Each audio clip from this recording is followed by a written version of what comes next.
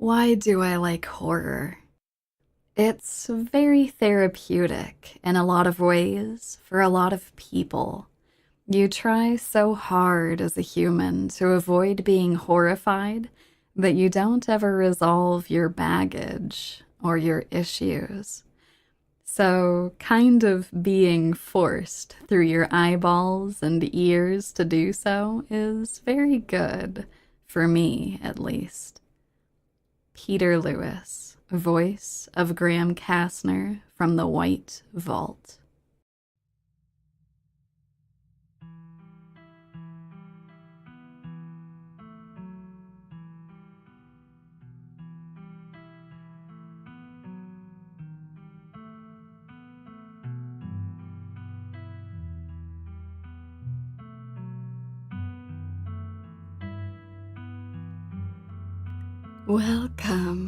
Welcome one and all, to yet another episode of Scarlet Hollow.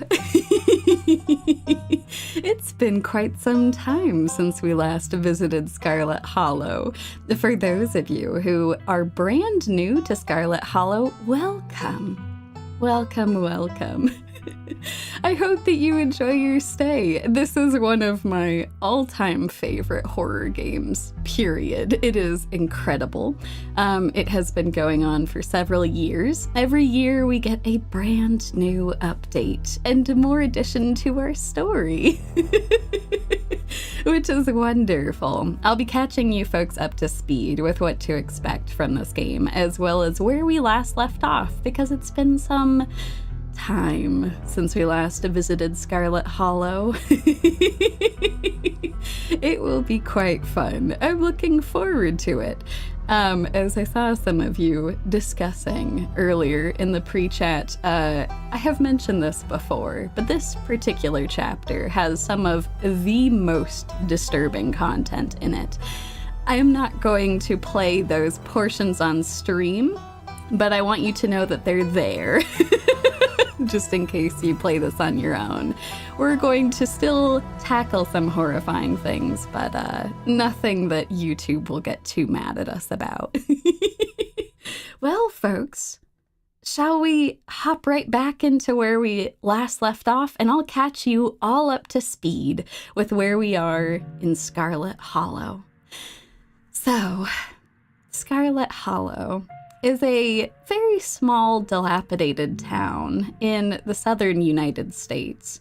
It is where our main character has been invited to go to after her aunt suddenly passed away. She's here for a funeral, and as we are preparing for the funeral at the end of the week, every single day, some unsettling, horrible thing has happened. Up to this point, we have played through 3 days, and every single day, something has gone horribly wrong. The things you need to know about our main character is that she is able to talk to animals, which is impressive. It's been rather useful so far. We have some good animal friends that we will check in with once we start playing again. You also need to know that she has a very prickly cousin and some other new friends that she's met in town. Now, as far as what happened in the very last chapter, we're going to go through that right now, just as a reminder of where we last left off when we played this. Alrighty, let us continue.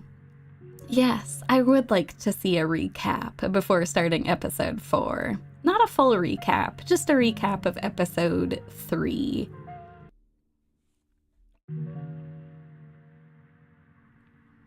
Ah, that's right. We have 2 good friends now that are in this drawer, which is wonderful. We have our good friend Dustin, of course, our adorable friend, but also his mother has also taken up residence within the drawer. She was rather insistent that something had kicked them out of their old home.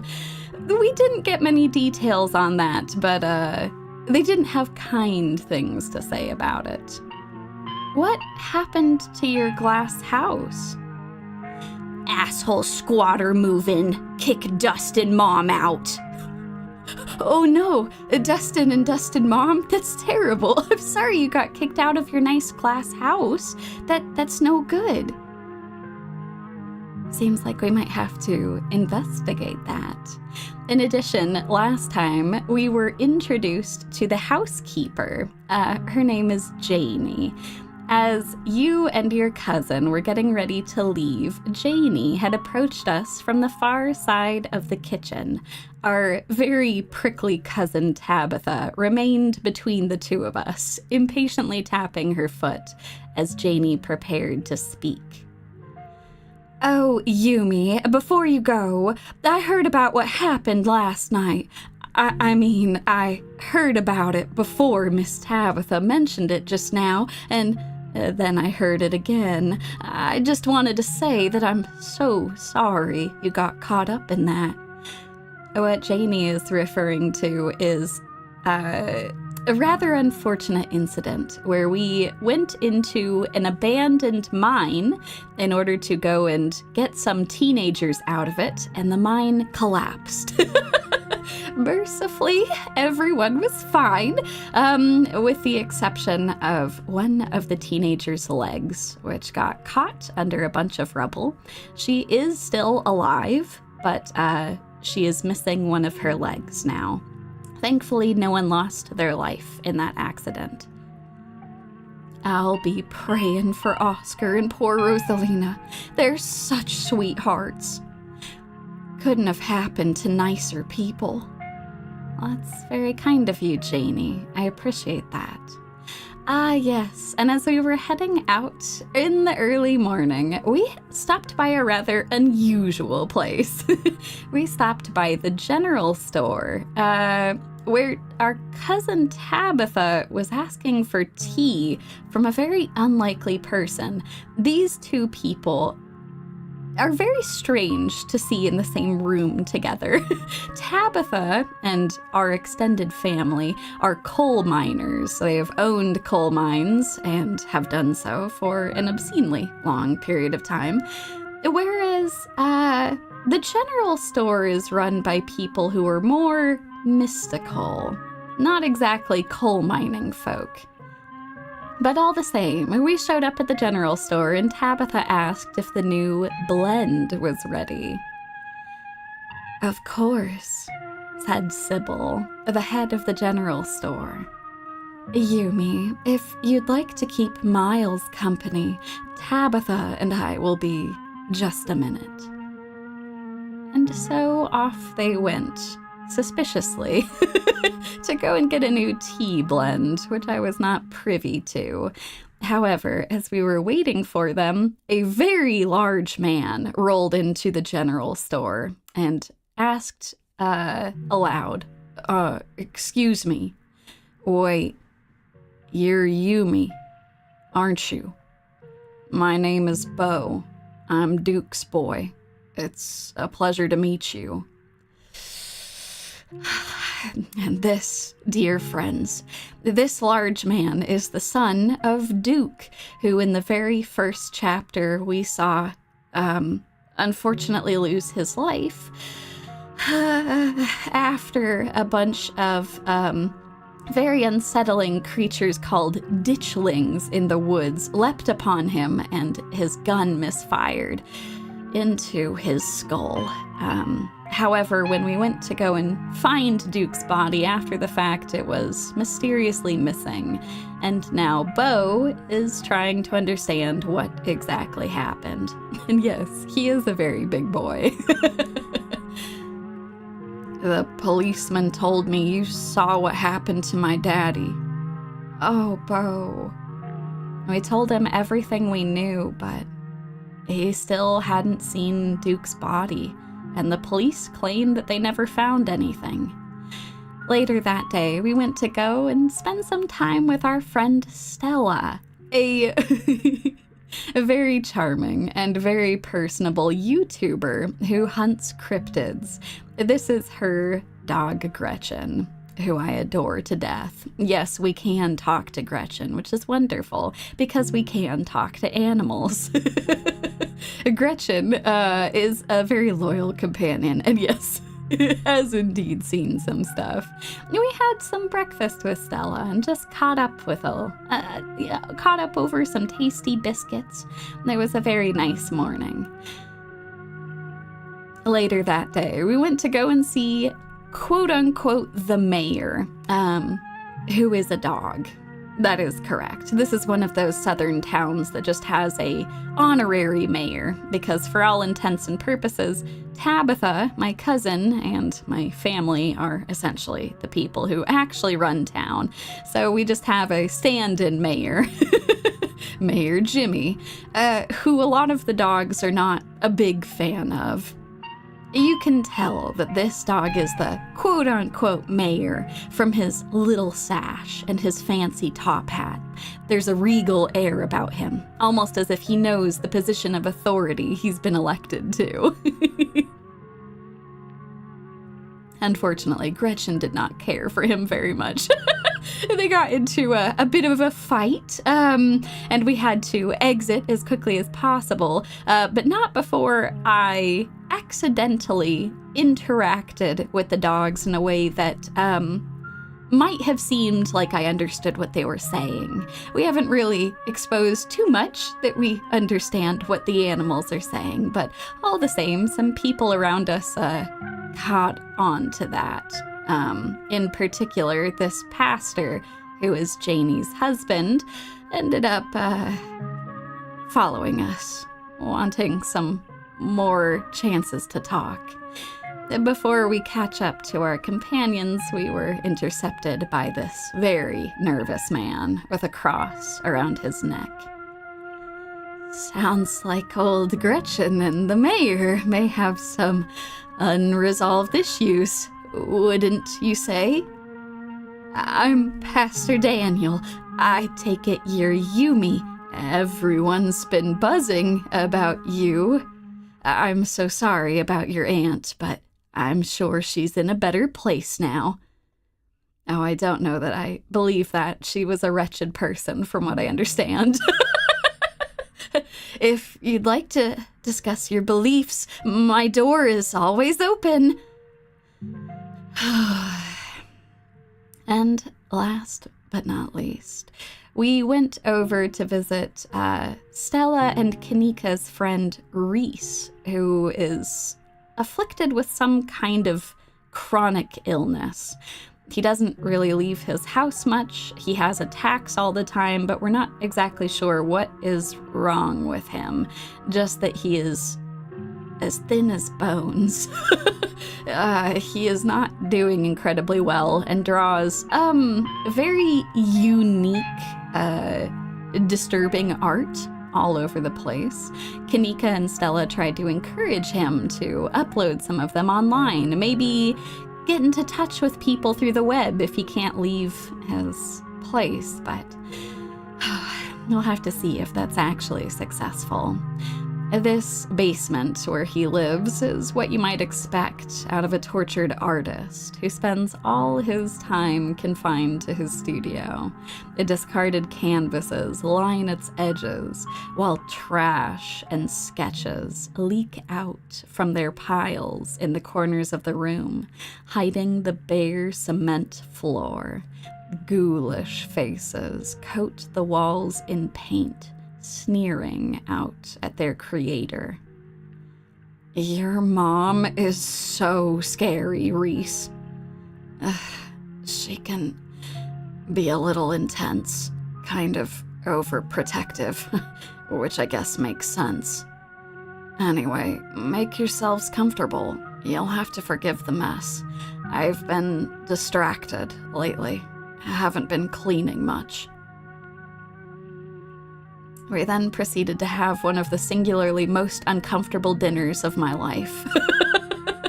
With Reese's extremely intense doctor mom, Stella and Kaneeka, who were childhood friends of Reese, and me, a total newcomer, all just sitting trying to make light conversation under a lot of tension. A dinner is nicely laid out with dinner rolls, spaghetti, and a light salad. Kaneeka anxiously picked at her food while Stella was nervously talkative, and Reese became quiet and tense. His shoulders were tight as his mother perches on the chair next to him. Dr. Kelly, as she is called, eyes all of you with a sharp, fierce gaze. So, we were talking about maybe watching a movie sometime this week while Yumi is still in town. We'll have to see how you're feeling. I can handle a movie, Doc. Yeah, we'll just sit downstairs in the dark. Reese is used to that. I'm sure he'll be okay. You're always overestimating how much you're able to do, Reese. This is why you keep getting sick. If I get sick, so what? It's not like that's ever going to change. I'm sick every day, and I'm not getting better. I don't want to spend the last few miserable years of my life holed up in this basement alone just because seeing my friends has been deemed too strenuous. I'm an adult, for God's sake. I can't believe I have to ask for permission from my mom just to have friends over. Reese stops mid-sentence, wincing in pain and wrapping himself in his arms. Don't say things like that. I'm doing everything I can to try and fix... Silence as Dr. Kelly's eyes shoot open. She almost looks scared as she looks over at her son. Reese? Reese abruptly pulls himself from the table and leaves. We never did find out how he was after that, just that he was having an episode. Which is not a great way to end the evening. Stella and Kaneeka were quite worried that his mother was perhaps doing something to him, but that fear that we saw on her face when he started having difficulties at dinner was more than a little bit concerning. Seems like there might be something larger going on there. As we left, we instead headed over to the library, which used to be the home of Oscar and his daughter, who unfortunately only has one leg now, but they unfortunately have not been living in the library because it has been haunted by ghosts. There's sometimes unsettling figures that will appear and a pool of blood which will soak up into the carpet. So we have graciously offered our help in order to get rid of the ghosts and maybe see what we can do. So we all show up at the library, ready to lend our aid and hopefully get rid of this ghost once and for all. We are greeted by Oscar himself, who says to us, "Hey, you're just in time. Rosalina's situated in the back room. Alexis is gonna keep her company while we hopefully get this all sorted out." We're joined soon by Avery. "Hey, hope I'm not too late. Have I missed any creepy paranormal stuff?" "No, you have not, Avery." And soon, just about the whole gang is together. That is Rosalina in the back, missing one of her legs from when the mine collapsed on her. But again, thankfully, everyone is still alive, which is good.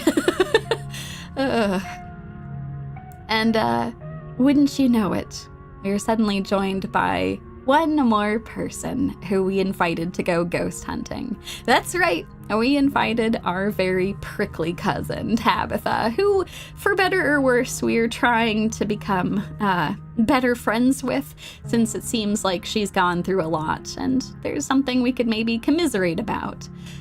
So she joins us, saying, "Hold it, you're not taking my cousin along on any more of your little hijinks without me." And so we go into the room where there's a large pool of blood already on the ground. Whoa. This is where I've seen it.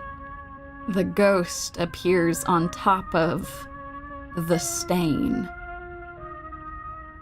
And as we roll back the carpet, we find a trap door, exactly where the blood is coming from. Stella pulls back the carpet, revealing a hatch, the floor around it stained in reddish brown.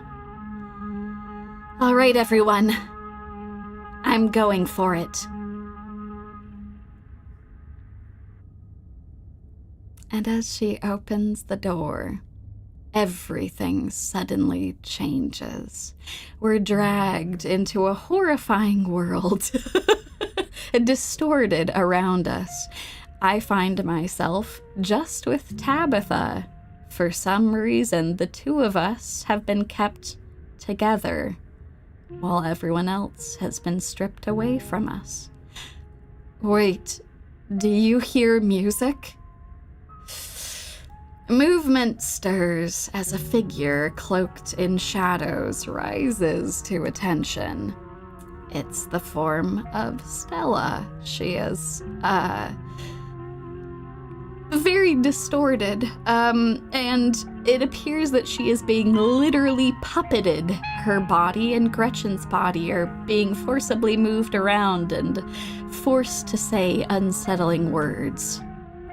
Stella?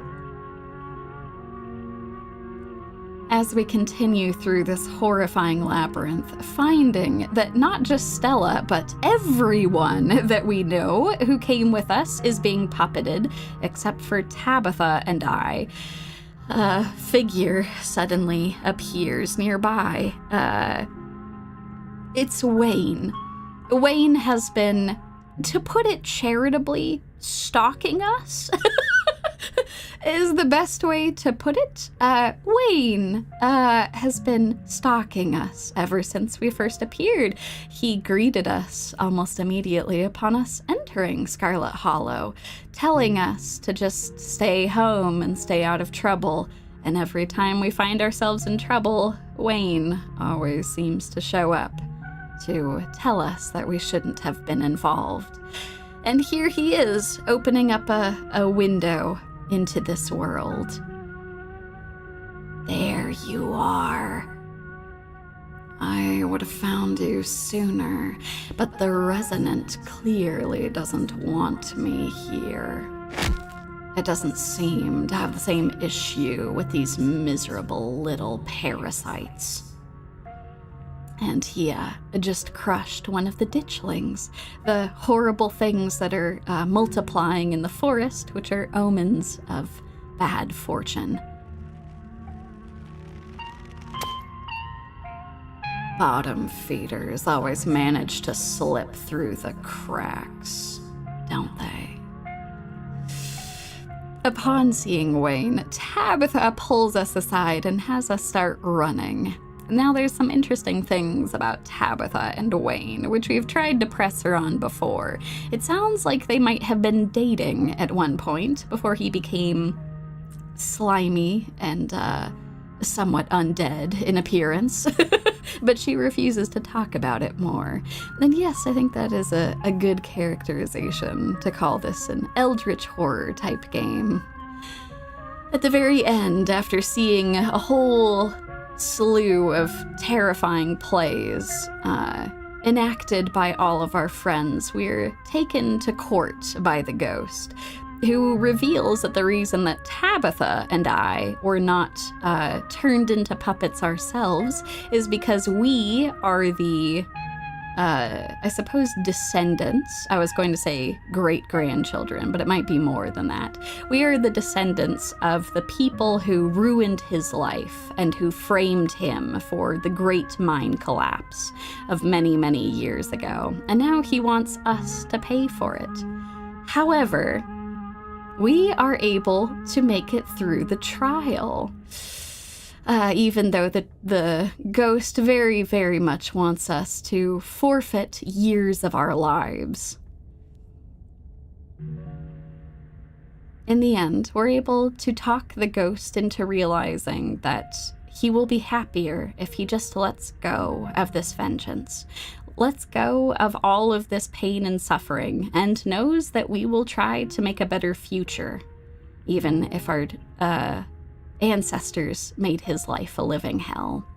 After escaping, we find ourselves in a basement. There's no twisted shapes, there's no anything unsettling going on, just a dark basement underneath the library.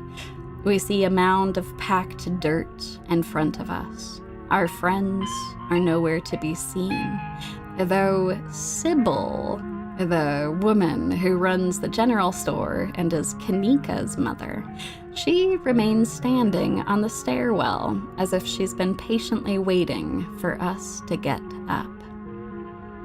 Ah, the spirit is gone, and the two of you are back, and both of you are whole. I have to admit that this is quite an unexpected outcome. Excellent work, Yumi. It almost makes you wonder if we had different traits when we played through this part of the story, if things might have turned out very, very differently. But we were able to escape, largely unscathed. Outside, we greet all of our friends who have mercifully been returned to their normal bodies, albeit very sore and in pain.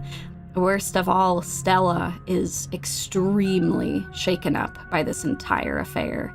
She apologizes to us, saying that she can't talk right now, insisting that she'll call us, and then runs off. After everyone else files out, we're left with Sybil, who says to us, "Before you go..." Sybil places a hand on your arm, holding you back for a moment. "I'm sure you have questions after everything you saw tonight, but let's not get into it here. I think everyone could use a little rest and relaxation right now, yourself included. If you swing by the tea room sometime tomorrow, say early afternoon, you and I can have a little chat. I'll see you then, Yumi." As we make our way back home, with more questions than answers, we barely even notice ourselves entering the guest room and falling into our dusty bed. Suddenly, you're just there, buried under your family's musty covers. The spirit of Charles Shaw Jr., who was the ghost who was trying to hold us liable for the crimes of our ancestors, has been put to rest, but there's still some unanswered questions. Was it the right decision for us not to give up years of our life? Was it the right decision to go into the library in the first place, to meet up with the people that we saw? Only time will tell, and at least for now, we're able to fall asleep with a gentle, well-earned smile on our face. It's time to wake up. You open your eyes. It's a new day. Last night seems so far away. You can almost pretend the horrors you witnessed in the annex of the library were nothing but a nightmare chased away by the harsh morning light. An involuntary shudder runs down your spine. But your thoughts are interrupted by the buzz of your phone on the nightstand. "I hope you made it home okay? I haven't heard from Stella since last night. How about you?" That's concerning. Stella had run off after the events at the library, but if Kaneeka hasn't heard from her, that can't be good. You check your messages. There's nothing from Stella. We decide to text Stella. "Hey, I'm kind of worried after you ran off last night. Please text me as soon as you get the chance. You wait for a few silent minutes. Your message sits undelivered. You dial Stella. Hey, what's up? Oh, excuse me, I can give her the phone. Just kidding. I'm not able to come to the phone right now. This is actually a recording of my voice. It isn't really me. Technology, huh? Anyways, leave a message, or don't. I never check this thing. The mailbox is full and can't accept messages at this time. Well, that's not good. I haven't heard from her either. That's not good. I think we should try looking for her. Let's meet up in town. It looks like you have your morning plans in order. Let's go and visit Dustin. You open the drawers. Both Dustin and Dustin's mom both have bread now. Human is back. Maybe changed mind about eating us. Could be the end of Dustin and Dustin mom. I would never eat you. I love you too. Dustin mom know better than to trust. When push come to shove, survival more important than friendship. Dustin mom spend too much time outside. Different inside. There enough bread for everyone here. No need eat friends. Dustin still have childhood innocence. Hope Dustin get to keep that innocence forever. Me too, Dustin's mom. I hope that Dustin keeps his innocence forever. That being said, the fact that you're here in this drawer still, I'm guessing that your glass house still has that squatter living there. Tried to reclaim glass house last night, but asshole squatter too big and strong. Dustin mom stand no chance. Might have to live in Dustin house forever. Human big and strong too. Probably more big and strong than asshole squatter. You fight? Give Dustin mom glass house back? Oh. I could certainly give it a try, but can you tell me about this squatter? I would like to know what I'm up against. Squatter have big, sharp things on head. Nasty attitude. Fast like bug, but big like monster. Dustin shivers at Dustin mom's description. Mom brave. Human be careful, but Dustin mom would be eternally grateful to human. Dustin too. I should get going, you two. I'll see what I can do about your glass house situation. Okay.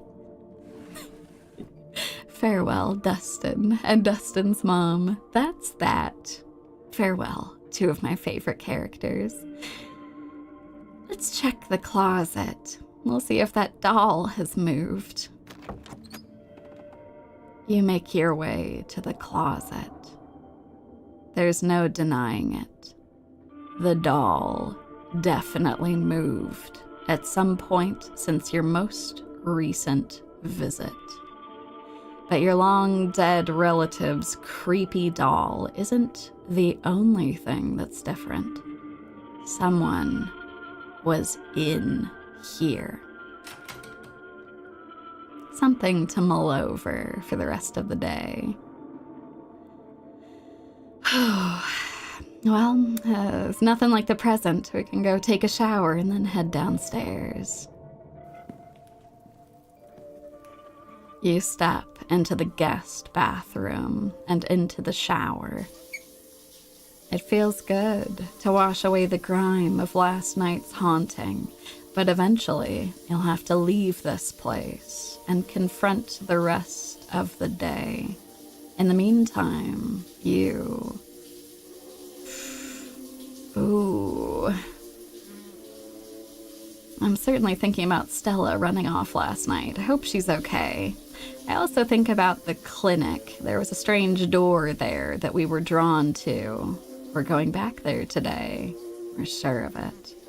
And yes, indeed, that does mean that the doll didn't move on its own. Someone was in there.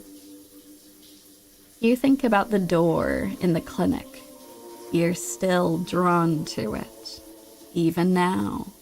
You'll be going back there today. You're sure of it. You're done here. You turn off the faucet and dry yourself off. It's time to head downstairs and face our cousin. You find her in the kitchen, her shoulders hunched in a tight ball of anxiety. They're striking this week of all weeks, as if I didn't have enough on my plate already. If history is anything to go off of here, it almost doesn't matter how strong the strike seems. This is Tabitha's battle to lose. There isn't a union in Scarlet Hollow, which means a proper strike isn't even legal here, which is completely ridiculous. Your cousin can do pretty much whatever she wants in this wretched small town. She could fire everyone and wait them out, for instance, or pick and choose her targets. Oh.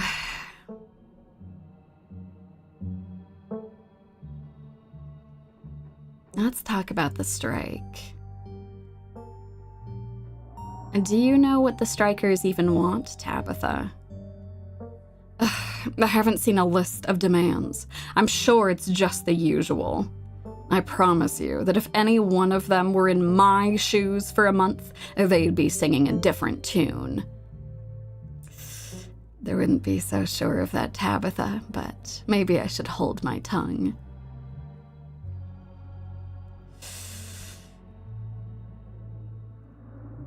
Oh, I'm not going to tell her to fire them. You're in a really difficult spot right now. Gee, I hadn't noticed. Hopefully it'll all be over soon. Let's return to a different line of reasoning. Have you heard anything from Stella? I can't get a hold of her. I know that you two were friends at one point, even though that hasn't been the case for a while. No, but that's not exactly newsworthy. I'm sure she's just processing what happened last night. We weren't the only ones who were traumatized.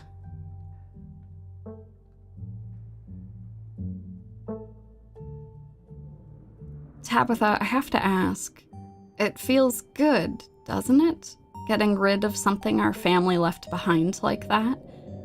They did such horrible things to that person that they had quite a vengeance for us and our family, but we were able to give them some proper rest. Surely that has to feel good for you too. Sure, but you did most of the heavy lifting there. Oh, that's uncharacteristically kind of you to say, Tabitha. I am still shocked that ghosts are real. I don't know that I'll be able to get over that. I can. What does that actually change about anything? I still have a mind to run, and you still have a funeral to attend. I've noticed this about Tabitha, but she seems surprisingly comfortable with the supernatural. There's been a lot of very unsettling things that have happened that she just breezes past as if it's nothing.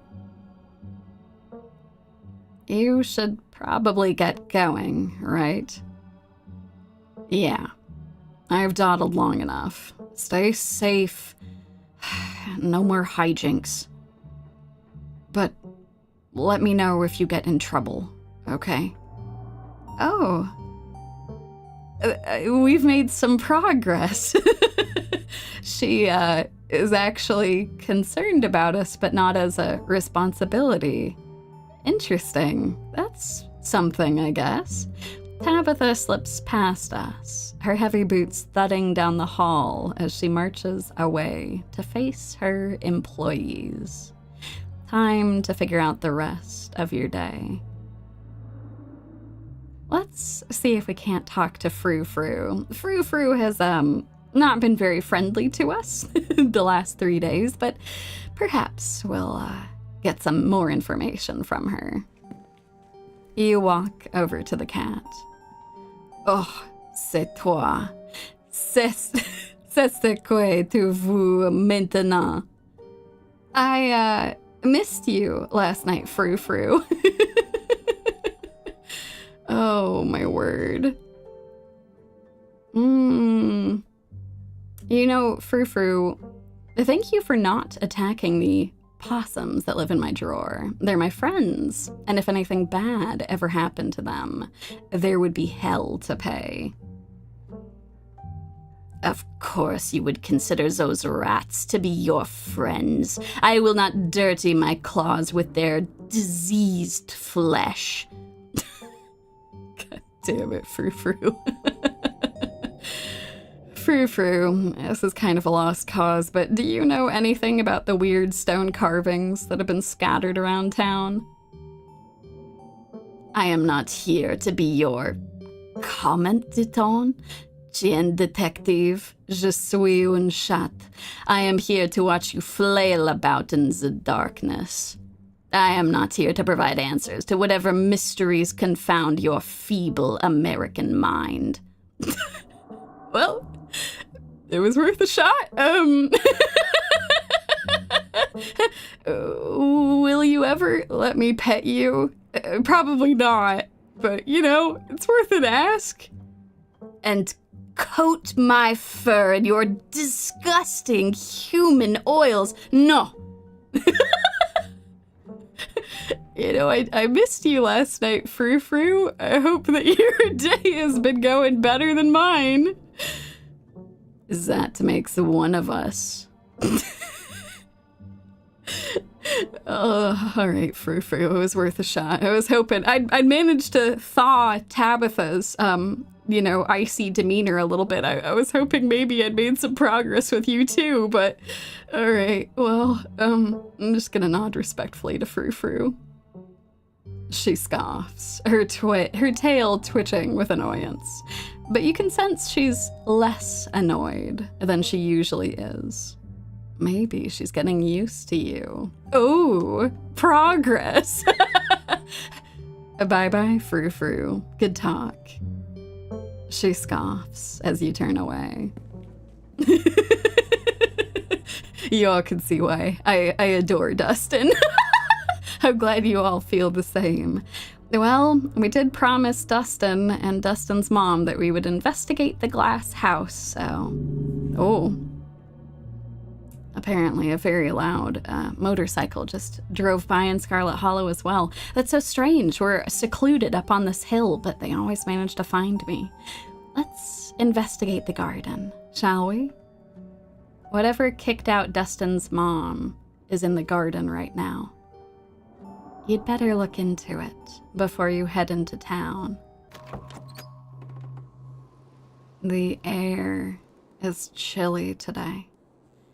The overcast sky hanging oppressively over the weed-choked flower beds. Let's investigate the greenhouse. It might be cold, but we start carefully picking our way through the underbrush.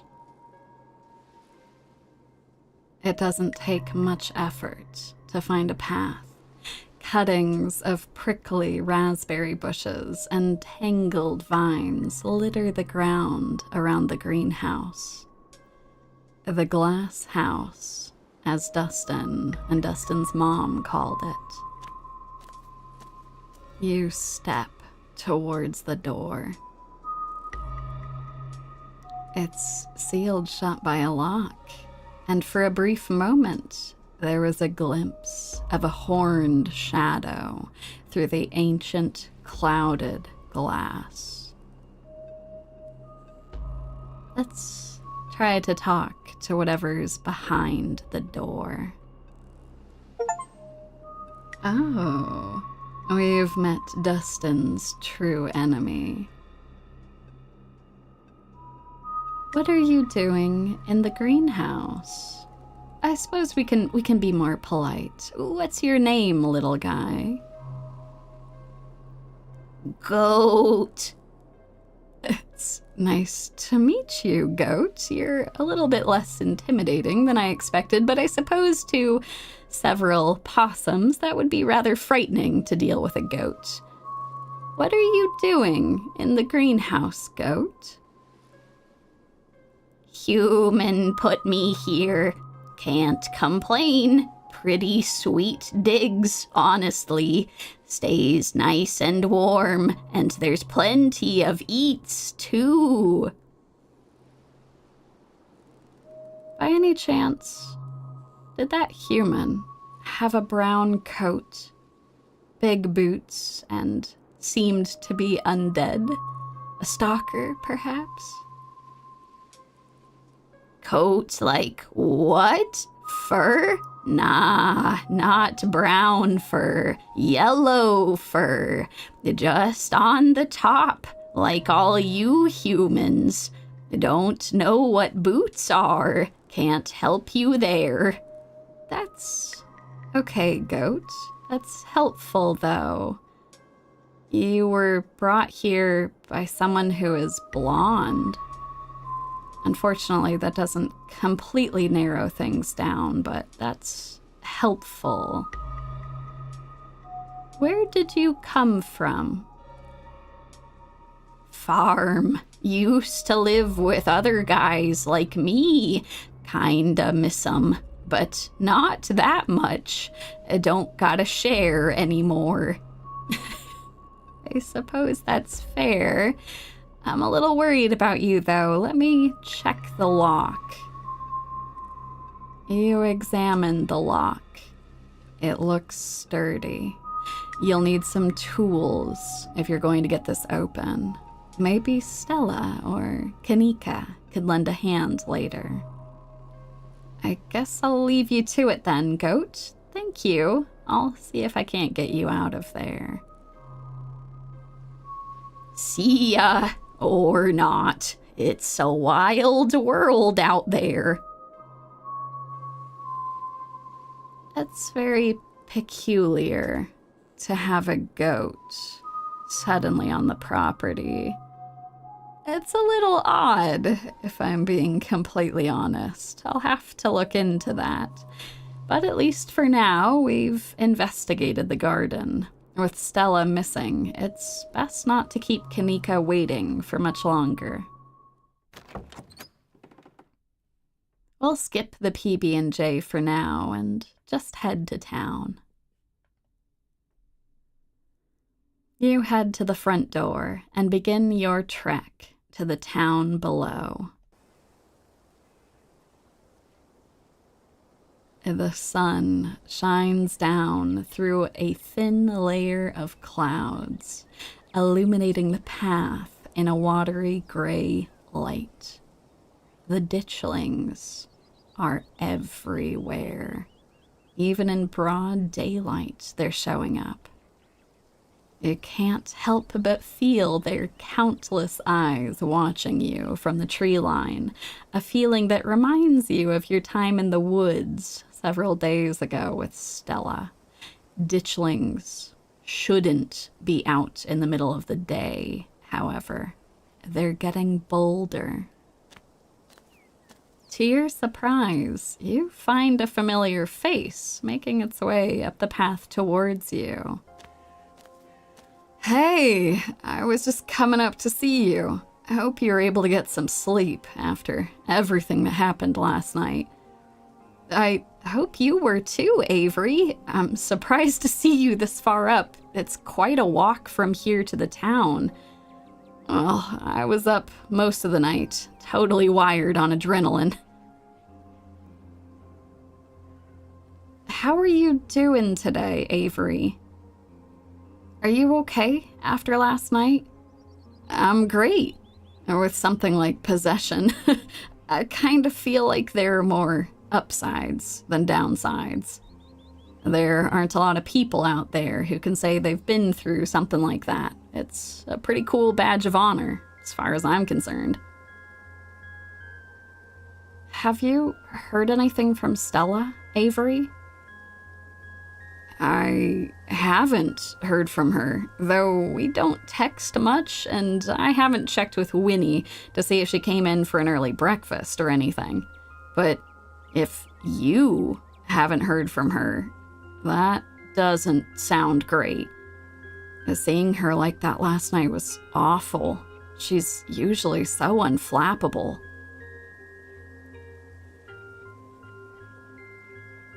You know, Avery, Kaneeka and I are meeting up to look for Stella. Do you want to come? Absolutely. I told Winnie I'd be coming in late today, so I've got time. I don't know how much time, though. From what I saw this morning, there's already a few miners already holed up in there. I must be using it as a home base for the strike. Oh, by the way, there's a strike going on. I'm sure you already know that, though. Have to imagine Tabitha would have told you this morning. Yep, I was aware of it, but I appreciate you telling me, just in case. I hate to ask, but Avery, you can see the ditchlings too, right? Even though it's daytime. Avery turns to survey the tree line. I noticed a few on my way up. They're kind of funny, now that I'm getting a good look at them, with their scrunched up little Shar-Pei faces. Avery, you are made of some stronger stuff. I am impressed that you're able to look upon them and find them funny looking as opposed to grotesque and horrifying. So, should I be worried about these things? I know they're a bad omen or something, but like, are they dangerous? They're not gonna eat me if I take a wrong turn, right?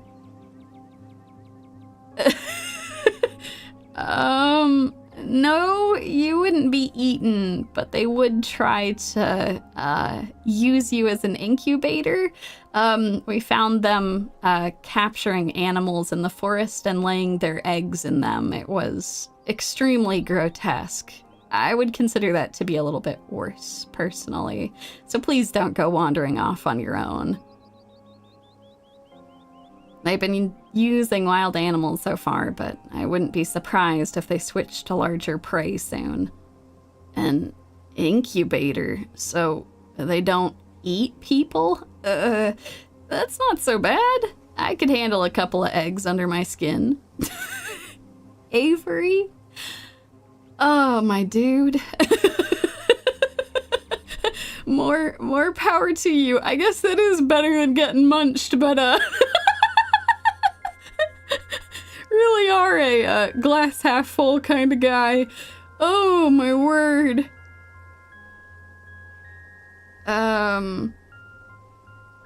You know, I don't mean to rain on your parade, but most of the animals didn't make it out of the incubation stage intact. But they didn't have modern medicine on their side. I'm sure I could figure it out with the help of a doctor or two and make it out relatively unscathed. Maybe I'd even be able to let the eggs hatch instead of just having them removed. Okay, Avery? Avery, my dude, and I'm now regretting telling you this. You are not allowed to go into the woods, okay? Please do not make yourself an experiment. Please do not do this, okay? I want to believe in modern medicine, but this town is cursed, so please don't do this. It'd be sad to kill the babies, but at the end of the day, if it's me or them, I gotta go with self-preservation. Okay, good, Avery. I'm proud of you. That's good. He wants to be the very best trainer. Oh, yeah. Oh, my word. Oh.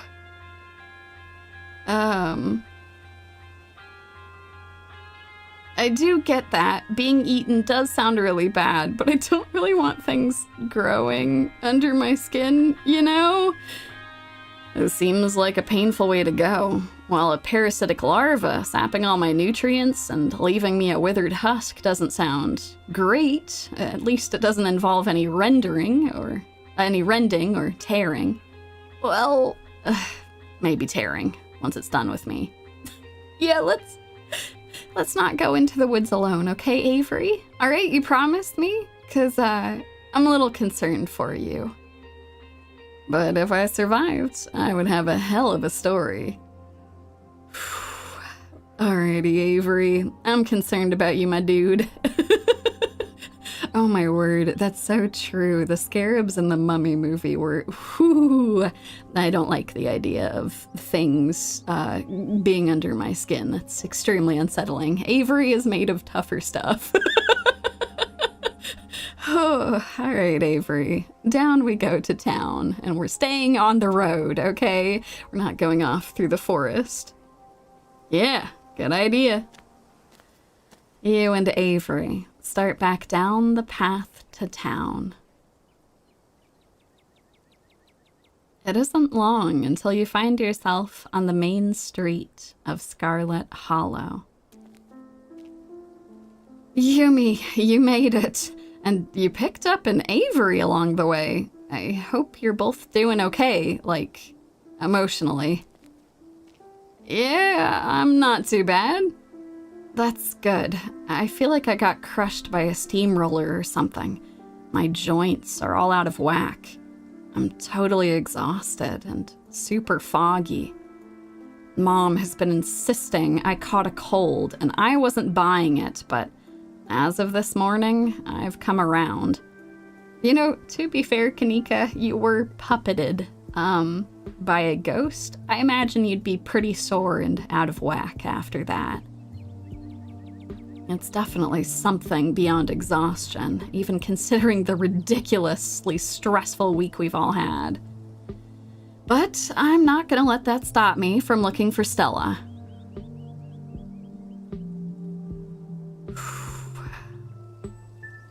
Is someone manning the general store while we go looking for Stella? I know that you're often put in charge of it, but I just figured I'd ask.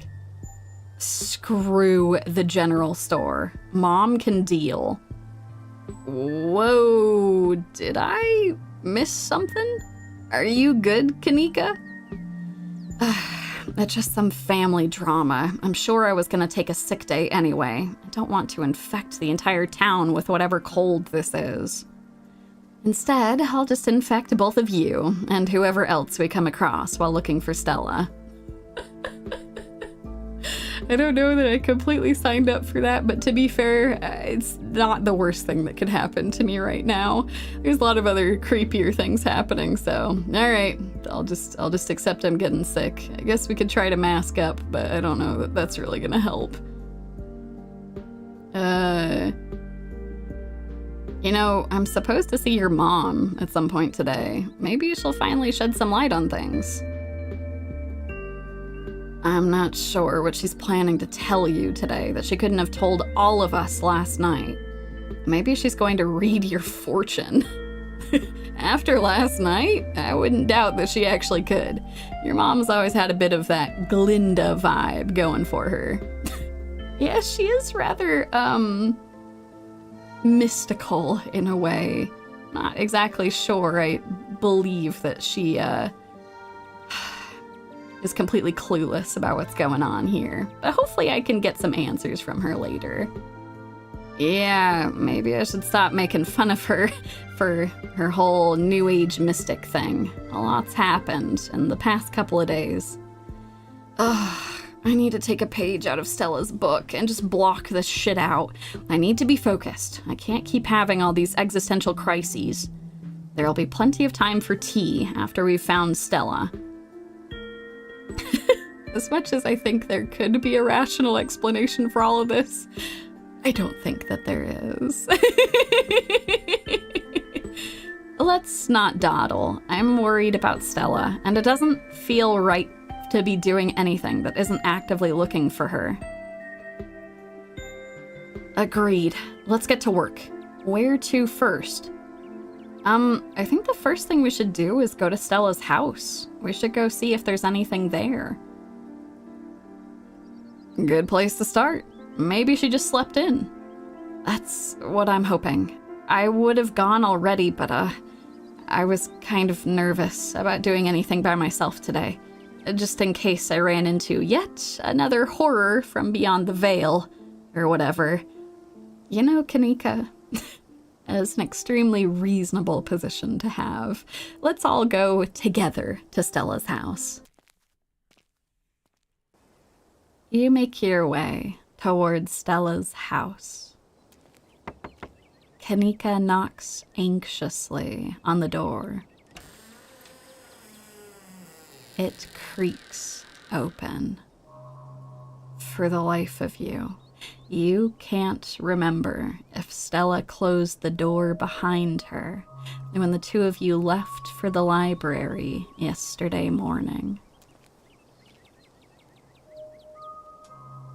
We ate breakfast here together yesterday morning, but I can't remember if she closed the door.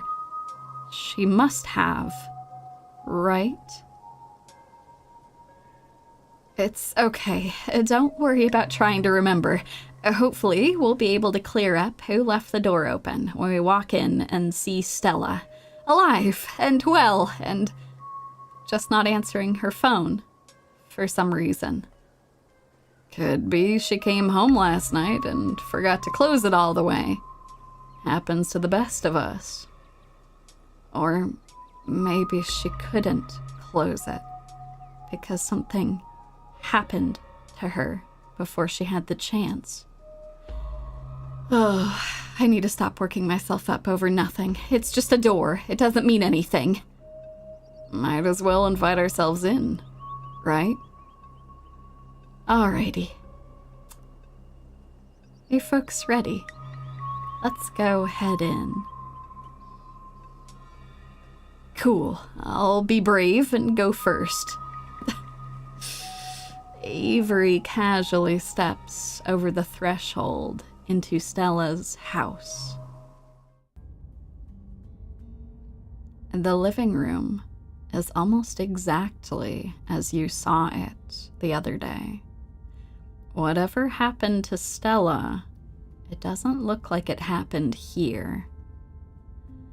Doesn't look like there was a struggle or anything, unless it happened in another room, or maybe someone or something caught her off guard. You didn't have to add that last part. I'm going to forget you said that and just be thankful that this doesn't look like a crime scene. Let's quickly investigate just to see if we can find anything. Stella's kitchen is messier than she left it yesterday. A couple cabinets are hanging open, and a loaf of bread sits on the counter by a used butter knife. Someone was here after Stella and I left yesterday. We didn't leave the kitchen like this. So what? Do you think someone rummaged through the kitchen? She must have come home last night. Why would anyone else leave the living room in one piece just to trash the kitchen? I mean, the town's surrounded by monsters. Maybe they got hungry. Very fair, Avery. But I hope that it's just that she came back to eat something, but then left in a hurry. Or maybe she came home last night, had a snack, and didn't feel like putting things away. I feel that, but then that leaves us with another question. If she came home last night, where did she go? And why did she leave? And why haven't we been able to reach her? Let's go investigate Stella's room. You make your way down the hall to what you assume to be Stella's room. She's not here. Though it's a little untidy, it's the usual sort of untidiness that accumulates when someone doesn't have guests in their bedroom. There aren't any signs of violence, or blood, or a struggle. Let's check her computer. Maybe she left something before she disappeared. I'm not sure we should be snooping on her computer. Isn't that an invasion of privacy? We already broke into her house, right? For all we know, there could be some sort of clue on there, like a note detailing exactly where she is. We didn't break into her house. The door was left wide open. Well, maybe the computer was left open too. And to be honest, I know it's an invasion of privacy, but we've got to do whatever we can to find her. Sure, snoop away, but I'm not going to take part in this. I'll just be over here, standing in the corner of the room, not looking over your shoulder. Let me know if you find anything. Will do, Kaneeka. Stella's desktop is horrifically cluttered. There are simply too many files and folders to fit on her monitor, and they overlap each other in a chaotic, multi-layered display. Whoa, how do we find anything on here? You don't. Come on, let's go. Let's try to sift through the chaos. You've spent plenty of time with computers and are more than capable of sifting through the chaos of a messy desktop. One folder catches your eye. Boring tax stuff. Years of helping friends with their computers have made you all too familiar with this folder. Boring tax stuff never contains boring tax stuff. For that matter, it never contains anything related to taxes, and its contents are never boring. You open the folder. You're surprised to find it contains a carefully mapped out diagram of the Scarlet Hollow mines, including holes in fences and areas with low visibility. There's also a handful of old photos of Stella and Tabitha together as teenagers. Tabitha wears an uncharacteristic grin, an authentic, joyous smile, and Stella's eyes are somehow brighter and less tired. Both of them seem to be living in a happier time. Okay, I take it back. This is way too personal. I'll just join Kaneeka in the corner while you wrap things up. Well, while we're here, we'll check her open tabs real quick.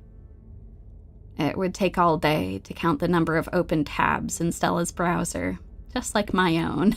So numerous are her tabs that you can't see a single icon, just a sea of rounded, featureless triangles from Windows Edge to Windows Edge. Her most recently opened tab is a post on Uncle Carl's Bigfoot Farm, a forum for cryptozoology enthusiasts. You've visited Uncle Carl's Bigfoot Farm in the past, despite the name, and despite the fact that posters call themselves Carl's Big Feet. The community takes itself very seriously, and it's one of the most consistently active cryptid boards on the web. The post in question is titled, "Something Big is Happening in Scarlet Hollow."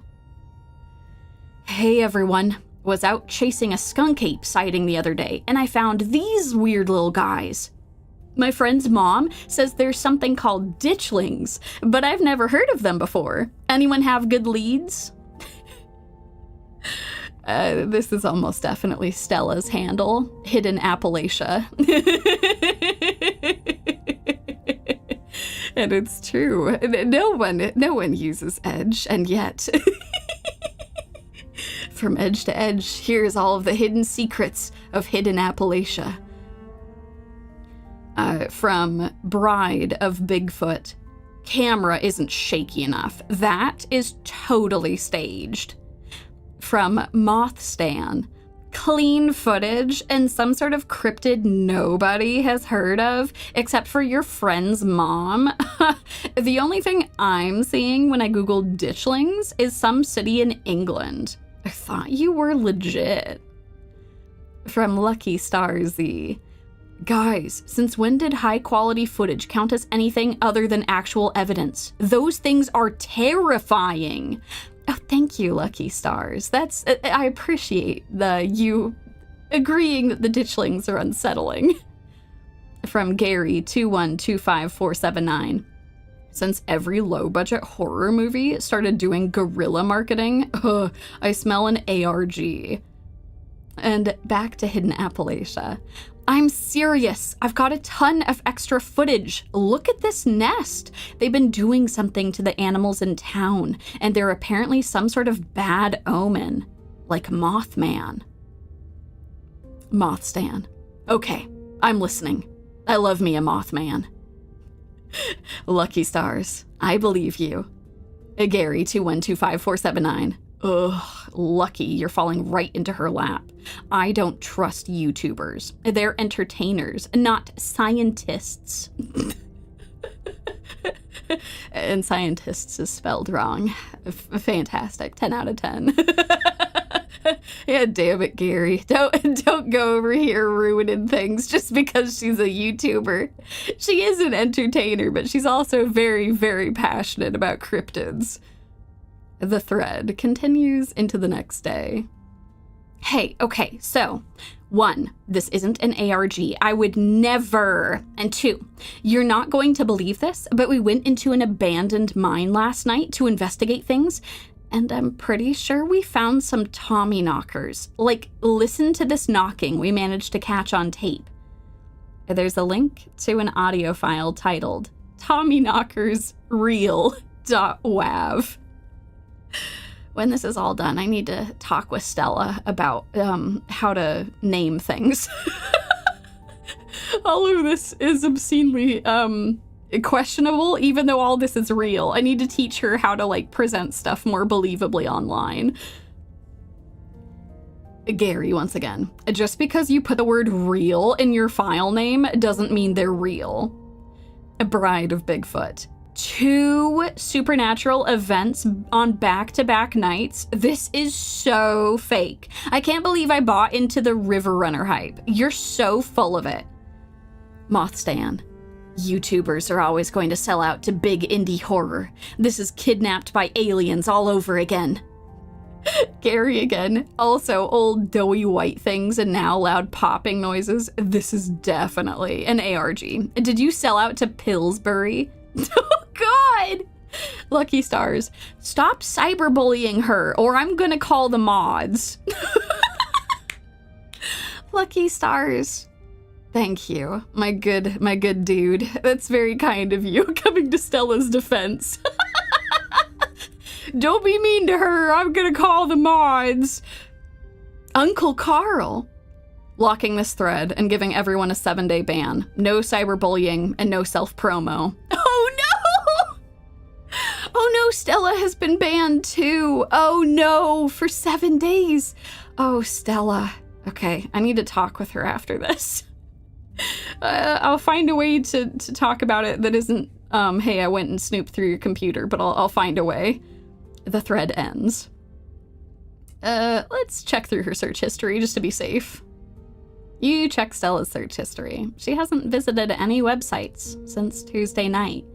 If she came home after last night's incident, she didn't touch her browser. Her search history is almost entirely work-related. A furious series of queries for various monsters and cryptids that might fit the profile of ditchlings. That's that. All right, I think we've seen enough.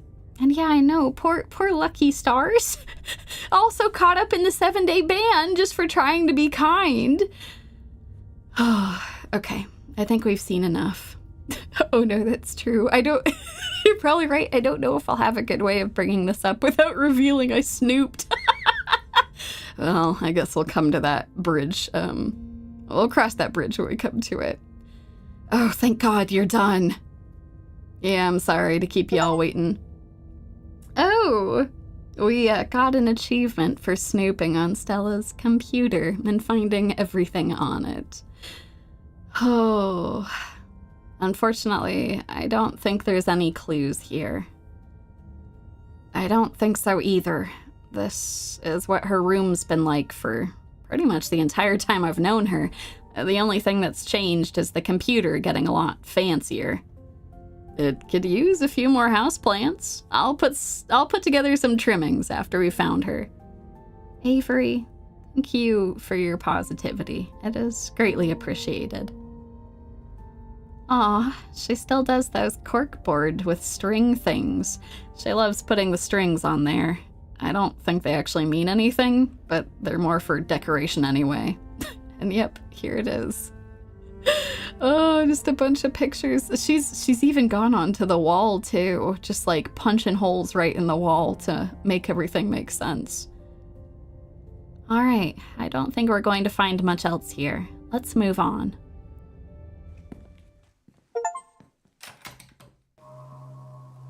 Okay, so she probably came home last night, but she's not here now, and we don't have any idea where she might have gone. I thought I was overreacting this morning. I hoped she would just be sleeping in. I can't believe she's actually missing. We'll find her. Where to next? Well, there's a couple of places that we could go. We could go check in with Oscar. We could go to the cops. Maybe they've heard some things. Let's go to the cops first to see if they've heard anything. Are you sure? Nothing against the officers of Scarlet Hollow, but you've met them, right?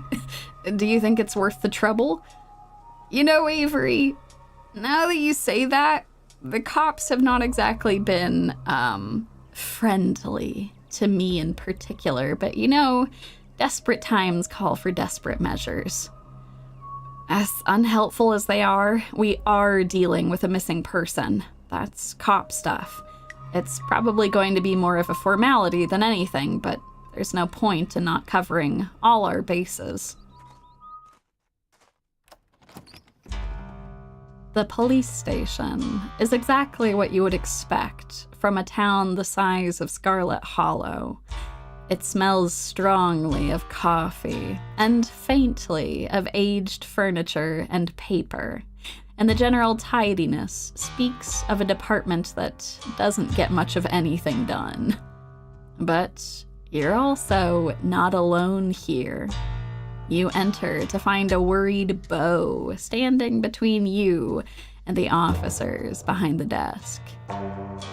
That is a tall man. Let me get this right. You're trying to report a missing pumpkin?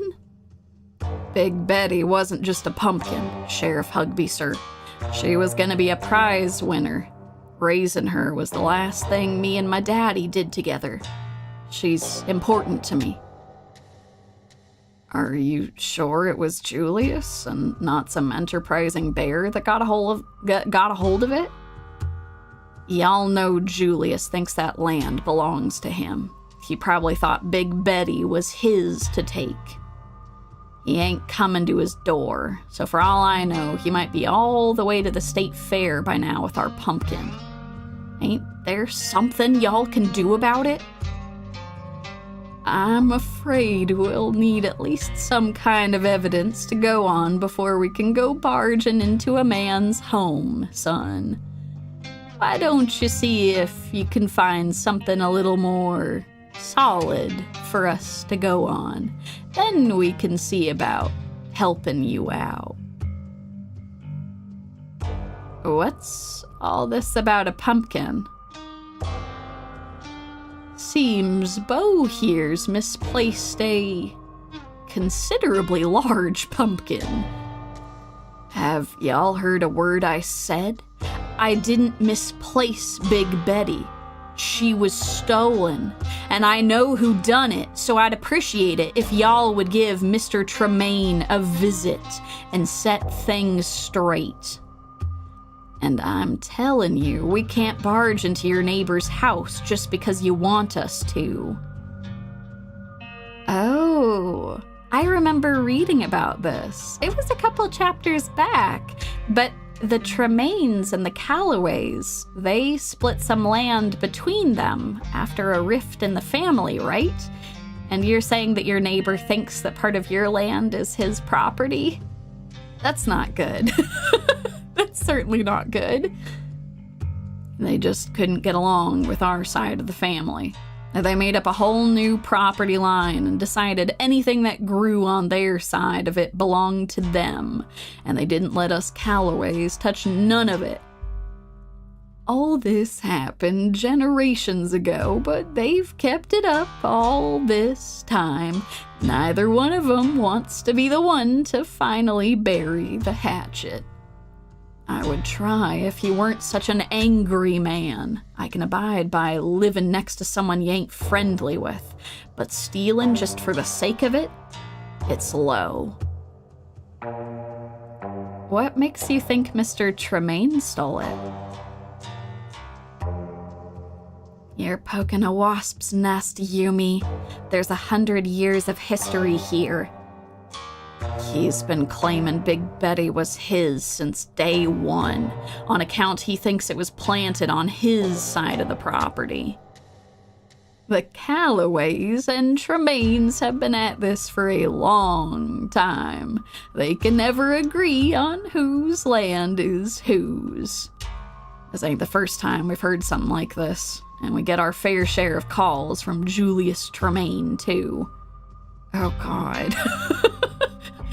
You know, Julius is a friend of mine. He's a lot of things, and he's definitely a bit of a curmudgeon, but I've never pegged him as a thief. I didn't know Julius ever talked to anybody. Yeah, Avery. I can't believe that you got him to talk to you. Based on everything we've heard, he's, someone who keeps to himself.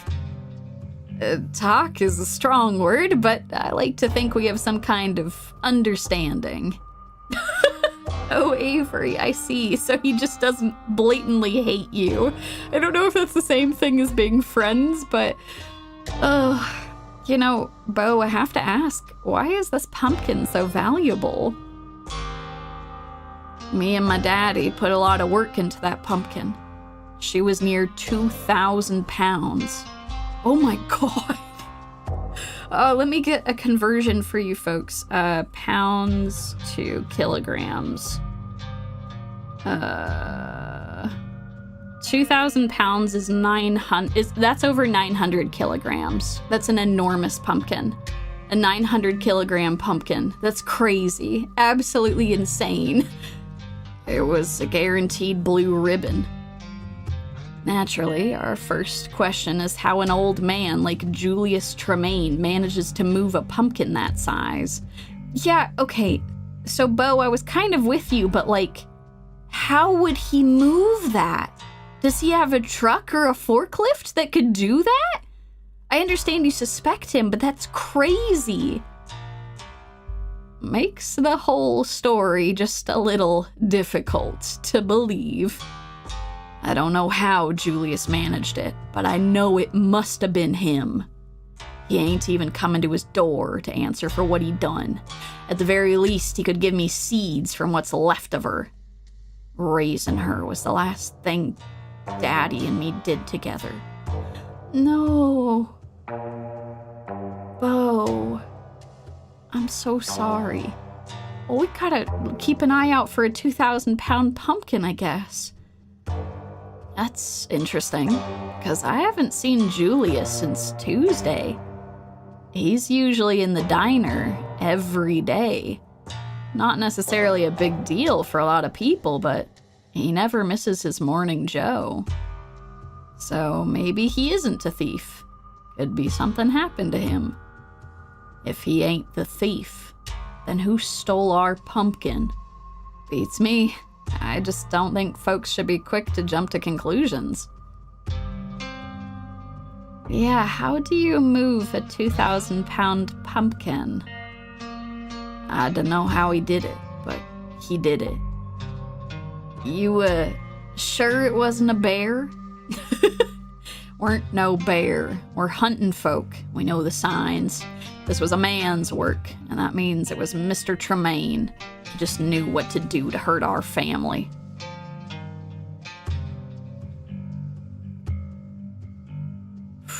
I'm sorry for everything that's happened, Bo. I appreciate that. Thank you. I'm trying not to let it get to me.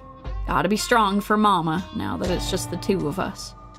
Oh, you know, even if Julius didn't take Big Betty, it might be worth doing a welfare check. All right, let me speak in plainer terms. Everyone knows that Julius Tremaine's land is booby-trapped to hell. It's not worth it. Oh, I see now why the cops are actually apprehensive about going to Julius Tremaine's property. They're concerned they'll get limbs or heads blown off if they step in the wrong place. That's, not great. Apparently, Bo knows how to navigate that enough if he was able to make it to the front door, but, it's a little concerning. It's never stopped me. Yeah? Do you have kids, Avery? Because I've got 2 teenage girls at home. Hugby's got grandkids. Franklin's got the mayor, I guess. That's right. Franklin, our glassed, our sunglassed fellow in the back, owns the mayor. I'm not about to risk getting my head blown off over a pumpkin. That's right. There's some sleeping dogs you learn to just let lie.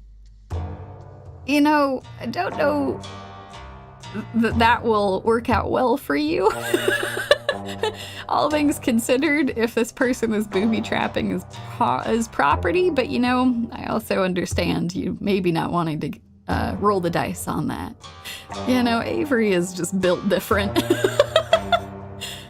I've been Scarlet Hollow's sheriff for over 20 years now. You don't hold a position like that for so long without learning a few lessons on temperance and moderation.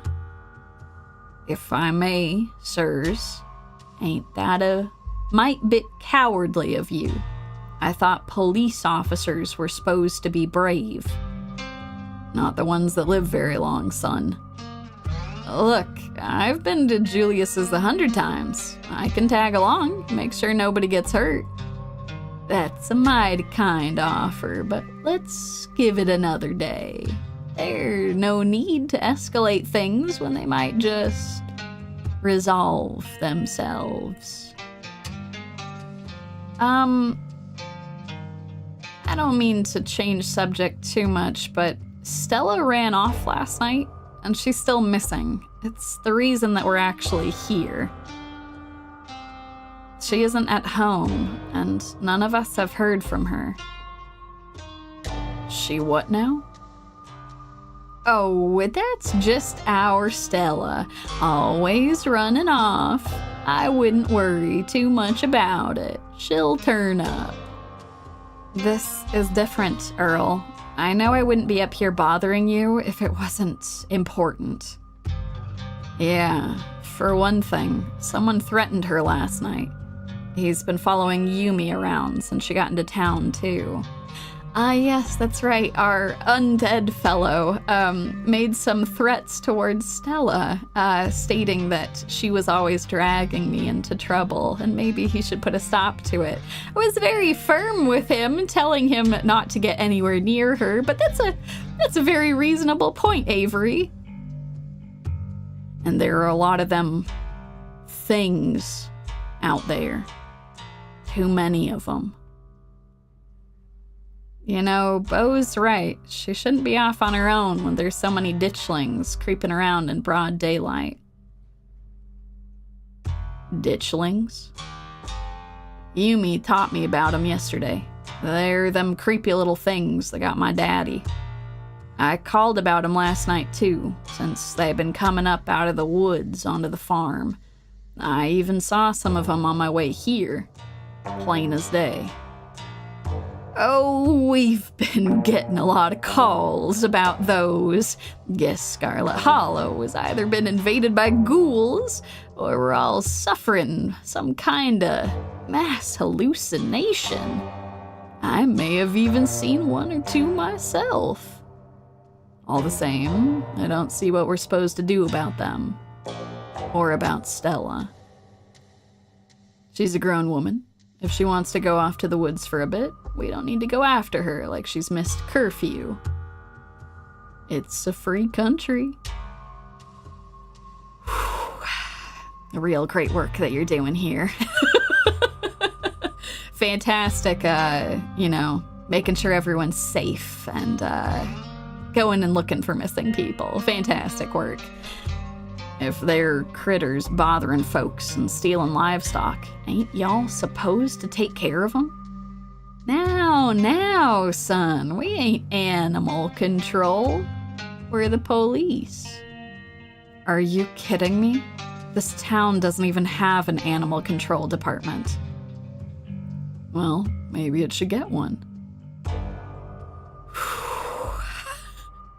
Hey, Beau. Question for you, for no particular reason. Did you ever manage to find your dad? Beau's stoic expression breaks, and for a moment, you can almost see tears forming in his eyes, but he blinks them away. I'm sorry to put you through this, Beau, but some people who were supposed to go and find your daddy's body didn't do their job, so thought I might as well ask. Yeah, I found him. Beau! Beau! Oh, God. Wait, if you found him, then If you found him exactly where I told you to look, then the cops didn't even bother searching for him. Hear that, Deputy Franklin? Sounds like you've got another report to close. Sheriff Hugby, I hope that you know that there's a special circle in hell for people like you. You made that poor boy find his dead daddy's body with his head blown open. I hesitated even telling him where to find his old man's body, but I thought he deserved to know. And you people didn't go and grab that body ahead of time. Lucky me. I gathered what there was to gather. We're giving him a proper burial in the family plot.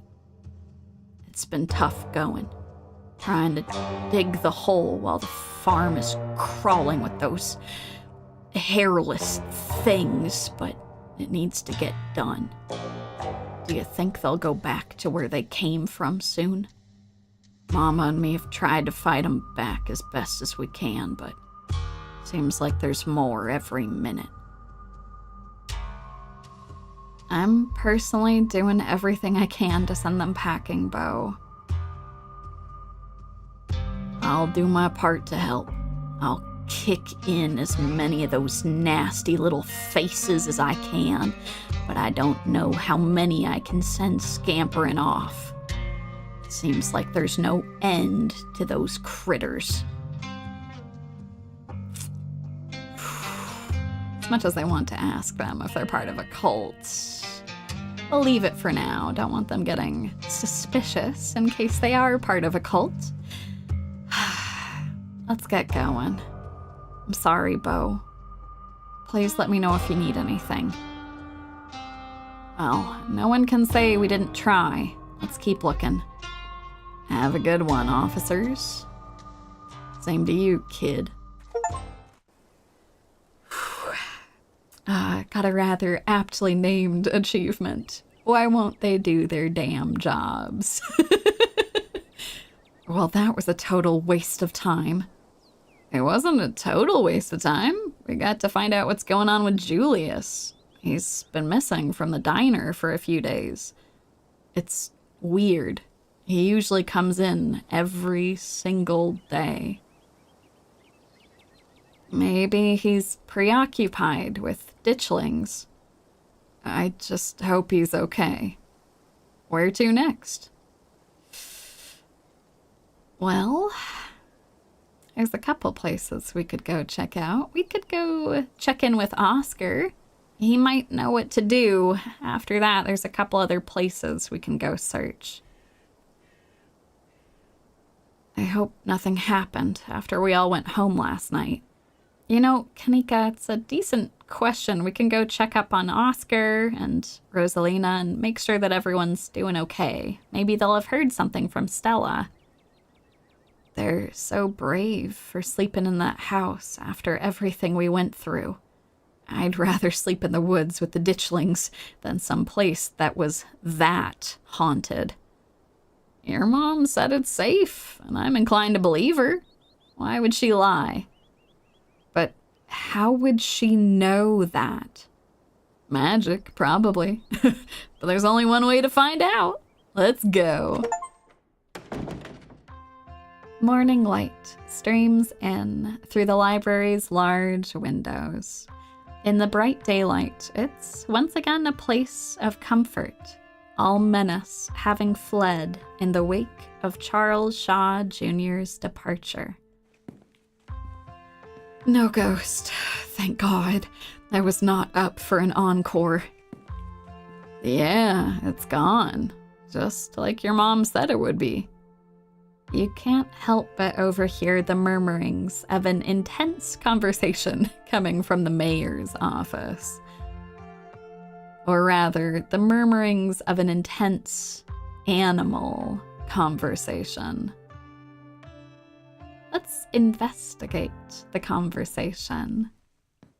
You start making your way upstairs towards the mayor's office.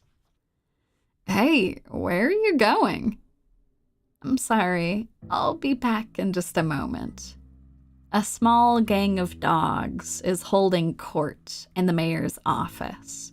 Most of the dogs quietly watch from the sidelines, but two of them, a sheepdog and a basset hound, are in a heated conversation with Mayor Jimmy.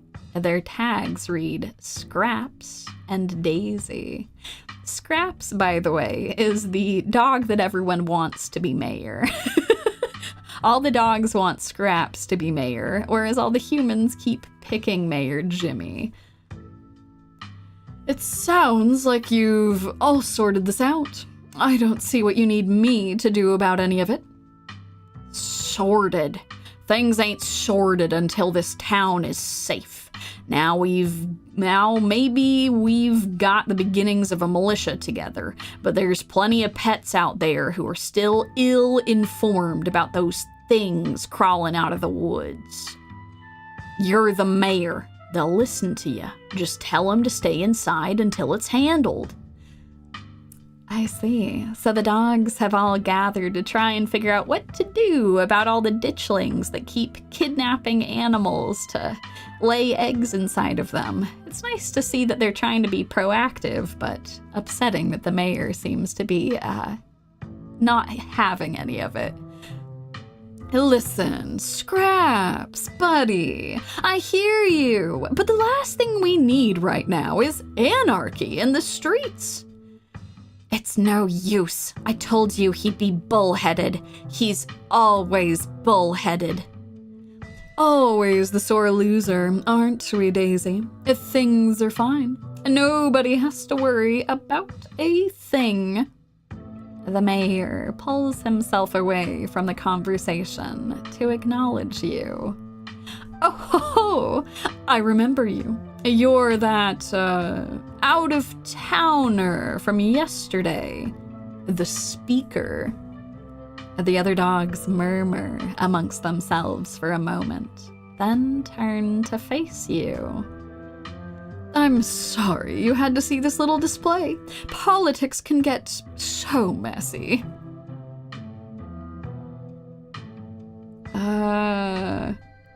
We have a lot of good questions. Are y'all some kind of dog militia? Did I hear that right? Yeah, I suppose you can say that. When the town's illustrious leader abandons his kind, it's up to us common folk to band together. Daisy, please! I'm not abandoning anybody, dog or otherwise. You're all blowing this invasion story completely out of proportion. Everything is going to turn out just fine. If everything turns out just fine, it's because the rest of us protected those who needed protectin'. So, you're this Scraps I've heard so much about. The one and only. This here's Daisy. We got a few other concerned locals with us as well. Just making sure the cats and dogs of the holler are well cared for, considering recent events. There are more of those things in the woods every day, popping out of the innocent bodies of what used to be dogs like us. They're exaggerating, of course. Well, I've heard reports of creatures coming out of the woods. It's nothing the humans of this town can't handle. It's no secret that Daisy and Scraps are my competitors, that it's just like them to jump at the first sign of trouble as an opportunity to run me out of office. Nobody's trying to run you out of anything. We're just trying to keep the critters of the town safe. How very noble of you. But that's exactly the line you'd feed the voters if you were trying to get rid of me.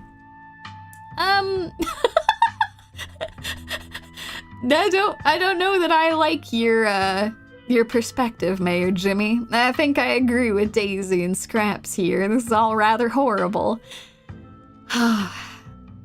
I need to ask y'all, have any of you seen or smelled Gretchen? She and her person are missing. Is she missing? Oh, dear. Scraps, you don't think... Gretchen's person would never let that happen to her. Wherever she is, I'm sure she's safe from those things. A dog like her doesn't get to be that age without a watchful human at her side. Even if she's safe, I don't like the sound of this. See, Jimmy? This is the cost of inaction. Gretchen is a pillar of our community, and she's missing. What will it take for you to finally open your eyes and do something? If you wait until you're the last dog left in Scarlet Hollow, it'll be far too late to save yourself. Yes, I get it. You're all very upset. What do you expect me to do about it? Shut down the town? What about economy?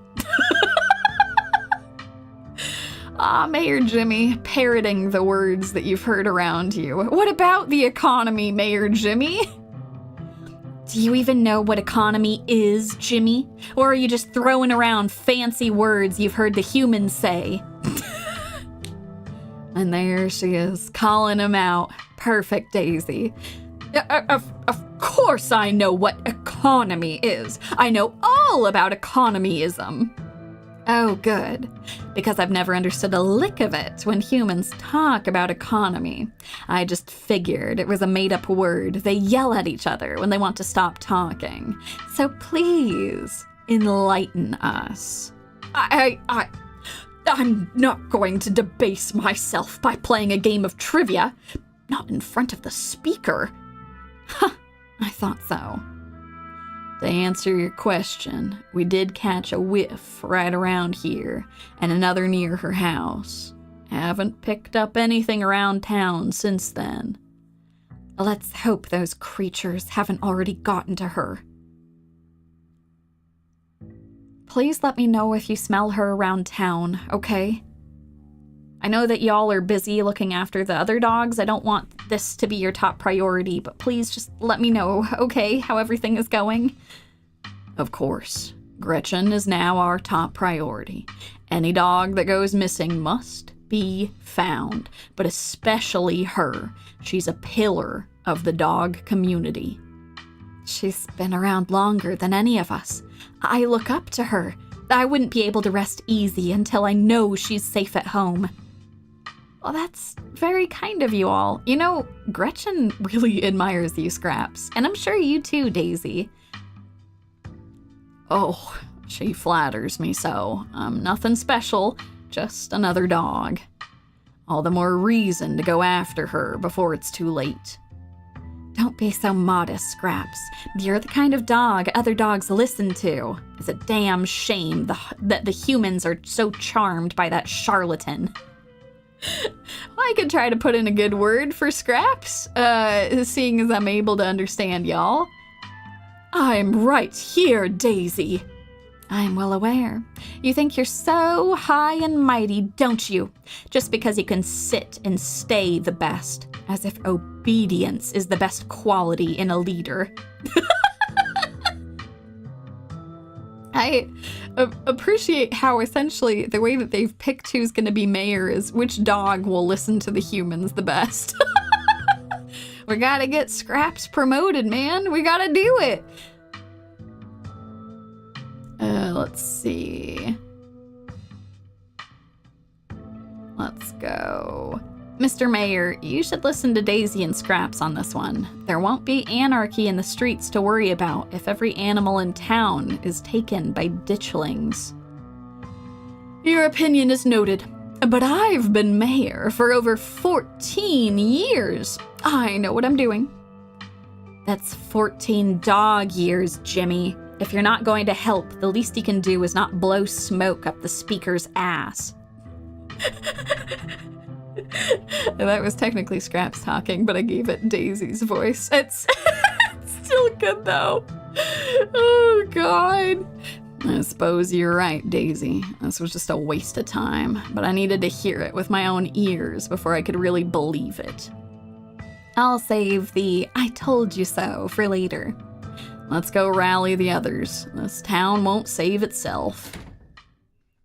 You and the dogs exit the mayor's office and close the door behind you. They quickly turn a corner and vanish from your line of sight. You find Kaneeka and Avery waiting for you in the lobby. I took a peek in there. You just had a full-on conversation with those dogs. It is so weird when you do that. Oh, that's right. Kaneeka might have picked up on the fact that I can speak to animals. Oh, sorry, I don't mean to weird you out, Kaneeka. My apologies. Does this sort of thing happen a lot with Yumi? Yeah, it takes some getting used to. After last night, it'd take a whole lot more than Yumi having a conversation with a gang of dogs to faze me. I'm glad to hear that, at least. I guess Oscar must be in the back. I know that's where I'd be if I finally managed to unhaunt my house. I've always been surprised at how unsupervised this place is. Sometimes it feels like anyone could just walk in and do whatever they wanted. It's kind of a small town for you. Like what? Steal books? I mean, they could, right? I'm not saying anyone would. I'm just saying that people in this town trust each other. A lot. It's nice. Let's go find Oscar. Don't steal any books, Avery. Also, don't go walking in the woods by yourself. I know that you're made of stronger stuff, but... You make your way back towards the annex. It feels strange to be back here in the light of day, as if the events of the previous evening were all just a terrible dream. This hallway really takes me back. Feels like it was only yesterday that we were last here, blissfully unaware that our entire lives were about to change forever. It was only yesterday. I know. Kaneeka knocks on the door. Oh, good morning. It's so good to see all of you. Come on in. Oh. Rosalina's on the couch. Dr. Kelly is here. Reese's mom. She's the only doctor in town. You're doing really great, Rosalina. And not a lot of kids your age can take shots that well. You're being so brave. Dr. Kelly is being very kind and conscientious. You don't have to talk to me like I'm 5. But you are brave. You really are, Rosalina. You're like so badass. Oh, Alexis. Alexis is right. This is more than most people have to deal with in their whole lives. And here you are, taking it like a champ. Oh gosh, I can't imagine. I wonder if it's pain medication she has to give her because of the missing leg while she's adjusting to that. Dr. Kelly's kind demeanor vanishes as she turns and glares at you. Oh, I see we have visitors. How are you doing, Rosalina? Tired. My leg hurts. A lot. But the medicine is helping. It's not so bad now. Plus, I got to lie down in an actual bed last night, and you have no idea how good that felt. Thanks, Yumi. It's no problem, kiddo. I'm glad that we got rid of the ghost that was haunting your room. I can't believe you got any sleep after all that ghost stuff. I just sat on the couch with all the lights on. I don't think I slept at all. Oh, Alexis, I feel you. It's very understandable. I really needed some rest after, the hospital and my foot. Your body is desperately trying to get you to rest. All that activity yesterday was pretty brutal on your injury. It's never gonna stop hurting if you keep pushing yourself. So, what are you not gonna do today? Anything? That's right. You're staying right here. No walking around. No investigating haunted houses. Sorry, Dr. Kelly. I should have been better at stopping her. I take full responsibility. As her father, I should have. No need for anyone to step in to take the blame for anything. It's the hospital's fault for sending her home at all. It's gross negligence, if you ask me. Yeah, they released her in less than 12 hours after her foot was amputated, which is pretty shocking, if you ask me. But give it time, and then you can do all the activities you want. All right, Rosalina? Listen, have any of you seen Stella since last night? Not since dinner. She hasn't gotten in touch with any of you? I'm guessing that's a no. I'm starting to freak out a little. I really care about her and she's just gone. It's okay, Yumi. We're going to find her. That's not good. I haven't seen her since she ran off last night. I feel terrible. This is my fault, isn't it? I should have done a better job warning her. No, Oscar, I don't think that's reasonable. Like, for real, all things considered, like, I don't think you could have ever guessed that that was going to happen. Stella was practically banging down your door, trying to get evidence of ghosts. I don't think you were going to be able to stop her. There was no way you could have known how she would react when she found it. I don't even think she knew how she'd react. And besides, you didn't know how bad it was gonna get. You can't blame yourself for everything, man. I know you probably feel like it's your responsibility to make sure everyone around you is okay, but sometimes that's just not gonna be possible. You're only one guy. That's what Rosalina's always saying. Maybe Rosalina and Avery are right then, Oscar. I suppose I do apologize more than I should. You really do. I'm guessing Charlie didn't come back for an encore. Not as far as I know. I slept in Rosalina's room, and I made sure to put heavy objects on top of the hatch just to give myself a little extra peace of mind. But nothing happened. That's good enough for me. I didn't see anything either. But even if something did happen, I wouldn't know. I was asleep as soon as my head hit the pillow. I'm too tired to worry about ghosts anymore, to be honest. Losing a limb will do that, especially if you decide to tromp around the next day like nothing happened. I would have been fine if it weren't for Charlie. Good thing he's gone then. And let's hope he stays gone. Interesting. It almost sounds like Dr. Kelly believes us that there was a ghost here. That's interesting.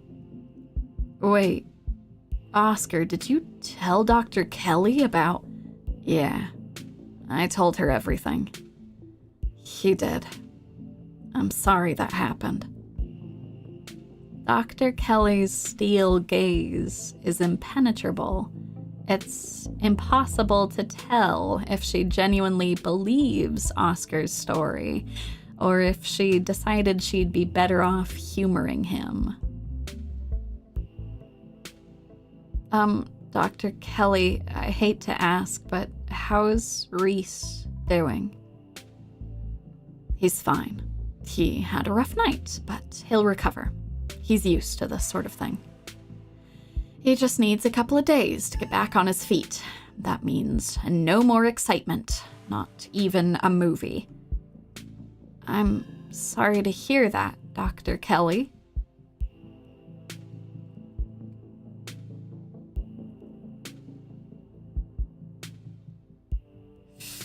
I'm gonna remain silent. I don't know that I'm going to warn Dr. Kelly about the stone carvings. She's already got a lot going on. Oh no! I'm not going to say, are you gonna start poisoning her now too? Let's, just remain silent. So, you've got your meds, you've got your nest of pillows, a helpful friend by your side, and a cat to keep you company. Seems like you're all set. Make sure you do a whole lot of nothing today. I will. Bye, Dr. Kelly. Yes, thanks again for coming down to see us, Joan. Not a problem. I'd much rather she stay put than have to get in and out of cars. I'll call later today to see how things are going. I hope the rest of the week is less eventful for the both of you. Goodbye, Rosalina. Make sure to stay put and keep Pixel company, okay? Pixel is the little black cat that's on Rosalina, who is now responding. Don't worry, Doc. I keep her warm. I'm helping. Thank you, Pixel. Dr. Kelly's features harden once again as she steps towards the door. And then she pushes past you to leave Oscar's house. I'll let you kids have some space. Alexis, why don't you figure out a restful activity for you and Rosalina? Will do, Mr. Gutierrez. I brought some video games and some puzzles from my house. And some movies, too. Whatever you want to do, Rosalina. Alexis, you're a good kid. Oscar ushers you down, back to the library. What's up? Is everything okay? Yes, everything's fine, or at least much better than yesterday. I can't thank you all enough. I'd like to be as helpful as I can from here on out. Now that our little situation is dealt with, I'll finally have time to dig into the town archives. Oh, Oscar, that would be such a huge help. If you're able to do that. Our house was haunted because someone was murdered there. The mine collapse the other night was at the site of a mass grave. There, with enough research, maybe we'll be able to get a step ahead of the next crisis. Maybe we can actually preempt it. That is, assuming there's gonna be a next crisis, but something tells me we aren't in the clear yet. That's a good instinct, Oscar. We should compare notes. Not that I have any to start with, but if you know anything that might narrow down my research, it could save me a lot of time. I don't think we actually know that much more than you do, but I've got some hunches. I can't help but feel like there must have been some inciting event since everything started getting weird seemingly overnight. What that inciting incident was, or where to start looking for it, I have no idea, but it's something to keep in mind. Avery stares at you. I mean, it's obvious, right? Things only started happening once Yumi got here. Oh. Now that you mention it, that's a little weird. I don't know if I like that. Kaneeka shoots Avery a glare. No, we are not throwing Yumi under the bus. What? There's nothing wrong with being a magical catalyst. That's, an interesting way of putting it, but I appreciate that, Avery. Sure, there's probably nothing wrong with being a magical catalyst, but there's definitely something wrong with saying someone's a magical catalyst. If people get the wrong idea, we're only a couple of steps away from the whole town deciding to shaw her. Nobody's gonna drag Yumi into a witch hunt on my watch. I appreciate that, Kaneeka. I don't want to be run out of town on a rail, please. I like to think we've outgrown the days of running people out of town on rails. I'd rather play it safe. Don't worry, it's not like I'm gonna run around telling everyone that Yumi magicked a bunch of terrible disasters into existence. But if there's a catalyst for all this, why wouldn't it be a lost Scarlet finally coming home to Scarlet Hollow? If I may, Yumi getting into town isn't the only major event that's happened recently. Pearl Ann died over a week ago, and those creatures in the woods were already reproducing by the time Yumi arrived. So we think that my horrible aunt dying might have been the catalyst. Oh no! Oh no! Not to mention, I started seeing things in our house before Pearl Ann passed. I think. I never thought to make a note of exactly when the spirit made itself known. Oh no. That's not good. Yeah, no, there's no need to go hunting for any Tsuchinoko. No bounties to cash in. And no need to take me out of town on a rail or drive me out of town on a highway. It's all fine, see? This was all happening before I got here. Right? If there's a root cause for all this, hopefully there's a way to put the genie back in the bottle. I'm going to do my best to find out if there's ever been any similar events, and whether there's anything special about Scarlet Hollow that might explain what's going on. I might have some information. I've been finding these weird stone seals. There was one in the mines, and there was another one in your basement. There might be more. These are those stone carvings you mentioned last night, right? To think there was something like that under my house all this time. And to think someone must have put it there. But who? This gives me quite a few threads to follow. Thank you, Yumi. At this point, I wouldn't be surprised if you were right yesterday, Yumi. What if there really is another one of those carvings in the clinic? Does that mean the clinic is going to be overrun with ghosts soon? Should we warn Dr. Kelly? She may have believed Oscar about last night, but I don't know how receptive she'd be if we told her there might be ghosts in her house. Even if she believed us, she's stubborn. It's a shame she preemptively shot down our movie night. It would have been the perfect cover to try and figure out what's going on. After last night, I don't think there is a perfect cover. There's no way she's letting us anywhere near her house.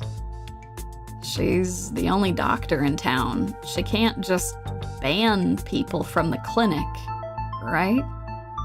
I don't think so, but hopefully nobody gets sick or hurt enough to justify a visit over the next couple of days.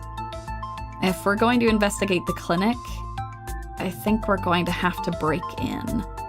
Oh no. Okay. All right, Kaneeka, you're probably right, but that's not great. Whoa, that is unexpected coming from you. It's what Stella would do, and she's been 3 for 3 this week when it comes to finding spooky stuff. She's also been 3 for 3 when it comes to finding her way into mortal peril. Oh God, it's true, Oscar. This is why we have to find her as soon as possible. It shouldn't fall on me to suggest we do something dangerous. I'm terrible at selling it. It's not that I don't think we should figure out what's going on in there. We just need to be cautious about what we do next. We don't want anyone to get attacked or possessed by any more ghosts, even if it is to help a friend. I don't know if we have time to play it safe. Just give me a day or two to do some research before you do anything rash, okay? We do have a carving that's right here. Maybe studying it can give us some new leads. Not a chance. I know the ghost is probably gone for good, but that thing is evil. If there is even the slightest chance that going back down there triggers something, it's not worth disturbing. Oscar, I appreciate you valuing your own safety. That's good. It was kind of a rash suggestion. At least not until we know more. My daughter's safety comes first right now. We finally have our house back, and I'm not taking any risks until we know what we're dealing with. No arguments here. I can't help but wonder, since it's, the 3 of us talking, could this maybe be the work of some kind of cult? You mentioned something like this at the library the other day. If there was a cult in Scarlet Hollow, I feel like I'd know about it.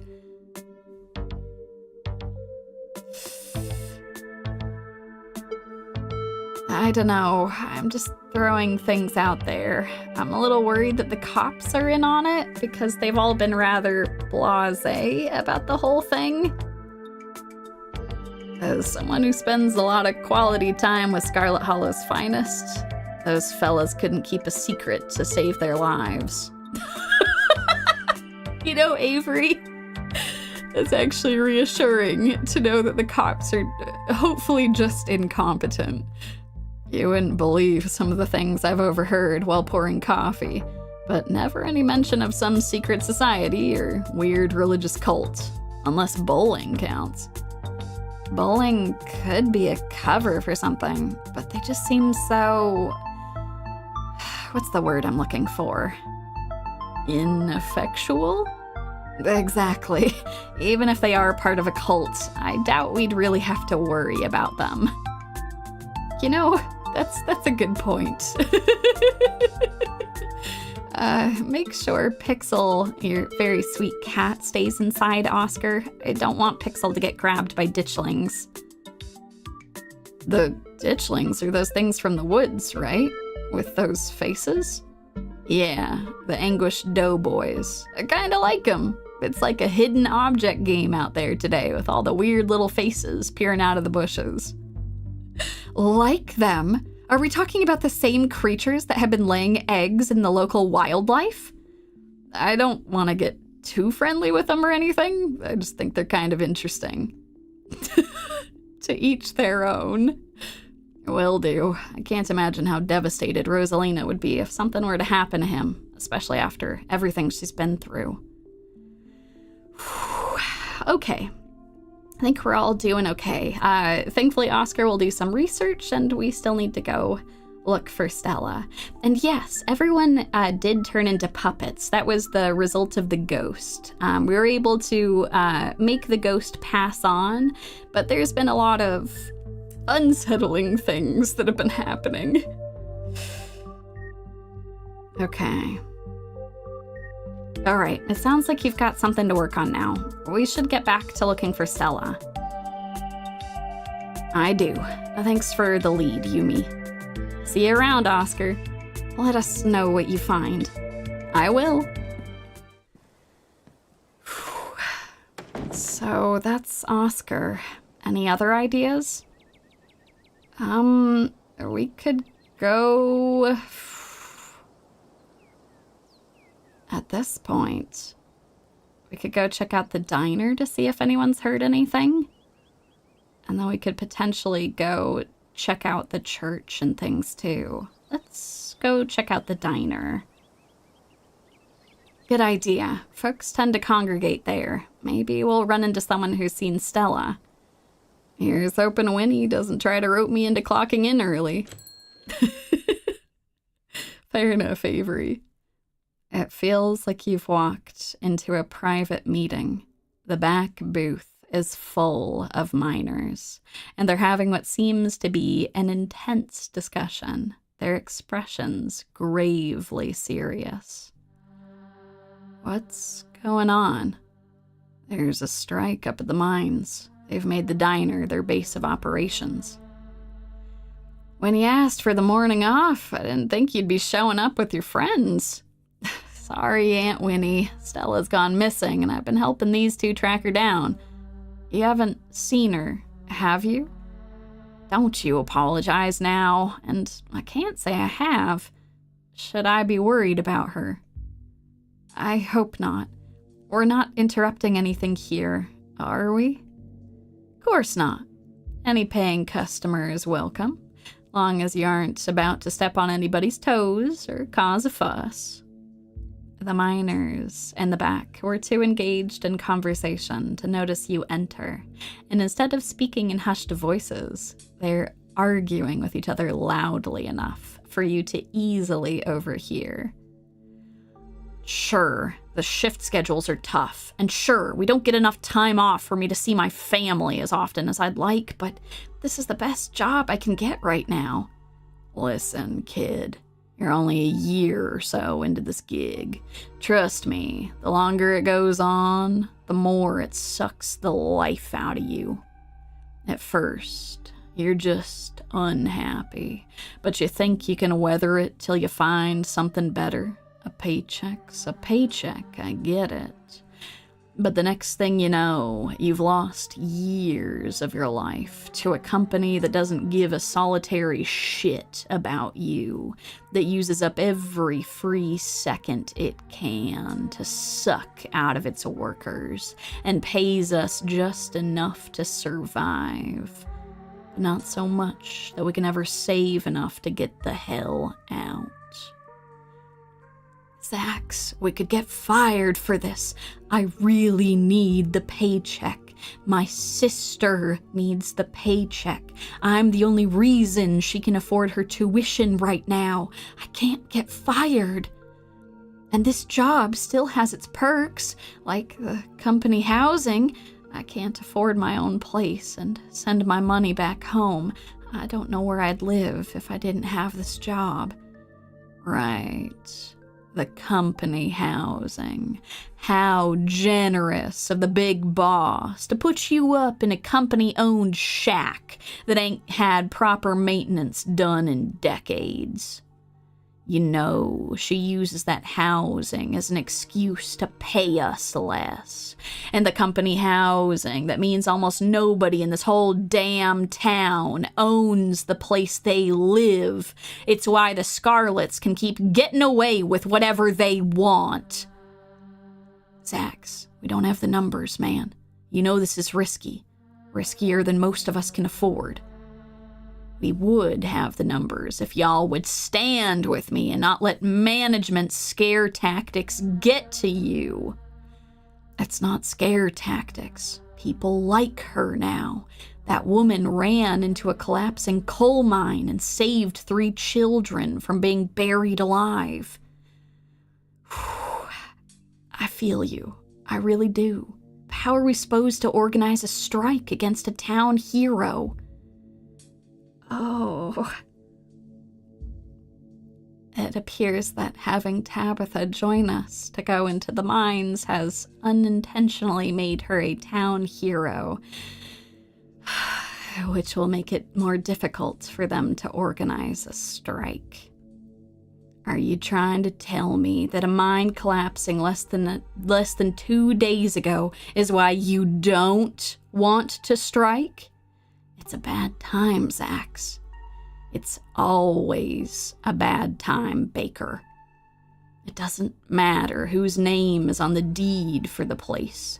Without us, there is no mine. We got 'em against the ropes. We can't back down now, or they'll come out swinging. Oh... I guess I can ask them quickly if they've seen Stella. I'm sorry to interrupt, y'all, but have any of you seen Stella? She's missing.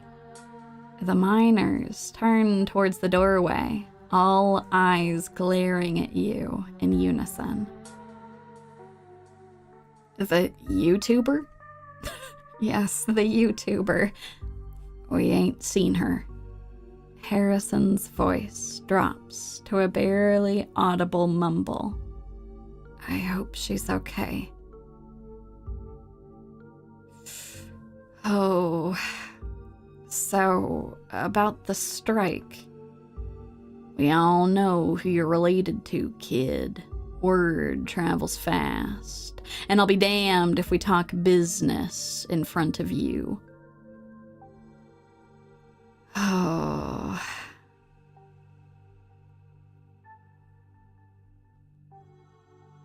I don't actually have a horse in this race. I didn't even know Scarlet Hollow existed until a few days ago. Great. Then don't weigh in and don't meddle with our lives. Fair enough. If I knew a little more, I might try to offer some advice, but I don't. So, I suppose we should get going. I hope that their strike goes well, but I'm worried for them. You turn and leave the diner. Avery and Kaneeka are trailing close behind you. Still no sign of Stella. Oh... I think that we should go to the mines. She had that whole schematic of it, right? that wouldn't be the worst idea to do. I guess really quick, just in case, we'll save. Let's go to the mines, and then if she's not there, the last place we could check is the church. We should go to the mines. I guess there's a decent chance Stella went to find your cousin. Can't say I get it, but it's definitely something she would do. You don't see it? Oh, come on. The two of them have such a dynamic, you know? Classic dog and cat situation. Oh, Avery, you're not wrong. Come on, I'll drive us. You follow Kaneeka to her van. It isn't long before you find yourselves outside the Scarlet Mines. There's a small gathering of workers outside the entrance to the mines, picket signs in hand. I hope it's not weird to talk to them while they're in the middle of all this. Don't worry, I know these guys. Most of them are in the diner at least a couple of days a week. They'll be chill. Will they be chill talking to Tabitha's cousin, though? Well, if it isn't the boss's cousin. Oh, they've already noticed me. You might have had us fooled the other day, but word gets around fast. Oh, have any of you seen Stella? She's missing. The YouTuber? I'm glad everyone knows who we're talking about. She's the one on all the banned from property posters, right? We haven't seen her. We've been out here all day, so we'd know if she'd come by.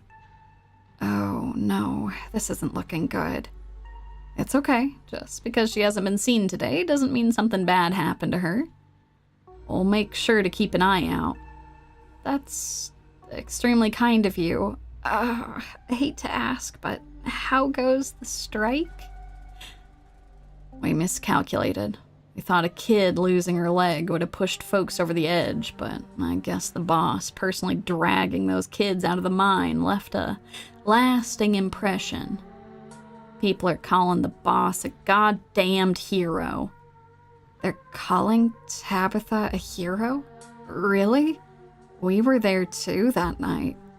It's like everyone just forgot about how poorly she's been treating us. Or how unsafe the mines are.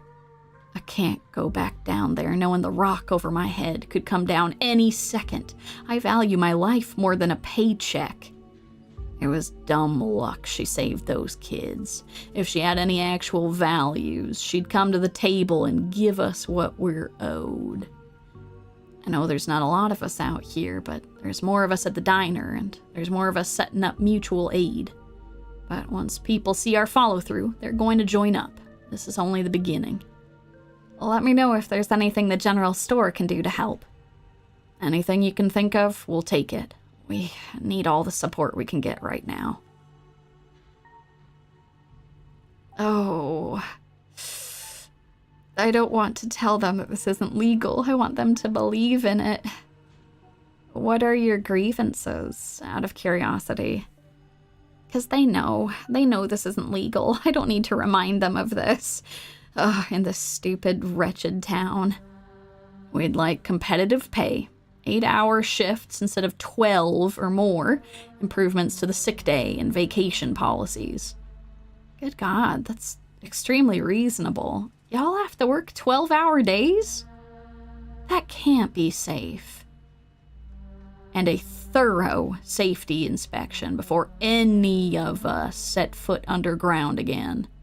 That collapse was way too close to the active mine for me to feel safe down there until I know for sure I won't wind up buried under 2 tons of rock. We want to change things. There's no real reason we should be treated like we're a disposable workforce. If we're the ones making her money, we should be making money too, not just scraping by. That's a lot of grievances. Working here seems tough. Yeah. Do you think Tabitha can even make those changes without the mines going under? I'm sure she can figure it out. I'm not saying that she's a bad boss. People clearly aren't happy with her. But coal's getting used less and less, and I've seen that old Scarlet house. It's practically condemned. And this, good friends, is why programs in the southern United States that try to help workers and workforces transition away from coal are good, wonderful things that should continue to be funded. Did you know there's actually programs that exist that try to, like, retrain coal miners to have better jobs that don't put them at risk of dying all the time? It would be nice for those to continue to be funded.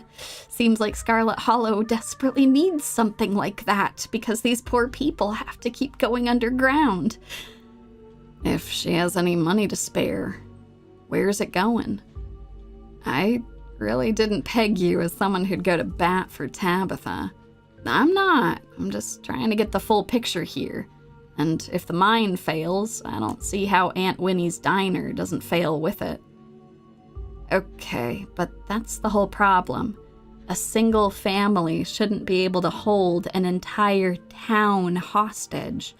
The workers need a say in the business. Agreed, Kaneeka. Fair enough.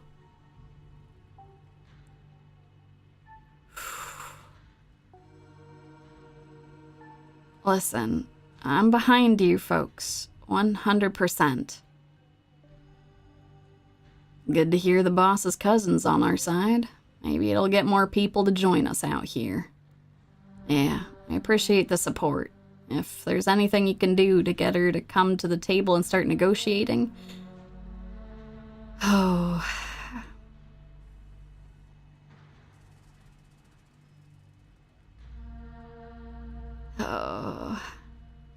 If I'm helping y'all out here, do you mind if I go to talk to my cousin? I could see if she's willing to work with us at all. Oh. Sure, go for it. I don't care if they're okay with you going in. I'm still not crossing the picket line. Besides, I don't think Tabitha would be too happy to see me. You know, Kaneeka, very reasonable. Oh, yeah, I know, that's exactly true. Mining and petrol jobs can pay a lot in, like, bursts, but, like, whew, it's dangerous business. It's also just, like, really terrible for your health, too. The fact that we still mine coal is kind of atrocious. It's so bad for people. I'll just wait by the van while you go to talk to her. Same. Everyone who works here is a regular at the diner. I don't want to make things weird. See you on the other side. The industrial noises of the Scarlet Mine are only a little quieter than they were 2 days ago. The trailer that serves as Tabitha's office looms above you on the hill. Let's knock, just in case she's busy. You walk up to Tabitha's trailer and knock on the door. You wait for a moment. No response. You knock again. Oh, for the love of... The door swings open. Oh, it's you. Should I go? Rodriguez. What's you doing here, my man? Yeah, and try not to get yourself noticed. I'm sorry. I don't mean to pry, but what were they talking about? I don't like this. Oh no, it seems like she might be trying to turn the workers against each other. Tabitha! Oh god, she might get kind of defensive if I call her out on that. But maybe I could convince him to... Oh. Hey, do you have a minute, Tabitha? It's important. I can make some time. Should I? I already said you can leave, Rodriguez. We'll talk more later. The door clicks closed as Rodriguez leaves Tabitha's office. Tabitha heaves a heavy sigh. Please, just forget you saw anything, okay? I can handle this on my own.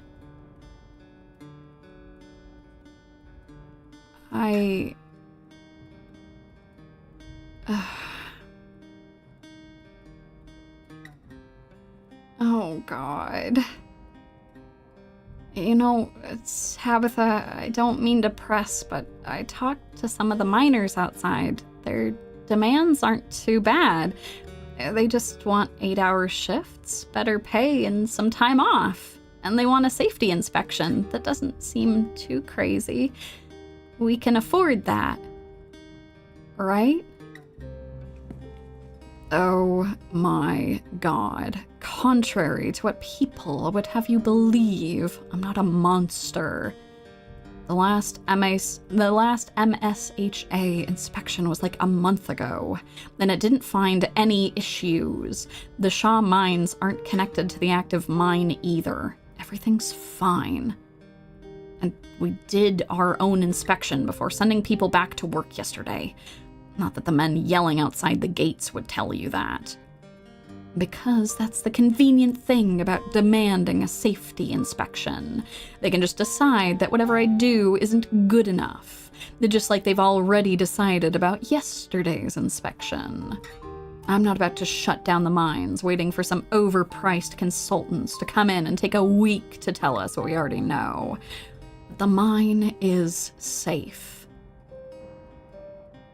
It could be good peace of mind, though, Tabitha. I get what you're saying, but they're really scared. As for everything else you mentioned, any one of those demands would be a stretch. All of them would run the mine out of business within a couple of months. Tabitha, we gotta talk about this. If the mine's not making you any money, we gotta change things up. You're the head of the family now. You don't have to just run the mines all the time. Ugh, the best I can do is promise them it'll get better soon. But I don't think my word's worth much to them, and I don't like making promises I can't keep. If I'm right, though, and things pick up soon, maybe I'll be able to give everybody a raise, or shorter shifts, or maybe even everything they're asking for. That would be really nice, Tabitha. I just want you to know there's other options, though. Coal is dying. It's a dying industry. There's only so much of it that exists, and a lot of other fuel sources are just cheaper.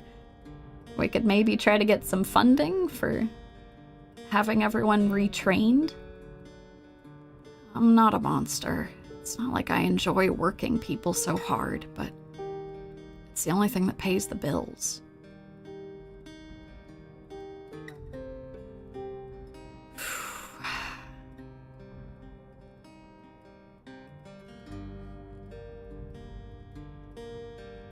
Is there any way that we can meet them halfway for now? I don't even know if halfway would be enough. You won't know unless you talk to them, Tabitha. Okay. You're right. Maybe I will. I just need to be careful. I don't want to be the Scarlet that finally runs this place into the ground, and I don't want to make promises that I can't keep. I'm sure you didn't come all the way down here to talk about the strike. Why are you here? Don't get me wrong, it's nice to see a friendly face, but you shouldn't be up here. This is my battle to fight. You know, but I appreciate you listening to me, Tabitha. That means a lot. But you're right. It's not just the strike. Stella is still missing. We've been looking all over town for her, and we don't have any leads. Tabitha groans. You don't think... Wayne... That was what I was afraid of, actually, Tabitha. I was worried about Wayne. He said some really threatening things about her. Can you tell me if you've heard anything, or anything about Wayne, maybe? Oh, that's what I'm worried about. I'll see if I can figure something out. I really appreciate that, Tabitha. I'm going to keep looking for Stella. I'll see you tonight. I know you're busy. Let me know when you find her, okay? I don't want to sit around worrying about her all day. Tabitha's phone buzzes. I'd better get back to work. Stay safe out there, Yumi. Call me if you run into any more trouble. Please don't go looking for any today, okay? I don't need you going missing too. Thanks, Tabitha. That means a lot. If we run into any trouble, I'll let you know, okay? You leave the office, closing the door behind you. You find Kaneeka and Avery waiting for you outside. You don't look like you've found any new leads. It feels like we've done our due diligence here. Come on, I'll drive us back to town, and we can figure out our next move from there. Where to next? Well, the only place left is the church. But before we go there, it's been almost 2 hours and 40 minutes. So I'm going to have a drink of water. Whatever you folks have got, tea, soda, coffee, water, have a drink and we'll hop right back into this.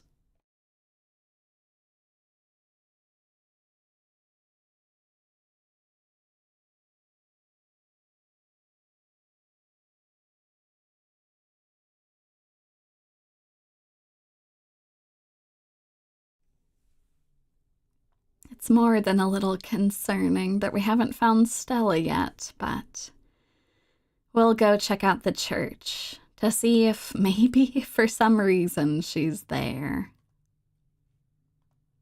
The church? Why? I see what you're thinking. Stella was confronted with evidence of the afterlife, so she might try getting into all that religious stuff. It's worth checking out. I think we'd be barking up the wrong tree, but I guess you're right. There's no point in not being thorough. I wouldn't mind stocking up on some holy water while we're there, too. Seems like a good idea to cover all our bases at this point. I don't think Baptists do the holy water thing, but I'm sure Pastor Daniel would pretend to bless some water if it meant keeping us around a little longer. That's good enough for me. Let's not linger, though. I don't want him thinking we're possible converts. You know, super reasonable. Oh no, man in the moon, you saved some mystery coffee from yesterday. Be careful for any flashbacks that might happen to you. Oh, what a quaint little church at the top of this hill.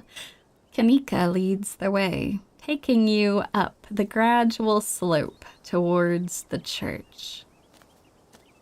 You know, I've lived here for a few years now, and I've never actually been to the church. That's probably for a good reason. Where is that weirdo? Oh. My. 4 visitors at once. On a Thursday. This is unprecedented. But there there are only 3 of us. Oh no, were we followed by a ditchling? Were we followed by Wayne? Oh! No, we were followed by Zane, the middle schooler, who just kind of is always around. Sup, old people? Oh, it's just Zane. What are you doing here? All the glimpses of death I've had in the past 2 days have forced me into the midst of an existential crisis, my dudes. I wanted to see if faith held any answers for me. Alas, I have not yet found the solace I seek. I appreciate you giving it a shot, Zane. Give it time, Zane. It sometimes takes a while for the Lord to work his way into your heart. But when he does, you won't regret letting him in. Be sure to look over those pamphlets I gave you. And of course, I'm always here if you need to talk. Sure thing, Pastor D. Peace, y'all. Bye, Zane. Anyway, we're looking for Stella. She wandered off last night, and no one has seen her since. We're starting to get pretty worried. We hoped maybe you or your wife Janie had seen her. I can't speak for Janie, but I'm afraid I've neither hide nor hair of Stella. If you'd like to talk to my wife, she's just over by the alpacas. Though, Yumi, I was hoping we might be able to talk in private. Oh. Okay. Can we talk out here? I don't really want to go into the creepy church. What do you have to say to her that you can't say in front of us? But please, if you wouldn't mind, this is a personal matter. That's all right. We can get the juicy details later. I'd rather folks not pry on this. You know how rumors get started.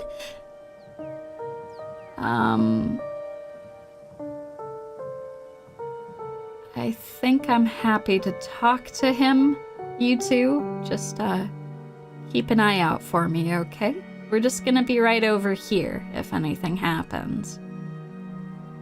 If you're sure. I guess we'll leave you to it while we check in with Janie. We'll be right over there by the fence that's conveniently in your line of sight, okay? Yes, thank you, Kaneeka. See you in a minute. And down they go to see Janie with the alpacas. Your friends head off towards Janie and the alpacas, leaving you alone with the nervous pastor. I'm so glad you came. I've never met anyone else who could hear them. You have no idea how long I thought I must have some kind of insanity. Hear them? I even thought at one point it must be the Lord himself talking to me through them. Wait, Pastor Daniel, you were rather curious when I talked to Mayor Jimmy yesterday. You made some comments about it. Are you telling me that you can talk to animals too? But they never had anything very insightful to say, so I was disavowed of that pretty early on. It was not the Lord speaking through them. I thought I was the only one, but you're telling me you can also talk to animals? I guess the two of us are just kindred spirits. Have we been cursed? Why did we suffer this fate? I guess it hasn't been all bad. I'm curious, is your gift why you got into the church? It's hard to say. I was raised Baptist by 2 loving parents and was always interested in religion, but I've always known about my talent, so I don't know what came first.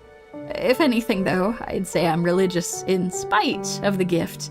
It hasn't exactly been easy to square this with the religious education I've had. Yeah, I would imagine so. For instance, a lot of religious leaders will tell you that only humans have souls. Well, you and I both know that's not true, though I suppose that gets into a whole different conversation about what exactly a soul is. But those are conversations that I am glad to leave to the scholars. I'm just a simple small-town pastor. I don't need to ask the big questions anymore. I just have to help people through their daily lives. Have you met some of the other animals in town, like Frou-Frou, Gretchen, Pixel? Of course I have, but I learned early on in life that I should not let on that I have this gift, at least while other humans are around, so I haven't spoken with any of them. Though I get the feeling Frou-Frou wouldn't talk to me, even if she knew I could understand her. It's a pretty good instinct, Pastor Daniel. You know, I'm genuinely surprised. I kind of thought there was something else going on with you, but you're just a very nervous person. I've tried befriending the alpacas when no one else is around. Emphasis on tried. They're surprisingly cliquey.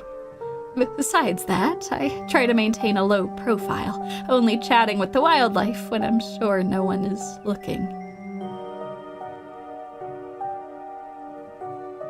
I hate to ask, but is this why people think you're creepy? Because you have the gift? People think I'm creepy? Oh no! Pastor Daniel! Oh, I'm sorry. But it's all right. People say all kinds of things. I just have to be patient and persistent, and I know eventually they'll understand that I can be a comforting presence in their lives, not a creepy one. Maybe if I grew a thicker beard, people would trust me more. Or maybe I should get a cool jacket. Oh, this poor man. Oh no. Oh God. You know, I can't express how much of a relief it is to finally meet someone else like me. I have to ask though, are we sure that we're actually talking to animals? Now that I know there are at least 2 of us, I have no doubt. There have definitely been times in my life when I thought I might just be insane. But it's so consistent, and I've never exhibited any other signs of insanity. In my most doubting moments, I have considered the possibility that other entities may be using the animals to confuse my faith. But besides a particularly vicious hamster I had growing up, the most an animal has ever tried to convince me to do is to give them more food. So I somehow doubt they're puppets for some otherworldly evil, unless that otherworldly evil wants me to overfeed my pets.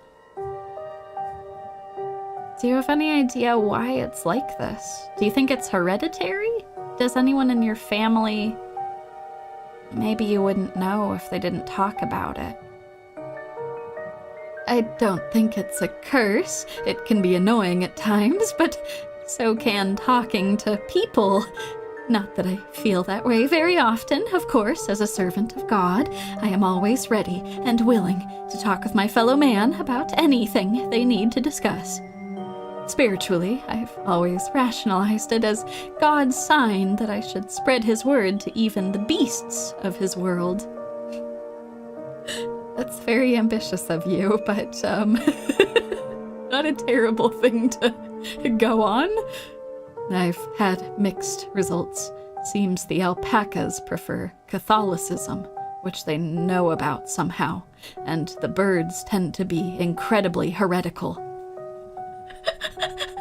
Man, these alpacas and you don't really seem to get along, huh? You're a Protestant over here and they're just cliquey Catholics, just not giving you the time of day. It's fascinating that the birds refuse to convert to baptism. Yeah, physically, I wish I had answers. I wish I could approach a scientist about this without becoming a research experiment. Yeah, I feel that, Pastor Daniel. But I've preferred to keep quiet at my doctor's visits. I can't risk being locked away or altered in some permanent way. Not when I have a family to take care of. I can't express how much of a relief it is to finally meet someone else like me. I didn't think that anyone else could talk to animals. Well, likewise, though it may be more than just the two of us now. I have my suspicions that my daughter, Tulip, may have inherited the gift. Really? There have been some particularly nasty rats in the church lately, and she's said some things that have led me to believe she might be able to understand them. Oh. He's interrupted by the sounds of a snapping twig and a high-pitched giggle, partly muffled by the underbrush at the edge of the property. Tulip, come out of there! You know you're not supposed to play in the woods. Tulip glances back into the woods, quiet as she hesitates. Tulip, are you going to be good? Or are we going to skip story time tonight? I'll be good. You don't have to skip story time. I won't go into the woods. I promise. I know you won't, Tulip, because you know it's too dangerous for little girls in there. Why don't you go help Mama with the alpacas? It's just about time they got fed. You can give them hay. Tulip smiles broadly, seemingly excited by the prospect, and hurries off. It seems like she's part of the clique with the alpacas. Sorry, I had to have a firm parenting moment just then. She's been trying to run off into those woods a lot lately, and it's really dangerous, even for adults. There's this massive trash dump not too far past the trees, but it must be at least 50 years old, so it's all grown over and looks like it's part of the landscape. But if you accidentally walk on it, you might find yourself falling into a hip-deep mound of rusty cans and broken glass. Oh, is that Tetanus Lake? I think I remember Stella telling me about that. Tetanus Lake? That's an accurate name. I wonder if Tulip would stay away if I started calling it that, or if that would only make it sound more alluring. How big a trash dump are we talking? Would a weekend of hard work clear it out? Maybe if you had construction equipment and a team of professionals. It's a big area. I have no idea how deep it goes. In the meantime, I'm just making sure Tulip knows not to go near it. I don't mean to press you, but what were you saying about the church rats? Yes, the rats. So you and I are used to the sort of chatter we hear from wildlife. It's usually nothing that needs to be paid attention to. But these rats, there's something so sinister about them, and they must be huge, judging by the sound of them scurrying around in there. Tulip had never shown evidence of the ability before. She's never responded to the alpacas or engaged in conversations with birds. In retrospect, she could have been hiding it the way I did growing up. That's a little unsettling, though. Are you sure that they're rats? I don't know what else they could be, but that's alarming. Because I know she's been talking to the rats. She calls them her friends, has been drawing all these pictures of them, really ghastly things. I've tried to bring it up with her, but she just gets this little smile and doesn't say a word, like it's her fun little secret. It's all innocent enough in the grand scheme of things, but I'm pretty sure they also live out in that trash heap. Ever since she started talking about her friends, she's been trying to sneak out there. I'm concerned she's going to get hurt or catch some kind of disease. What have they been saying? They like to try to goad me into crying or becoming depressed. They watch me through unseen holes and make fun of me and try to figure out how to press my buttons. It's annoying, but easy enough to block out, especially when I'm praying. I don't think they're a good influence on Tulip, though. She's gotten quiet and secretive ever since she started talking to them. I'd hate to think what they say to her when I'm not around to hear. Have you actually seen them? No, but I don't need to. I lived in a dorm that had rats once. You never see them, but the church has all the signs of an infestation, and there's no mistaking the sound of little creatures stampeding through the walls. I've left out some humane rat traps, but they're too smart for them. All it's done is waste peanut butter. And I caught a possum in one, poor thing. Possums are never very bright, but at least he got a nice big scoop of peanut butter out of the ordeal. Are you absolutely sure that they're rats? I think so. The pastor shifts uncomfortably for a moment. I hope so. Has your wife, Janie, heard them? She's not in the church very often. She's usually in town doing her jobs until late, and we spend our evenings in the house. It's just me and Tulip all day long. Janie knows Tulip has made some strange little friends, but she thinks it's an imagination game. I was hoping I'd sort out the rat issue before she could get suspicious, but they're persistent, so I may have to hire an exterminator if I can get the money for one. I hope it doesn't come to that.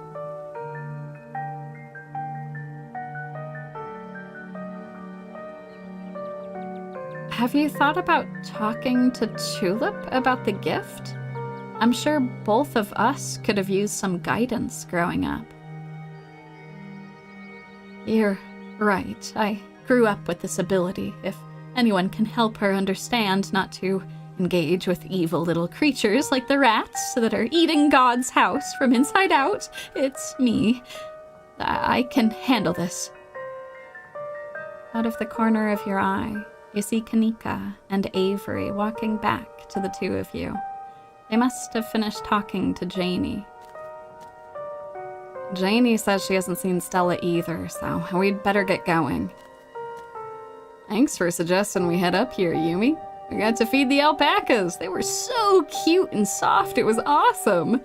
And Janie says she'll come by the diner with cookies for the miners. A few extra for me, of course. Hope your talk with the pastor went well. Yes, we had a great conversation. I appreciate you all stopping by, even if it wasn't under the best circumstances. I'll let y'all be on your way. and I hope Stella turns up soon. I'll put in some good prayers with the big man for her. All right, thanks. See ya. Kaneeka and Avery start back down the path to town, and you follow. Well, that's certainly not good. That's a thread that I didn't even conceive of pulling on. Let's hope that they're not ditchlings. I'd be terrified if there was something else going on there. So, what was that about? He seemed pretty insistent on talking to you alone. Yeah, he didn't say anything weird, did he?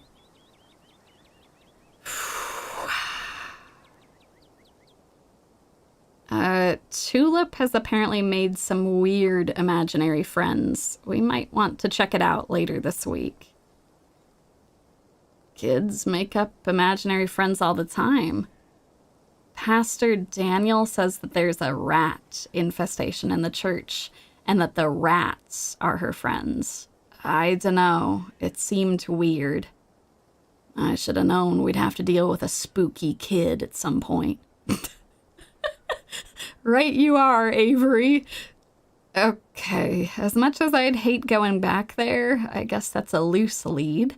If we don't have anything else to investigate once we've found Stella and... Kaneeka pauses.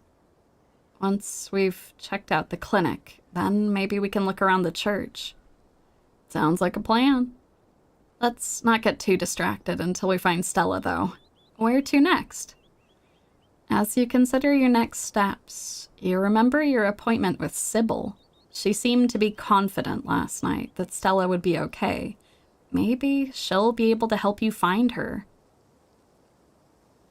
She knew about the ditchlings, after all. She seems to know all sorts of things. And she'd never disparage your gift. Perhaps she's one of the few people in town that can truly understand you. Okay, we should go talk to your mom, Kaneeka. I'm supposed to have tea with her today. Sure, we can humor her. She's probably going to give you some rocks or bundles of herbs for protection or something, which might actually work. Who knows? Guess there's only one way to find out. Let's do it. The bells of the general store chime welcomingly as the three of you enter. Kaneeka, there you are. You were supposed to stay in bed today, remember? And hello, you two. Hope you're both recovered from last night's fiasco. Sorry, Mom. It's just that Stella's missing, and Stella can take care of herself. Unlike you, you need bed rest and lots of fluids. You don't need to go running around town spreading that cold of yours. Go on, get up to bed. I'll be up in a minute with more tea. I thought you had some kind of important thing to talk to Yumi about.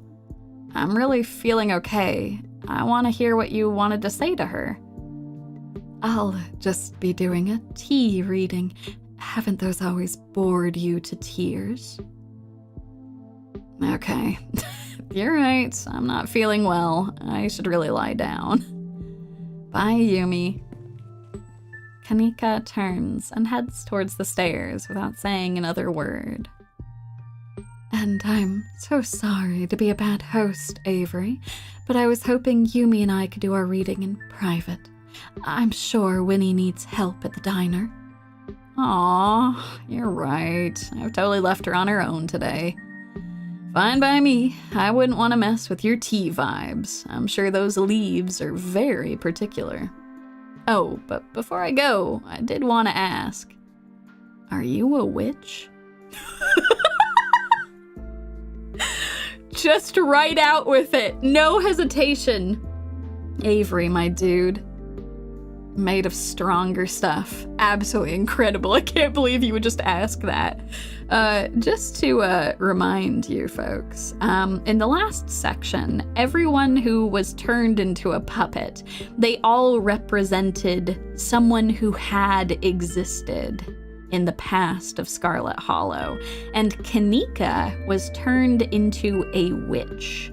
There was unclear if that meant that her family came from a line of witches or what the connection there was, but unsettling to say the least. And here Avery is just asking outright, as flattered as I am that you think I'm that magical, I'm just an old lady who likes tea and has a few unusual hobbies.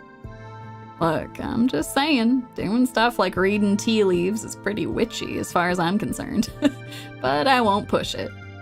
Though, just so you know, if you are a witch, you can totally tell us. We'd be cool about it. I'll leave y'all to your not supernatural private tea leaf reading. We'll catch up tomorrow, Yumi. Thanks, Avery. They make their way out of the general store, disappearing down the street in the direction of the diner. Shall we? Sybil motions towards the tea room. Into the tea room we go. Please have a seat. I'll bring you a fresh cup. You take a seat at the small table at the edge of the room. It's dark here. Only a sliver of sunlight is able to filter through the heavy curtains, supplemented by the bright grow lights over the plant in the corner. It's castor bean, an incredibly toxic plant, and strange for a tea maker to keep around in her workspace. It's very pretty looking, even if it is very toxic. Sybil joins you at the table and places a cup in front of you. It smells light and citrusy, with an undercurrent of decaying earth. It's the same tea you sampled with Avery at the diner on Tuesday. I'll be able to do a reading once you're done. Until then, how about we just chat? That certainly is something we could do, Sybil. I have a lot of questions for you. Oh, there's a lot. The other day, you promised to tell me, what was it? Unsavory tales of my mom's youth? Could you still tell me some of that? I don't know some of those stories about my mother. I most certainly did, though I might have been exaggerating a bit for dramatic effect. I'm prone to do that. In a town this size, you get to know everybody, no matter what the age difference might be. Vivian was a little younger than me, which meant I always had a certain older sister instinct about her. Her family wasn't good to her. Perlan was a lot like your great-grandmother, Edwardine, which is to say she was not a very kind woman. Yeah, that's what I understood about my aunt. I kind of understand why my mother left this place and didn't look behind. Similar to Tabitha, but with more social grace and considerably more hatred for her fellow man. But your mother wasn't a shrinking violet either. She was just as stubborn as any other Scarlet, so her family choosing her as their punching bag made her into quite the rebel. Why were Perlan and my mom raised by Edwardine? What happened to their mother? Their entry into this world was violent, I'm afraid. Their mother was young, too young to be pregnant, especially with twins. Oh, God. Yeah, It's kind of a modern miracle that women are able to survive childbirth. It's not, let's just say that our bodies weren't built super well to have very large-headed children. And a lot of things can go very horribly wrong. That's awful that happened to my grandmother. She didn't survive the labor.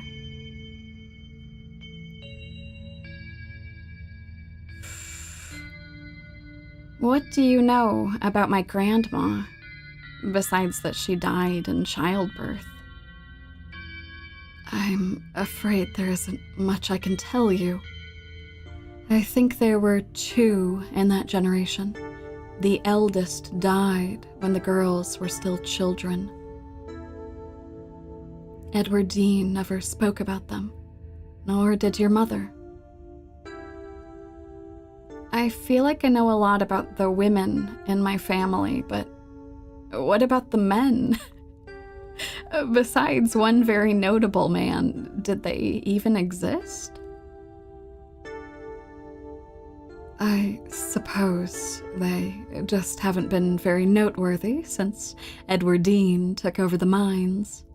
Her husband died a long time ago, and to be honest, I can't even recall his name.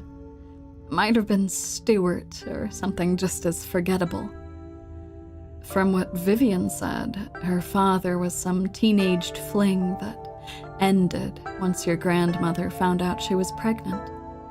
I'm fairly certain it was similar for Vivian, though she was much older, and I believe she was the one who ended it, what with skipping town and all. I guess that's a good segue. What happened when my mom found out she was pregnant? She came to me for advice. She was distraught. It was like she'd been handed a death sentence. Maybe it was fear from what had happened to her own mother. Maybe it was something else. But she seemed convinced she was in danger. Tabitha had already been born by then, of course, but she was born in wedlock, so I assumed your mother's worries had something to do with religion. But my family isn't that religious. That's kind of unsettling. My mother was terrified for her life when she found out that she was pregnant with me. Was there something else that she told you about it? Though the Scarlets weren't particularly religious, as far as I knew. Yeah, that's my understanding as well.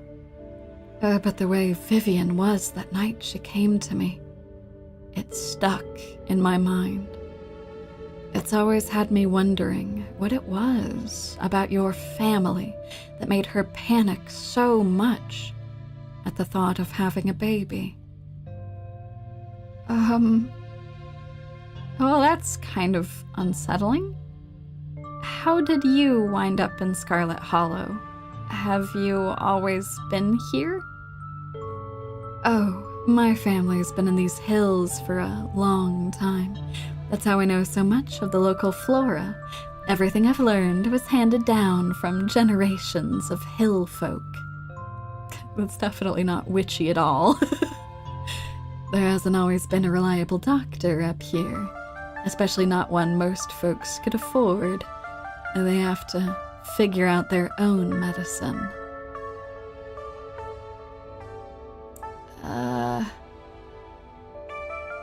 I hate to be blunt, but what's with all the mystery and ritual? If you have something to tell me, please just come out and say it. I'll need your tea leaves first. I have pieces of the puzzle, but the tea leaves should help me to give the full picture. Okay, I'll sip the tea then. You take the tea, sipping it delicately. I got an achievement for drinking the tea. It's good for us, the achievement said. The citrus smell is fleeting, quickly replaced with the earthiness at its core, like you've taken a mouthful of dirt. But the aftertaste combines the two flavors into something soothing and medicinal, and you find yourself feeling more comfortable, your muscles relaxing for the first time in days. You close your eyes and take another sip, then another. It's delightful. The tea is gone before you know it, the small cup empty, save for what's left of rehydrated leaves coating the bottom. Oh, good. Glad you found the tea palatable enough to drink. It should do you some good. It's one of my more medicinal blends. Now, on to business. Sybil takes the cup from you, staring thoughtfully down at the sludge. Oh dear, this doesn't bode well. You've got just about every warning that can fit in the bottom of a cup. Cross, kettle, hourglass. All of these mean death, misery, difficulty, and the hourglass ties it all together with definite urgency. It's fair to assume this all has to do with whatever brought the ditchlings. Something is coming, and whether any of us can stop it, I'm not sure. But we may, at the very least, be able to figure out what it is. And there's a central figure here. A cat. An enemy. Lurking in plain sight. Oh, God. Oh, the cat. How do I know that you're not the cat? That's ridiculous. Sybil is helping you. And if she was the cat, why would she warn you about herself? Pick someone else. It won't let us select Sybil. How very odd. But she is helping us, isn't she? She's been so kind, and I'm sure it could be something else. So many options of people. The cat's gotta be Pixel. Maybe it's Frou Frou. Those are the two cats that I know. Dear, the cat isn't a literal cat. Like I said, it's a symbol for an enemy lurking in plain sight. Probably a human enemy, but almost certainly not a cat. You don't have to figure out an answer right away. It often takes time for the mind to connect the dots. No, Fufu was a good guess. That was one of my guesses playing through this as well, is that it could be Fufu. Just be on guard and keep vigilant that someone close to you isn't to be trusted. We know from the ditchlings that something terrible is coming your way, and it's likely that it's connecting to some hidden enemy. Perhaps we can try to counteract whatever might be planned for you. Judging by what you told me last night, those stones, carvings, seals, whatever you want to call them, I think it's likely they have something to do with this. Until the cat reveals itself, it seems like your best course of action is to seek these carvings out. Piece together what you can from your visions and arm yourself with information. Have you sensed any others around town? Do you think you might be able to find another carving? Your thoughts drift to that door yesterday. They're the one that seemed to draw you in, urging you deeper into the clinic. Even just remembering it is enough to tug at you, compelling you to return and open it to see what's on the other side. You can find Stella later. Maybe you can even find her there. What's important now is finally seeing what's hidden in the clinic. We've become so single-mindedly focused on the clinic all of a sudden, just by thinking about it. I think I felt another in the clinic. That's good. If you can find your way inside and uncover another stone, that could give you a leg up on your adversary. You'll just have to be careful to avoid the doctor. Something tells me she won't take too kindly to you sniffing around her clinic. I think that's all the help I can offer. I hope this conversation has been illuminating, even if it just brought up more questions than giving any clear answers. You were helpful last night. You showed up and were able to reassure everyone about what was going on, helped to bring everyone back out of the vision. Why don't you come with me? I may have been able to see through that spirit's illusions, but I'm not some kind of all-powerful entity. I'm an old woman. I have trouble with my knees, and my eyesight isn't what it used to be. In most situations, I'd be more of a liability than a helpful companion. Imagine if I'd been in those mines with you. Some use I'd be, struggling to climb over rocks and ladders, throwing my back out from all that crouching. Thanks. I'll let you know if I find anything. Glad to hear it. I hope all goes well, and I wish you luck. Hopefully you won't need it. Thank you again for humoring an old lady and stopping by for a chat. With a small grunt of effort, Sybil gets up from the table, and you're escorted back to the door. And remember, be careful who you put your trust in. According to your tea, the cat is getting ready to pounce, and merely being ready for it might not be enough. Sybil closes the door to the tea room, the bells of its door strangely flat in the stale air of the nearly empty general store.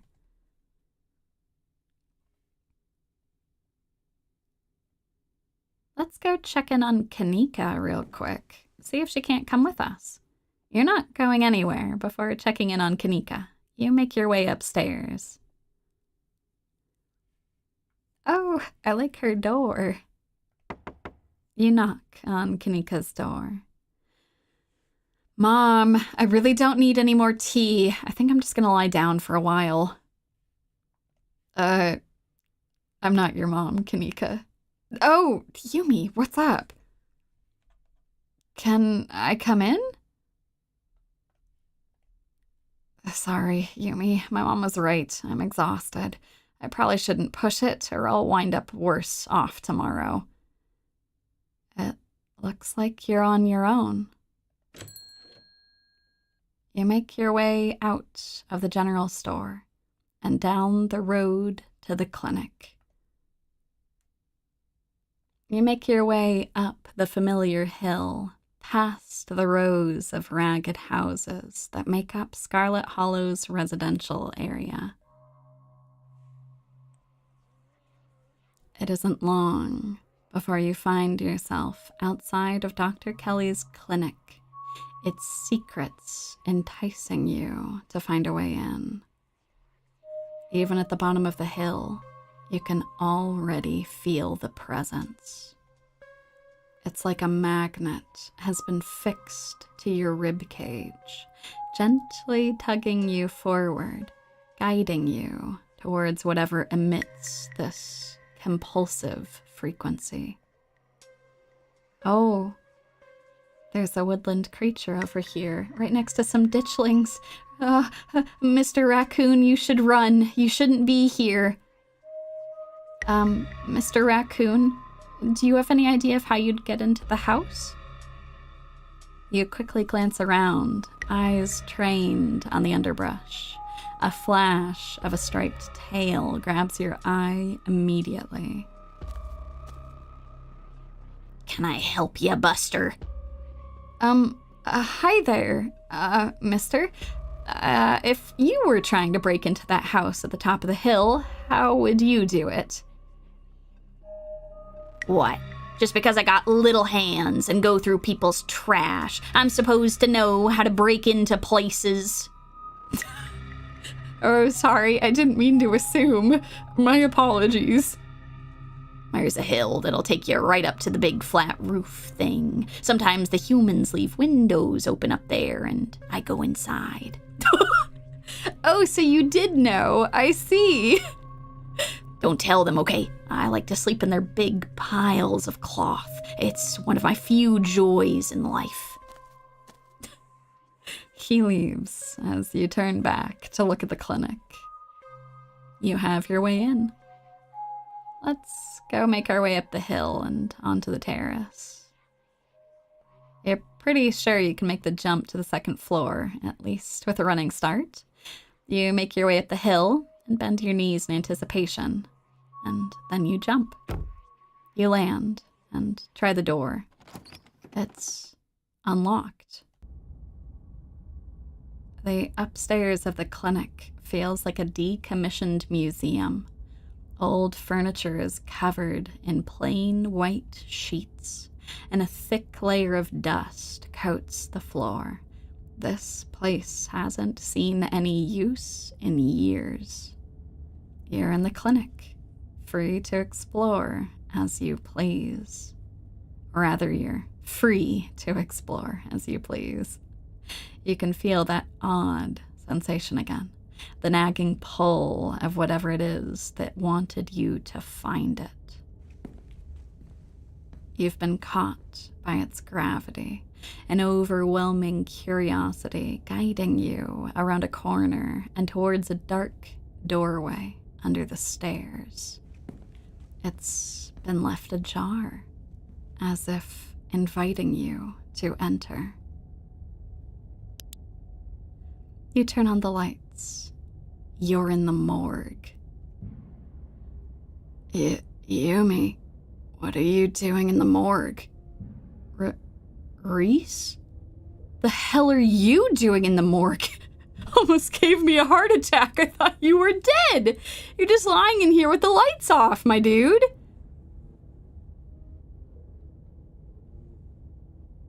What are you doing in the morgue? I'm sure it looks weird. It's not like I expected anyone to come down here. I was just, practicing. Rehearsal, if you will. Rehearsal? You say? Good one. His words seem distant to you. The tugging is strong down here. You can almost feel yourself slipping into a trance, and your eyes wander to the back wall of the morgue. You need to see what's back there. You touch the wall. It feels disappointingly solid under your palms. Hey, are you okay? You feel Reese's hand gently shake your shoulder, and for a moment, the thing on the other side of the blank white wall loosens its pull on you. You kinda looked possessed for a second there. You good? We need to make him understand. There's a stone carving on the other side of that wall, and I need to see it. Reese glances back at the wall. You're really serious, aren't you? This is probably a bad idea, but If you really need to get in there, I'm pretty sure there's an emergency axe somewhere upstairs. I just need to get the doc out of our hair. It should take 2 seconds. Get the doc out of our hair? Yeah, if I say I'm sick and need something, she'll drop whatever she's doing and do it for me. Surefire way to get her out of the house. And most of the time it's true, anyway. Oh, God. I mean, use what you got to get what you need. I suppose there's no shame in that. I'm surprised you're so willing to help me, though. Exactly. Sounds great. Lead the way. Sweet. Be right back. He strides past you, his long legs moving swiftly.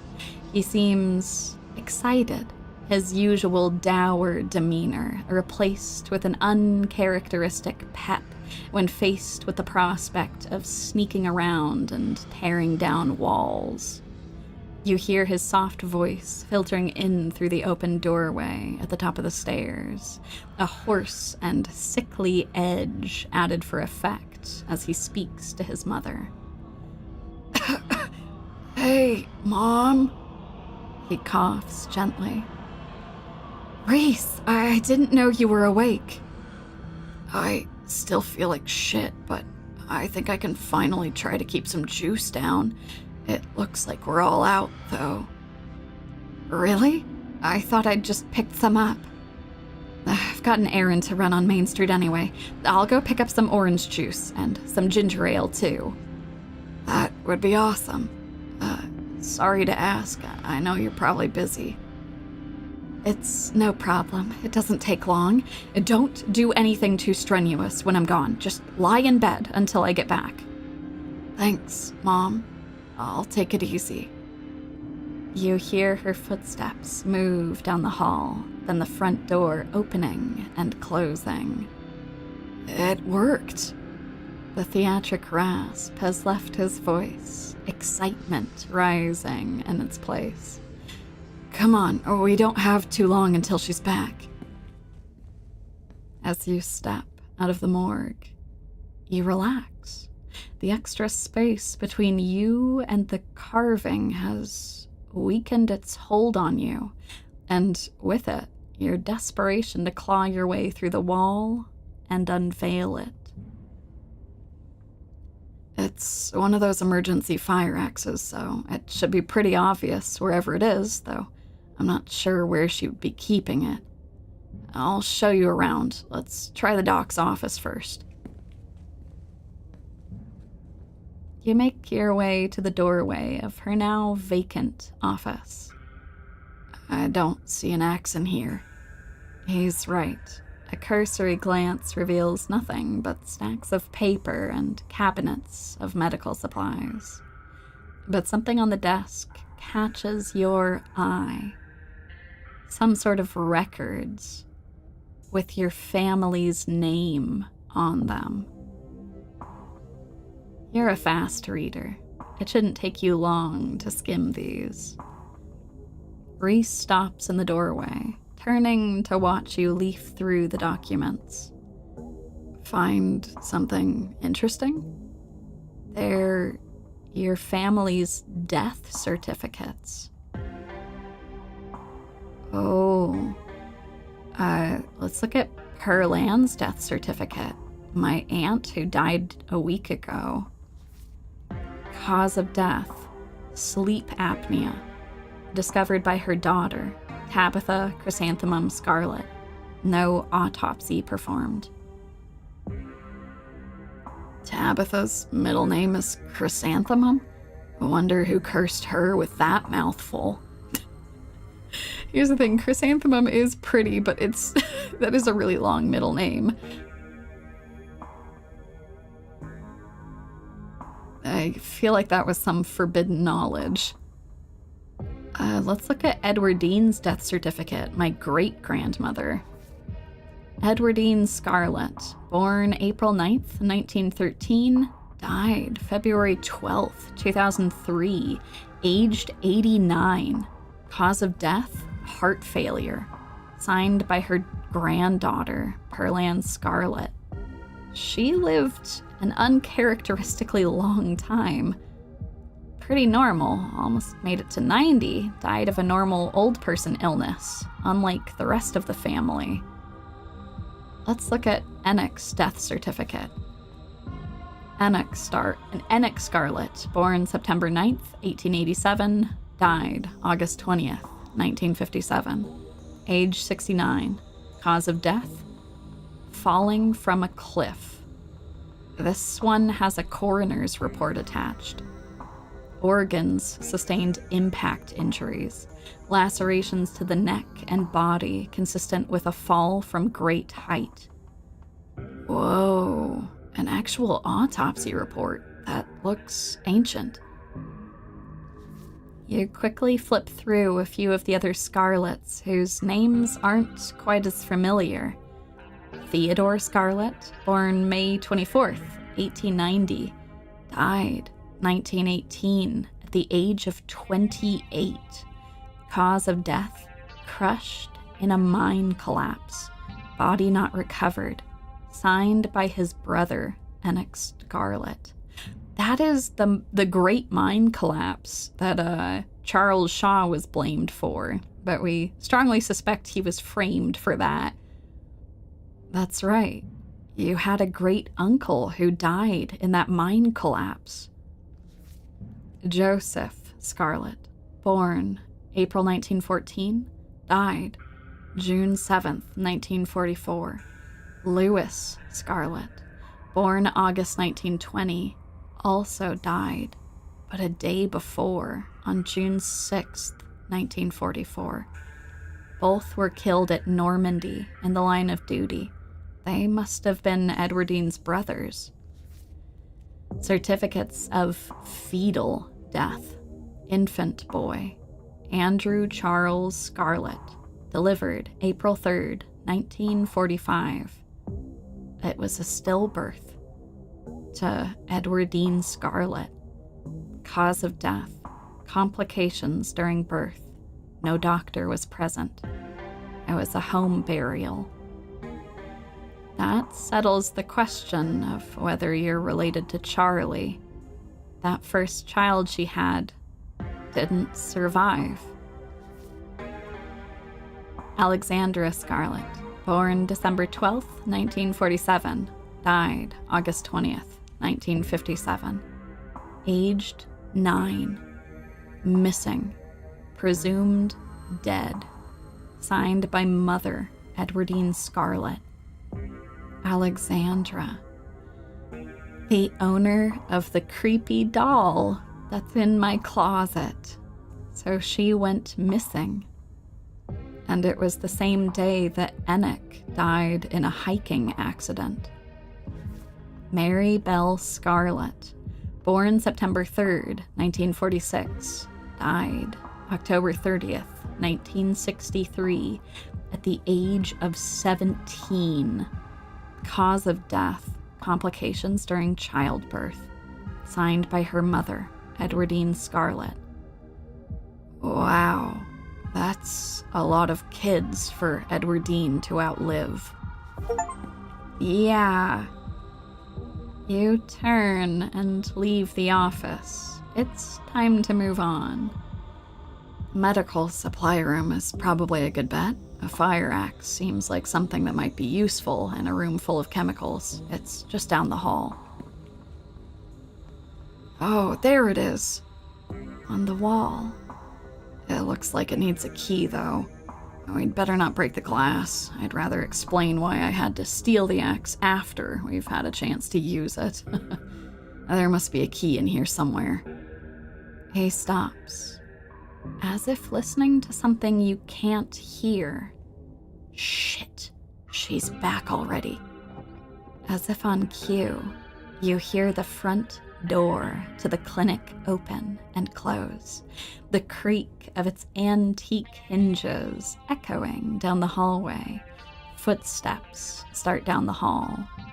She's headed this way. Quick, we gotta hide. I'm not supposed to be in here. He opens the closet door and hurriedly motions you inside. You slip past him, scrunching into the small space as best as you can. He attempts to slide in after you. We'll let him in with us. Oh, he's so pale and sickly. You make some space, and he slips next to you, closing the door just enough that you can both still monitor the entrance to the supply room. His ears are rather pointed. That was somewhat evident before, but from the side, it's much more obvious. Dr. Kelly storms in, plastic bag in tow. She takes something out of the bag and places it on the counter. And then she hurries back out, bag rustling, as she makes her way back down the hallway. He was able to hear her before we were able to. He's got some very good hearing. We'd better wait a second, just in case. We'll quietly wait. The two of you stand in tense silence, both crammed into the suffocating closet, taking shallow breaths as if she could hear you breathing from the other side of the building. But the footsteps soon return. Dr. Kelly makes her way back towards your hiding place, creaking floorboards broadcasting her location all the way to the hallway just outside your hiding spot. His head swivels suddenly. That was the door to the house. We're in the clear. Let's go. The two of you spill out of the closet. Reese quickly and quietly starts pulling out drawers, scanning them for keys. You can't help but notice what Dr. Kelly left on the long steel table in the middle of the room. It's a sprig of small, furry fruits, castor beans. You've seen them elsewhere in town, but for some reason, for the life of you, you can't remember where. It's almost like it was in a distant tea room, but surely it couldn't have been in the tea room that we saw these castor beans. Why did your mom get castor beans? Yes, I found the keys. He holds up a small ring of keys, each with a strip of colored tape on the head. What's this about beans? Oh, those weird little fruit things. Reese unlocks the cabinet and offers you the fire axe. Here's your axe. I dunno. I've never seen them before. I'm not allowed in the supply room. It's probably some kind of medicinal plant, right? She took out a chemistry set too. Though, come to think of it, she's not supposed to make medicine. She's not a pharmacist. This room is just storage for orders she gets from a pharmacist over in Brevard. Why would she bring something like that in here? I don't know how to break this to you, Reese, but that plant is not medicinal. It makes one of the deadliest poisons known to man. I have no idea why she's carrying it around. But she's not using it for that, right? Why would she give people poison?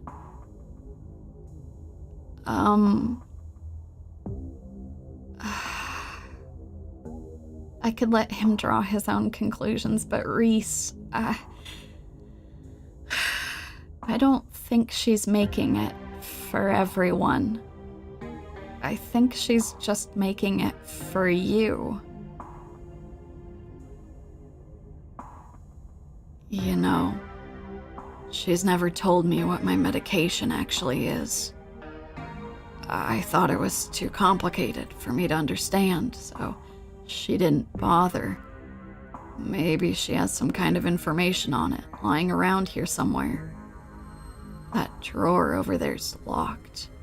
If I were information on some mysterious alien-looking fruit, I'd probably be in a locked drawer. Right. Good thing I already have the keys. He unlocks the drawer, pulling out a notebook and looking inside. This is about me. There's stuff in here from when I was like 12. It's some kind of diary or medical history or both, I guess. What the hell is this? Something about another episode? Guessing she's referring to one of my rough nights. Oh, here we go. There's some illustrations. He glances to the strange plant on the countertop. It's those beans you mentioned. She uses them to make my medicine. That's poison, right? He jerks his head towards the door. Shit, that was the door from the house. We've got to run. You follow Reese's instruction, once again starting down the basement stairs, letting the pull of the stone carving guide you back to the morgue. Dr. Kelly's voice filters down from above. I was right. We already did have juice. It was just in the back of the fridge. But there's no harm in having extra. What are you doing in the clinic? I thought I told you to go get rest. Oh, I'm just gonna chill in the morgue. I got my speakers, so if you hear some weird sounds, that's just my music. I'll be sure to put in earplugs to drown out all that industrial clanging you listen to. God, Reese is a quick thinker, my God. Alrighty. You know, I'm not the biggest fan of you spending time down there. It can't be good for your mental health to hang out in a refrigerator for corpses. Do you at least have a blanket this time? Yeah, I'll be fine. It's just a change of scenery. My room feels too claustrophobic right now. Okay, I'll let you know when it's time for dinner. You don't have to do that. I'll grab something for my room later. Sure, whatever you're able to do. She's acting so normal. It's crazy to think that she's been poisoning him, actually poisoning him. You hear the door close and the sound of Reese descending the stairs to join you in the fluorescent lit room below. Hey. You listen to music that sounds like a wall being broken down? Of course I do. I'm sad all the time. Glad my taste in music is finally coming in handy. It's exactly the cover we need. Stop asking questions. It's time to see what's on the other side of that wall. Let's do this. I'd like to do the honors, if you don't mind. I've got some confused and angry feelings I'd like to express. Reese takes the axe from you and approaches the wall. Reese manages to cut through the wall with very little effort. Unexpected from someone with his frame and condition. But you know his stringy muscles are backed by a mounting fury at what's been done to him. That goes a long way, surely. He staggers back from the massive hole in the wall and admires his work. Holy shit.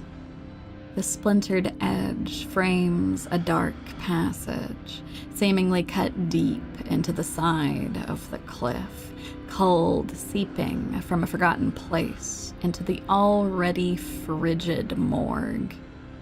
Reese coughs as he takes a better look at what lies beyond the wound in the wall. There's a whole hallway back there. thick, stale air leaks from the hole, filling the morgue with an earthy mildew smell, like the room is slowly filling with dirt. And with the stink of the grave-like room beyond comes an even stronger compulsion. You step forward and climb into the hole. This is wild. I had no idea any of this was here. An entire hospital wing, rotting away for decades behind some flimsy drywall. His voice sounds distant. Your sole focus is finding it.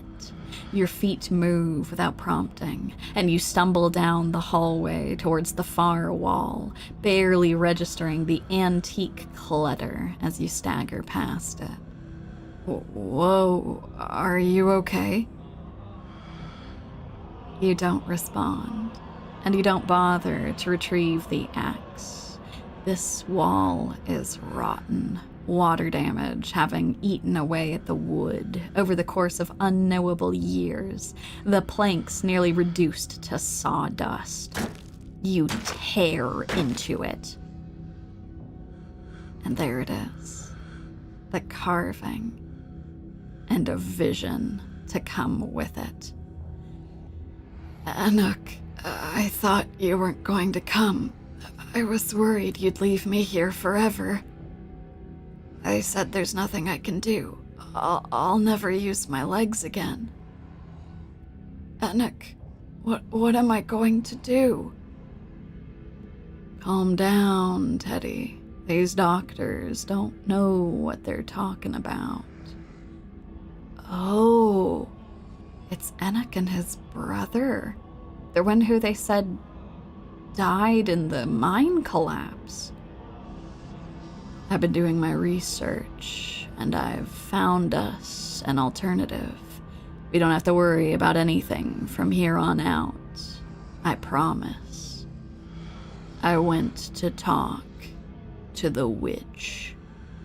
A witch? But that's nonsense.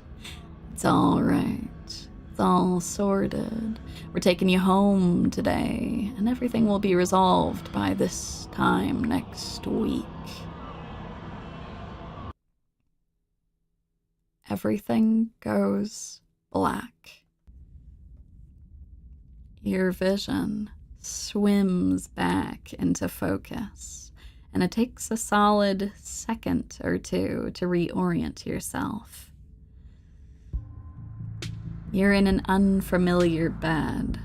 Reese leans against the far wall, eyeing you with concern and curiosity. That vision that we just saw is contrary to some of the things that we had been told. Some of the things that we had read in that particular death certificate. It's strange. I don't know why he would be saying that everything was going to be okay, especially with everything that we know about this town. I'm looking over, yes. The official death certificate for Teddy Scarlet was that he was crushed in the mine collapse and that his body wasn't recovered. The death certificate was signed by his brother, Anuk Scarlet, but that vision clearly showed Teddy was alive and that he was being taken back to the Scarlet Hollow mansion. I'm sure that can't be good. But for now, we'll have to deal with what we're currently doing down in Reese's room. It seems we might have fainted after we saw the vision once again. Hey, I was worried you'd slipped into a coma or something. You tore down a wall like a wild animal, found some weird carving, and collapsed. I think you might have had some kind of seizure. Are you okay? Wait, Did nothing else happen? Nothing spooky? The mountain didn't collapse on us? There weren't any ghosts? No, nothing. You just fell down, twitched a little, and when you seemed stable, I carried you back here. That was a few hours ago. What? How long have I been out? You don't have the kind of muscle mass required to carry me. How did you do that? Huh? Why would I lie about that? I just picked you up and carried you back. It's not like I had to go very far. I have to ask, did you not call an ambulance when I started having a seizure? Stella said you did something similar a couple days ago. I figured it might just be something that happens to you every now and then. I know I wouldn't want someone calling an ambulance for me every time I had an episode. Going to the hospital sucks.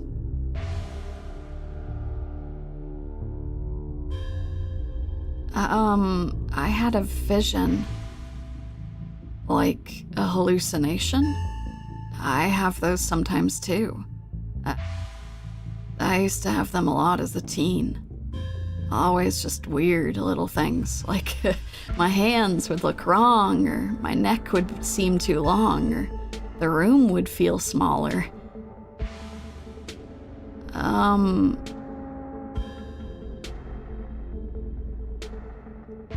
Whatever these visions that I'm having are, they're making me very suspicious of my family. But what kind of visions were you having, Reese? That's very different from the ones I was having. That's probably a good thing, right? The Scarlets have always seemed like one of those old money families with a ton of secrets. And that estate up on the hill seems like the kind of place that's seen at least one murder. Maybe you should try to stay away from that place. You're not wrong.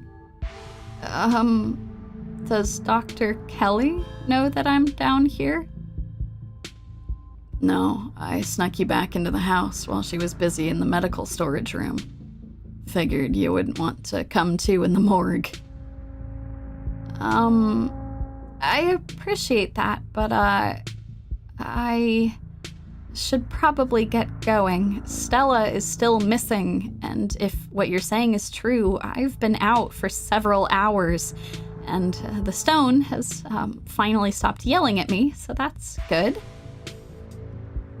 That might be a little tricky. The doc is on the warpath up there. I refuse to take my medicine, and she's not happy about it. Oh. That's probably for the best, since it was poisoning you. I imagine she'd be pretty upset about that. Is there no other way out, though? I'm sure you can understand why I didn't want to take that medicine. There was no way I was going to take anything she gave me. She's been poisoning me for years. I went ahead and blocked my door so she can't get down here. Now we just have to wait her out. Wait, you blocked your door? Of course I did. Put a chair in front of it. It's never failed me before. We don't need her coming down here to finish me off or whatever it is she might do now that I know what her treatment plan has been all these years.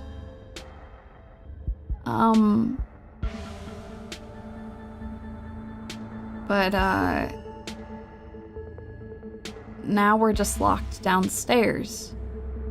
Maybe I was a little panicked when I found out what she'd been giving me, and she was upstairs talking through the door, saying I should take my pills, and I just took what few precautions I could. It's not ideal, but at least it buys us time to figure out what to do. We should treat her as a serious threat. This might sound strange, but I think she's gone to some desperate lengths in the past. These are these weird memories that I have. I always assumed they were just dreams or hallucinations, but now I'm not so sure. I think she's used tranquilizers on me. Other times that I've gotten too unruly for her. I don't know how much of those memories I can trust, but I'm starting to think I should believe my instincts when it comes to the lengths she's willing to go to keep me under her control. We'll wait until she's asleep, then we can at least get out of the basement, and we can figure out what to do from there. I have to say, Reese, I still don't understand why your mom is poisoning you. That's a lot of poison, too. I'm kind of amazed you're still alive. I dunno. But it's all in here. She never outright says what she's doing. And the recipes she came up with to deal with my flare-ups, whatever she thinks those are, involves that weird plant that was on the counter. Those castor beans. You were right. And ricin poisoning matches up with quite a few of my symptoms. The thing I can't figure out is whether she's trying to kill me slowly or if she just likes keeping me sick enough to be dependent on her. Either way, I don't think I ever had an illness. I think the illness was me growing up and becoming less easy to control. She sure found a cure for that. So I don't mean to cast doubt onto what you're saying, but ricin is really bad. How are you not dead? I dunno. Maybe it's low enough doses, or maybe I developed a tolerance. That's pretty unbelievable. That stuff is really toxic. I'm a little bit worried about all this, Reese. Yeah, I think the fact that I feel more and more alive by the minute is proof that she was keeping me sick. I don't even need solid evidence. We need to get you out of here. Both of us need to get out of here. I think no matter what, we should get out of this basement soon. Where would we go? The only person I know who has a car is Kaneeka, and she's not answering her phone. I don't know anyone else. I don't have any other family to go to. I never even finished high school. When I get out of this house, I don't know how I can make sure I don't wind up right back down here. We can figure it out together. You'll help me? I couldn't ask that of you, but I guess I don't have much of an alternative. Thank you, Yumi. You have no idea how much that means to me. A distraction seems like a good idea. As you can probably tell, I'm getting a little jittery. Maybe it's the lack of poison in my system for the first time in years, or the fact that my whole perception of reality has been turned on its head. Probably a combo. It would obviously take more than a day for ricin poisoning to be out of his system. The fact that he's acting so energetic so quickly is strange. It doesn't feel awful, to be honest. What if your mom doesn't fall asleep? You shouldn't call her my mom. As far as I'm concerned, she forfeited that title. I don't even think I should call her doctor. She's just some woman now. Can't wait for her to be in the rear-view mirror of the rest of my life. If she doesn't fall asleep by 10, we can figure something else out. These windows are supposedly shatterproof, which she always said was for burglars. Now I assume it was yet another way to keep me boxed in. Wait, we can't shatter the window? Oh, okay. It seems like the stairs really are our only exit. But we can try to break them anyway.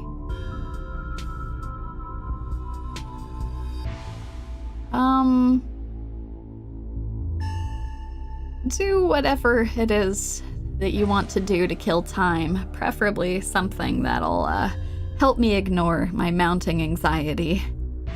I only do 2 things, paint and watch movies, and I doubt watching me paint would be entertaining enough to distract you. I'd just be leaving it behind in an hour or 2 anyway, so movie it is. I believe I owe you a showing of Shi-no-Chi, Death Blood. Okay. Sure, that sounds fine. Reese gets the movie set up and joins you on the bed. Let me know if it gets to be too much for you. I'm not a great judge of how other people will react to the sort of things I watch. I definitely don't want you to feel uncomfortable. This is a slow burn of a movie, but the dread it's managing to build is palpable in the room. Or maybe that's just how it feels down here all the time. What with the grisly paintings, the lack of lighting, cinder block walls, and, of course, the fact that the woman currently lurking upstairs has been poisoning her son since his teens. I've seen a couple of this director's other films, and they're all interesting, though this is probably the best introduction to his work. The way it jump cuts to unrelated TV show recordings that then wind up tying back into the narrative adds a level of realism and depth to the world that I find really engrossing. It's found footage used to its fullest. I can't believe I'll just be able to do things from here on out, like watch movies with another person, or talk to people, ever. You can hear the difference in energy now that Reese hasn't had his daily dose of poison. He's uncharacteristically chatty, clearly not used to talking to another person, let alone when he has the energy to carry on long conversations.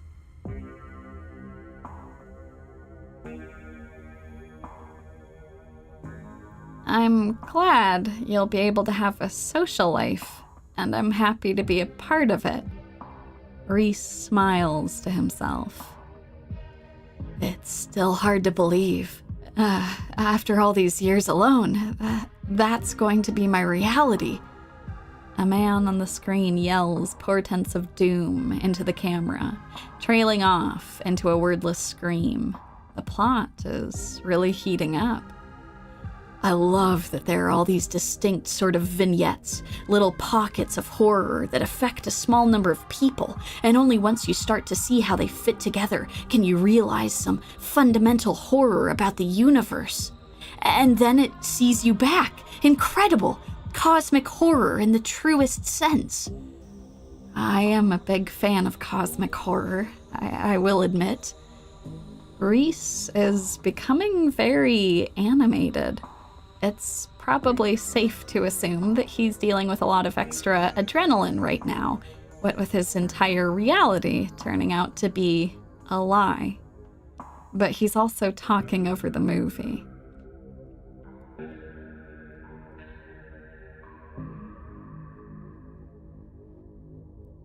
Reese, are you feeling okay?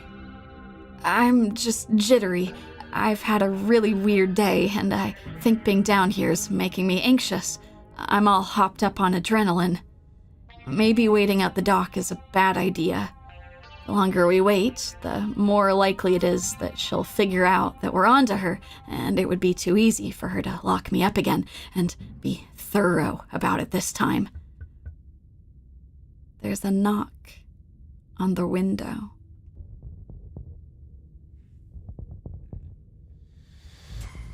Yumi, don't get any closer to that thing. It's time to go home. That voice, I know that voice. Is that who's been following you around? It is indeed Wayne. Without another word, Wayne starts pounding on the supposedly shatterproof window. Enemies upstairs, enemies outside. We're surrounded. Even if I get out of this house, I won't be safe. You won't be safe.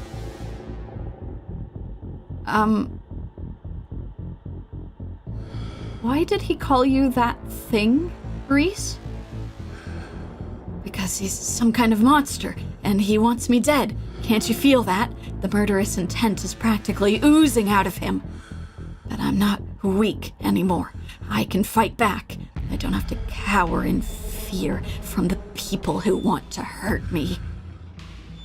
I can protect both of us, Yumi.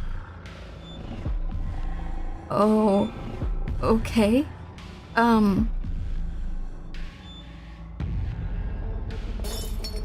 The window shatters as Reese tears at his clothes. Paint bubbles out from the canvases, his ghoulish figures peeling themselves out of their two-dimensional worlds, invading yours, crawling up the walls. Grab my hand. I'll pull you out. Oh, can you pull me out, Wayne? Leave us alone. Oh, he does have a tail. In a surge of violence, the change that has been brewing inside Reese finally comes. As it manifests, the broken basement window is sealed off, and Wayne along with it.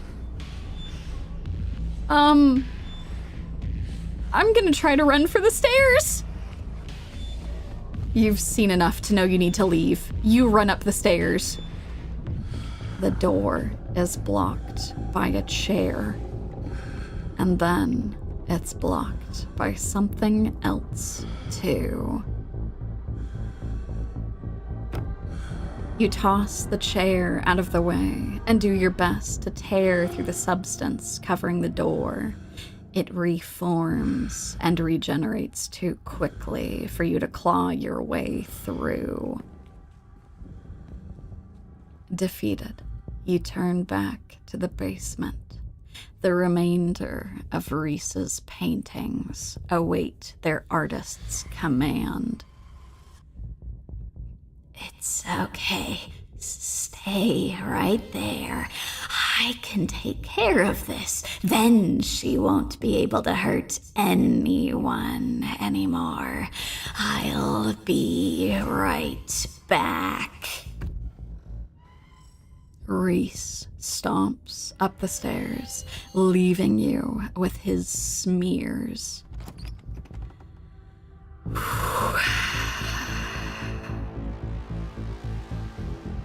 We have a decision that needs to be made, y'all. We need to decide before we run up to try and warn Dr. Kelly if we should call Tabitha for help. I went back and forth on whether or not to make this decision for you all, but I will leave it in your hands. Tabitha did say we could call her for help, but this is also a very dangerous situation, so we could just run to warn Dr. Kelly without getting anyone else involved. I'm going to post a poll for you all, and while the poll goes, I'll take a quick drink before we hop back into this.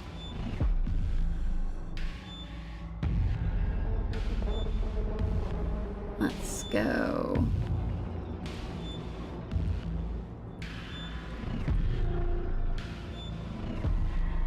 All right, the poll is now live. Should we involve Tabitha? Yes or no? I'm going to have a quick drink before we hop into the rest of this.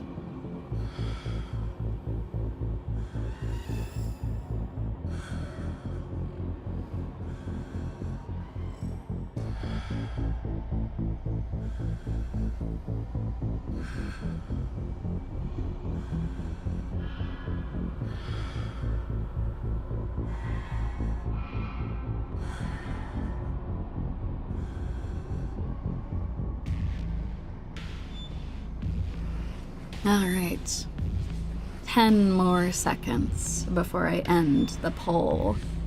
10, 9, 8, 7, 6, 5, 4, 3, 2, 1.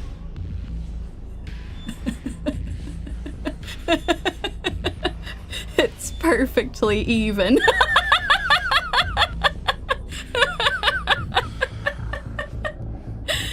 Oh my word. I'm going to hit someone up to be our tiebreaker, which is probably probably a good idea. I'm going to have Bear be our coin flip. Give me just a moment, folks. All right.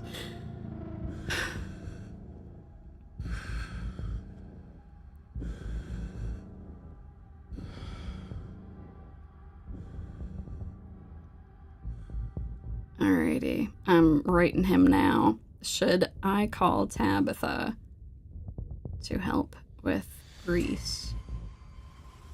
Do we just handle it without her? Alrighty.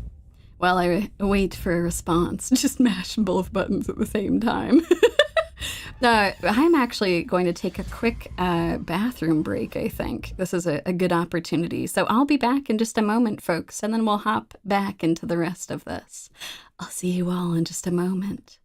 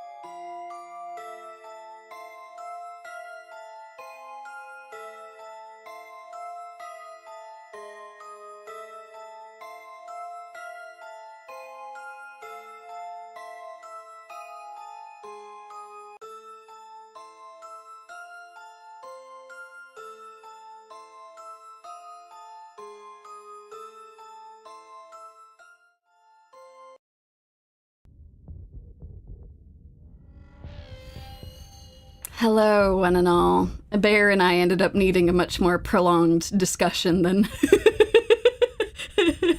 than just a simple yes or no. There's a lot of things to consider with whether or not to call Tabitha.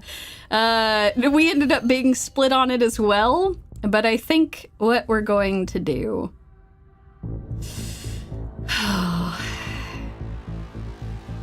think we're going to call Tabitha for help.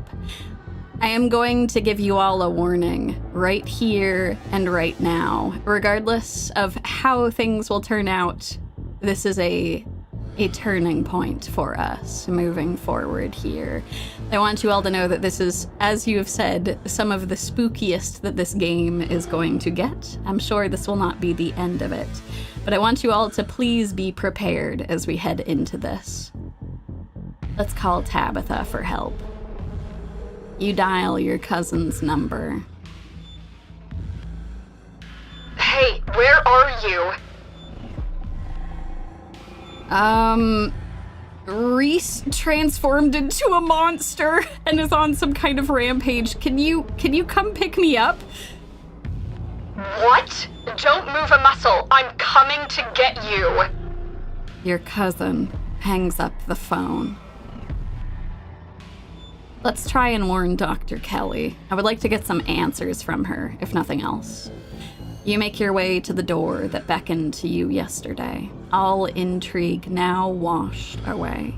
You know where it leads, and you know its secrets the stone that lurked in the forgotten basement of the clinic had to share with you. Now the clinic holds a new horror. Somewhere beyond this narrow hallway, leading from the house proper into the doctor's office, there is a monster preparing to do something unthinkable. You grasp the handle to the door and turn.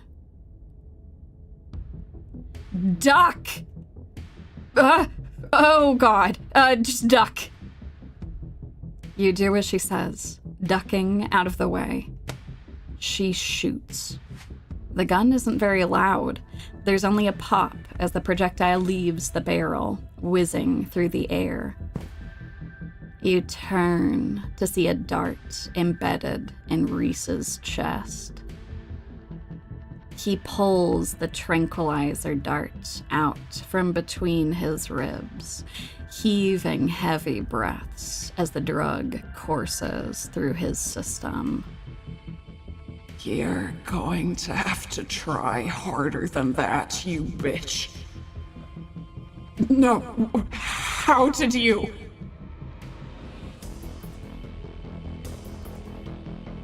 As if you could hope to stop me, you pathetic waste of flesh. Before Wayne takes another step down the stairs, paint flows out between cracks in the wood, Reese's panic pulling in a mob of furious smears to hold his enemies in place. The artist darts away, but the smears continue their work in his absence. Dr. Kelly makes her escape down the hallway, and Wayne is overcome, glued in place at the top of the stairs by stiffening globs of paint. Let's run after Dr. Kelly. You run forward, braving the onslaught of the smears, dodging them as best you can to try and see where Dr. Kelly went. The door in front of you is smothered in paint. Hey! Dr. Kelly's voice crackles out of some unseen speaker. Yumi! I'm stuck in the safe room. I can't help you from here, but you can help both of us. What the hell is your son, ma'am? I wish I knew. He was fine until he hit puberty. Everyone said raising a teen was gonna be a bitch, but they don't know the half of it. I need you to get to the medical storage room. I'll give you further instructions when you're there. Head to the medical storage room. You turn back around and head to the medical storage room. I'm here. Great. Now listen to me. I need you to use the black-taped key to get into the cabinet and bring me the elephant tranquilizers. It's a bottle labeled carfentanil. Bear tranquilizers clearly aren't gonna cut it anymore. What? With all due respect, ma'am, if he's already at the level of elephant tranquilizers, this is a bad situation. An intercom system, huh, Doc? Good. You should hear this. Yummy. You don't have to do anything she says. I'm not gonna hurt anybody else. Just her. If I don't, you and I both know she's just gonna shoot me full of elephant tranquilizers. Did I hear that right? And shove me back down in that basement, or maybe someplace even worse, and keep killing me every day for the rest of my miserable existence. I feel amazing right now. Better than I've ever felt in my life. I'm not dangerous. She's just scared because she knows she has to finally pay for what she's taken from me.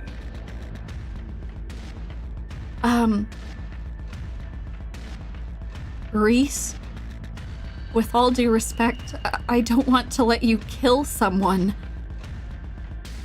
Why not? She wasn't afraid I might die. And does she know those tranquilizers aren't going to kill me? Does she care? Trust me, Reese. I've always been careful with your medication. I want you to live. I love you. Tell yourself whatever lies you have to, Mom. If you wanted a good relationship, you had your chance, and you decided to convince me I was dying instead of letting me exist. Don't try to spin it like some kind of crime of passion now that the consequences are staring you in the face. Enough. Reese cries out in pain as Wayne does something to him. What the hell did you do to my shoulder? I'll handle it. Try to get somewhere safe until then. The two stagger off down the hallway. Quick, grab the tranquilizers and head to the safe room. You do as she says. The tranquilizers are easy to find, marked with a small square of black tape to match the key. She's certainly an organized woman. It's time to head back to the safe room. You make your way out of the medical storage room and back to the hallway where Dr. Kelly disappeared. As you approach, Dr. Kelly heaves open the door, slowly breaking apart the mass of paint, sealing it shut. Hurry! I don't think I can keep it open for long. You slip past her into the safe room. She shuts the door quickly, though one of the little smears manages to slip past her. She stomps on it. Painted viscera splatters across the cement floor. That sounds like Reese and your friend are still fighting. We probably have a few minutes before he gets here. What is this room? Alt X-ray room. Lead walls. After I realized this whole situation was a possibility, I had the door reinforced with special remote-controlled locks. Glad it could finally come in handy. What's the game plan? Both short and long term?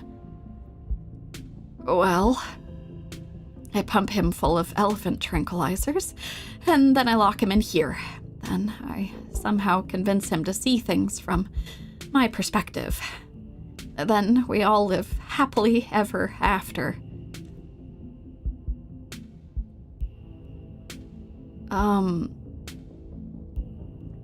And if you can't, doesn't really change much. Whether he's a willing captive or an unwilling captive, it doesn't matter. He's either under my constant supervision or he's dead. That's just how this has to go. Let's talk about your son. Yeah, I bet you have some questions. Go ahead. I have nothing left to hide. When did you find out? You mentioned something about puberty. Yeah, I found out a little after he hit puberty. He had all the usual changes, and a few extra. Thickened nails, sharp teeth, elfish ears. Yeah, I did notice those. I don't know, I guess I just thought maybe it was part of his condition. I guess it is part of his condition if you think about it. I figured he might have some kind of genetic disorder, had him checked out at a few specialists, but there was nothing obviously wrong with him. Then we had an argument, and he changed right in front of me. It was nothing like what he is now, just a couple inches and some facial abnormalities, but enough to be noticeable. I was scared. He could see that, and he stopped. I thought it was a one-off, or maybe a hallucination. But the second time, it wasn't as subtle, and it didn't go away as easy. That's when I knew for sure that this was something beyond my realm of expertise. How did he not know what he was? I've been medicating him since he was 12. We've only had 3 incidents like this before. Maybe 4, depending on what counts. This is the worst one, by far. He doesn't seem to understand at first that he looks different, and I just make sure to stay on top of his dosages, so he rarely ever does. But I've been preparing for this inevitability. He's an adult now. There's only so much I can do to control him. Why did you start poisoning him? Dr. Kelly sighs. Can we stop calling it poison? Yes, it's poison, but the act of me giving him poison was not me poisoning him. I was medicating his illness. It started when he was around 15. I'd been giving him increasingly high doses of Klonopin, but his body kept adapting and his symptoms would come back, especially if we ever fought. I couldn't keep ordering all those drugs. It was already suspicious, and I could risk losing my license, especially if anyone ever found out what I was using them for. Someone approached me with a solution. I took it. And I've been dealing with the emotional and mental consequences of that decision ever since. Who approached you? And what did they say? Dr. Kelly gives you a long, hard look. I don't want to talk about that woman. But screw it. I might die tonight, so sure, I'll tell you. It was. And that's all I have to say about that. What? But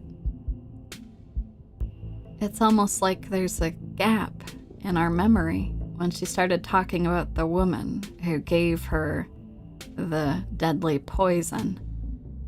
I hate to ask, for fear of having further gaps in my memory, strangely, but was his dad similar? A strange little smile creeps onto Dr. Kelly's face. I wish I knew. Reese just kind of happened. I wasn't seeing anyone. I just woke up pregnant one day. I know how impossible that sounds. I'm a doctor, for Christ's sake. I kept having these weird dreams, almost like sleep paralysis episodes. Romantic sleep paralysis episodes. They were actually kinda sweet, but they were just dreams. But then, all of a sudden, my periods stopped. I got morning sickness, and roughly 9 months later, Reese. That's unsettling. Apparently some sort of, impish thing, took a liking to you and had some romantic encounters, I guess. Glad that you thought fondly on them, even if you can't remember them super well. Do you have any idea what he is? Exactly? At first, I thought he was some kind of werewolf. But if he is, he doesn't follow any kind of full moon rules or anything. Silver doesn't do shit to him, and you've seen what he looks like. It's just weird. I almost wish I could examine him while he's fully transformed.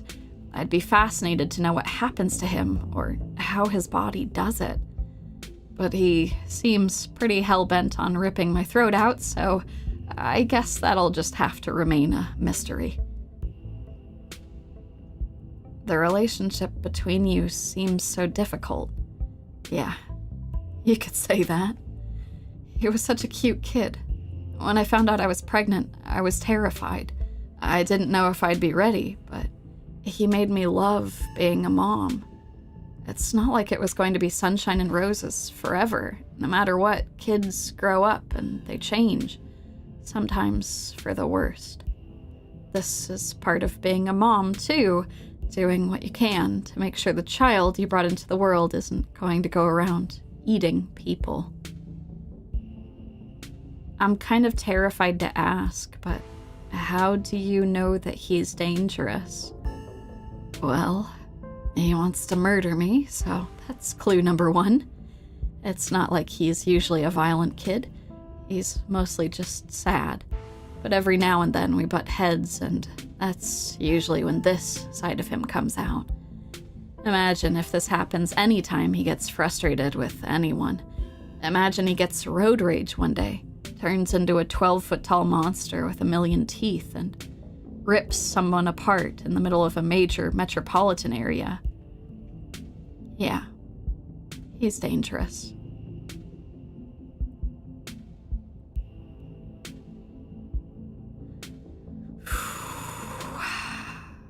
Well, I want to say this might be kind of a self-fulfilling prophecy. It is kind of concerning that if he gets mad, this happens to him. You remain silent. While we're at it, I hate to ask, but are there any other secrets that you're keeping? You have it all. You have no idea how relieved I am to finally say all this shit out loud. You and Dr. Kelly sit in silence and wait for her son to make his way to you. The sound of distant breaking glass cuts through the silence of the clinic outside the safe room. Shit, this might be game time. Dr. Kelly opens the door. The two of you stare out into the hallway.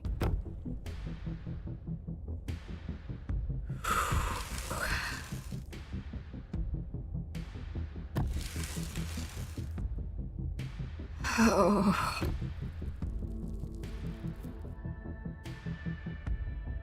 God.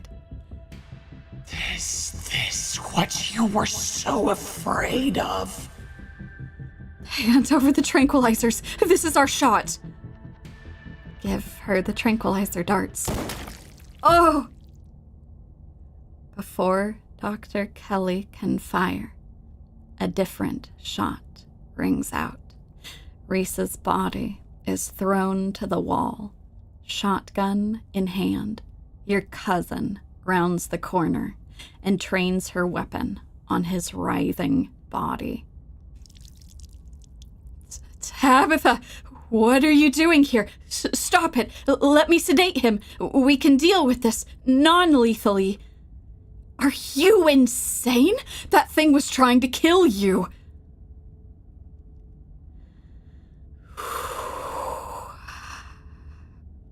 So, y'all, Tabitha has arrived. Should she finish him off? Should Dr. Kelly sedate him? Or should we say nothing? I didn't mean to leave this up to you all again. After all of this. But the question is, do we keep him alive, suffering, but still alive with a chance to move forward? Or is it better to put him out of his suffering? Or do we just leave it up to fate at this point? I'll go with a nice little poll.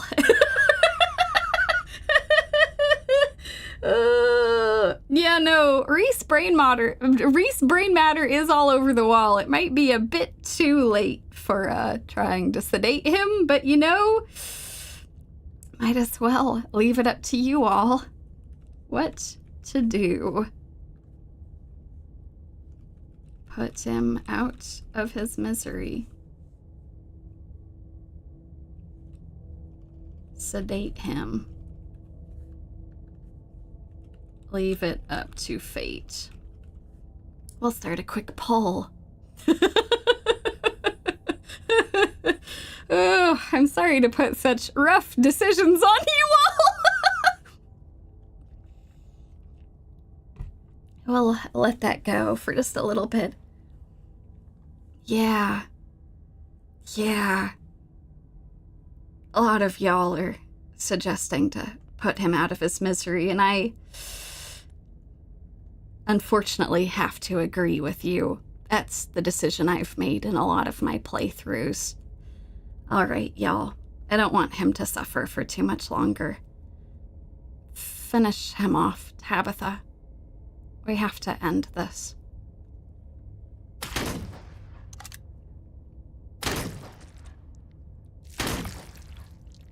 Oh. You two, help me drag this thing outside. We're burning it. The three of you stand around Reese's mangled, still twitching body. Your cousin pours gasoline over his body. The fact that he's still alive is... Oh, God. Then she lights a match. He screams as he erupts into flames. It's inhuman, the ruin of his face, incapable of making any recognizable sounds beyond a guttural wail. We just got an achievement for cousin bonding time as we watch the flames. It seems to last forever, and then it stops. In its absence, there is only the roaring of flames and the sobbing of his mother, staring down at the writhing, burning body of what was once her son. I always knew there was something off about that kid. He had a weird smell.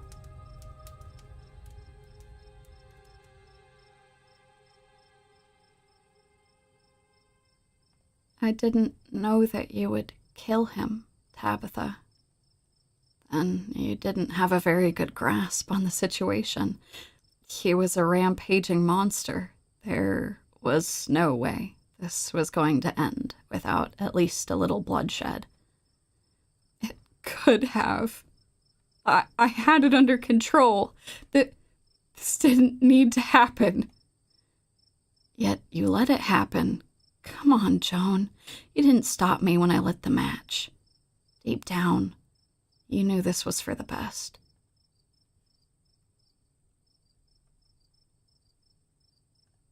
Tears start to stream down your cheeks as the finality of it just hits you. You all did what you had to do, but that doesn't make this hurt any less.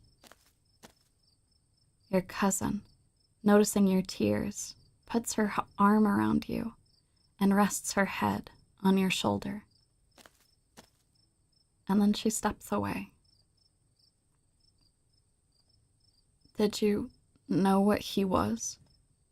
No, but the door was sealed shut and I got a bad vibe from your call, so I took the gun from my office. I was already armed when I rounded the corner and saw him. Just did what had to be done. Thanks for calling, instead of trying to handle this on your own. We make a good team. Oh, God. Oh. For whatever it's worth, Dr. Kelly, his suffering is over now. I hope that makes this a good thing.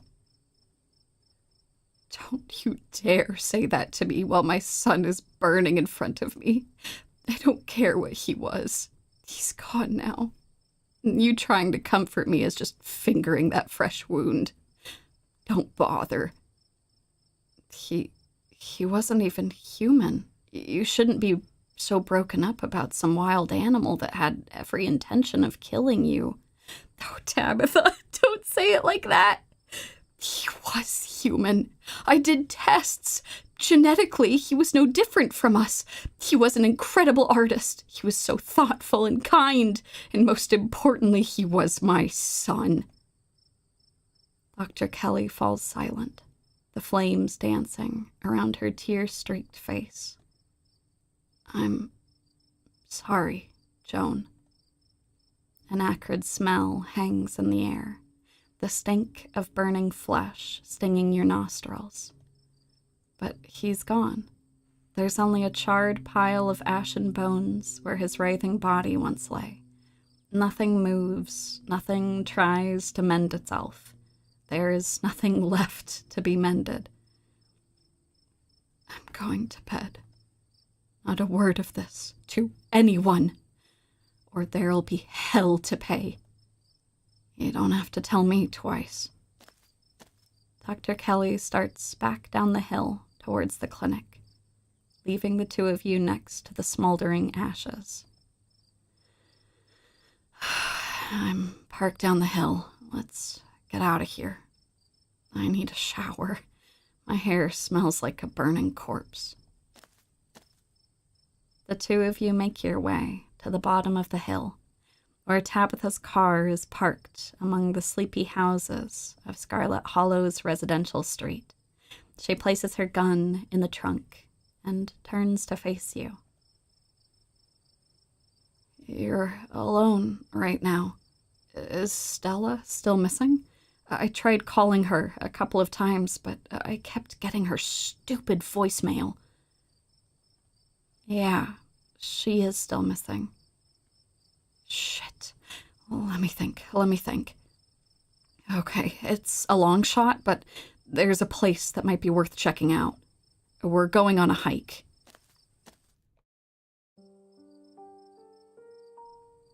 After a bit of a trek, you and Tabitha stop by the edge of a 2-lane road near the town limits. There, sitting on a log, staring mournfully out at the asphalt, is Stella. You watch her from the underbrush. Great. She's alive. Let's go. How did you know that she'd be here? Her parents died here. If you were Stella, where would you go after you'd just been possessed by a ghost? And there you have it. Stella made her way home, tried to stomach eating something, and then went to the place where her parents died, wondering if maybe she'd be able to see them as ghosts once again. She doesn't need me to solve her problems. I don't think I can even solve her problems. Seeing her alive is all the peace of mind I need right now. Tabitha, as much as I want to be the one to go comfort her right now, I have a feeling that she would feel the best if you were the one to go talk to her.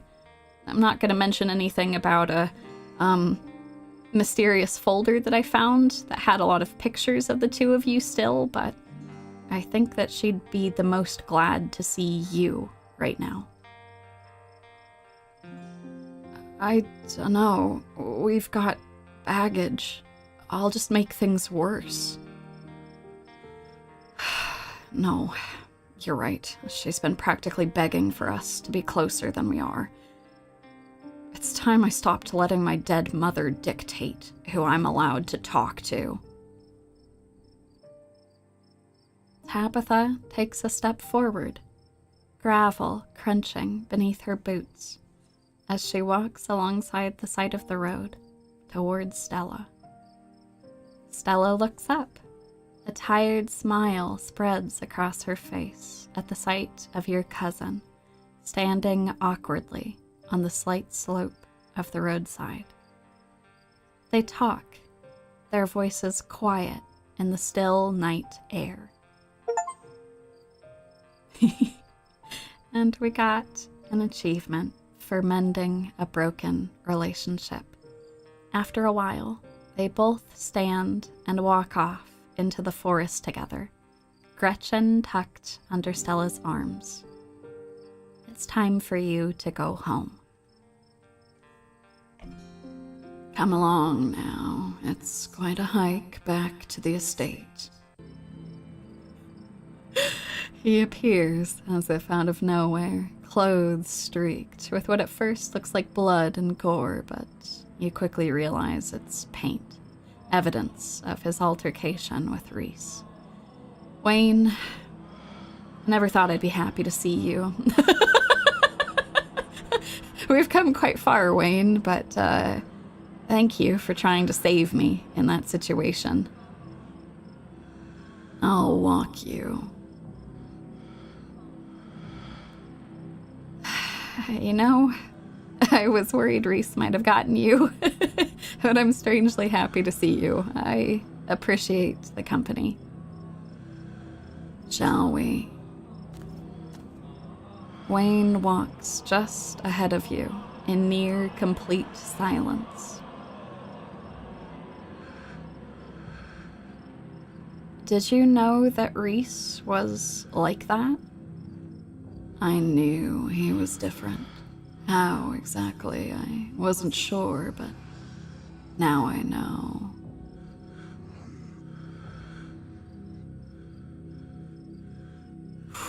So many options. Oh, and I only get so many. I thought you wanted me to stay at the estate. Aren't you going to lecture me?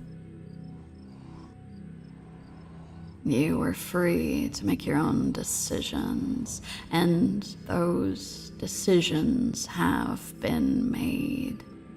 I know that something pulls at you, and I know that now you cannot stop until your task is finished.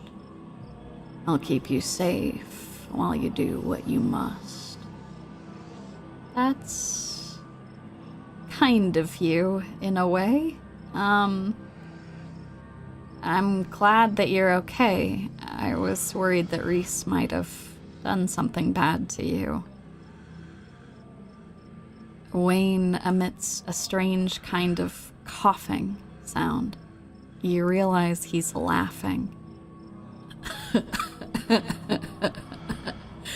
He managed to catch me off guard. Those constructs of his were an interesting little trick, but that's all they were.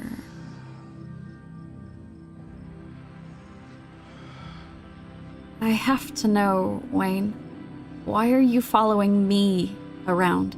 Why not Stella, or Kaneeka, or Sybil? Why not Tabitha? Why me? Because you're special. But why? Why am I so special? You simply are. Do you not feel the ties that bind us? They are unbreakable.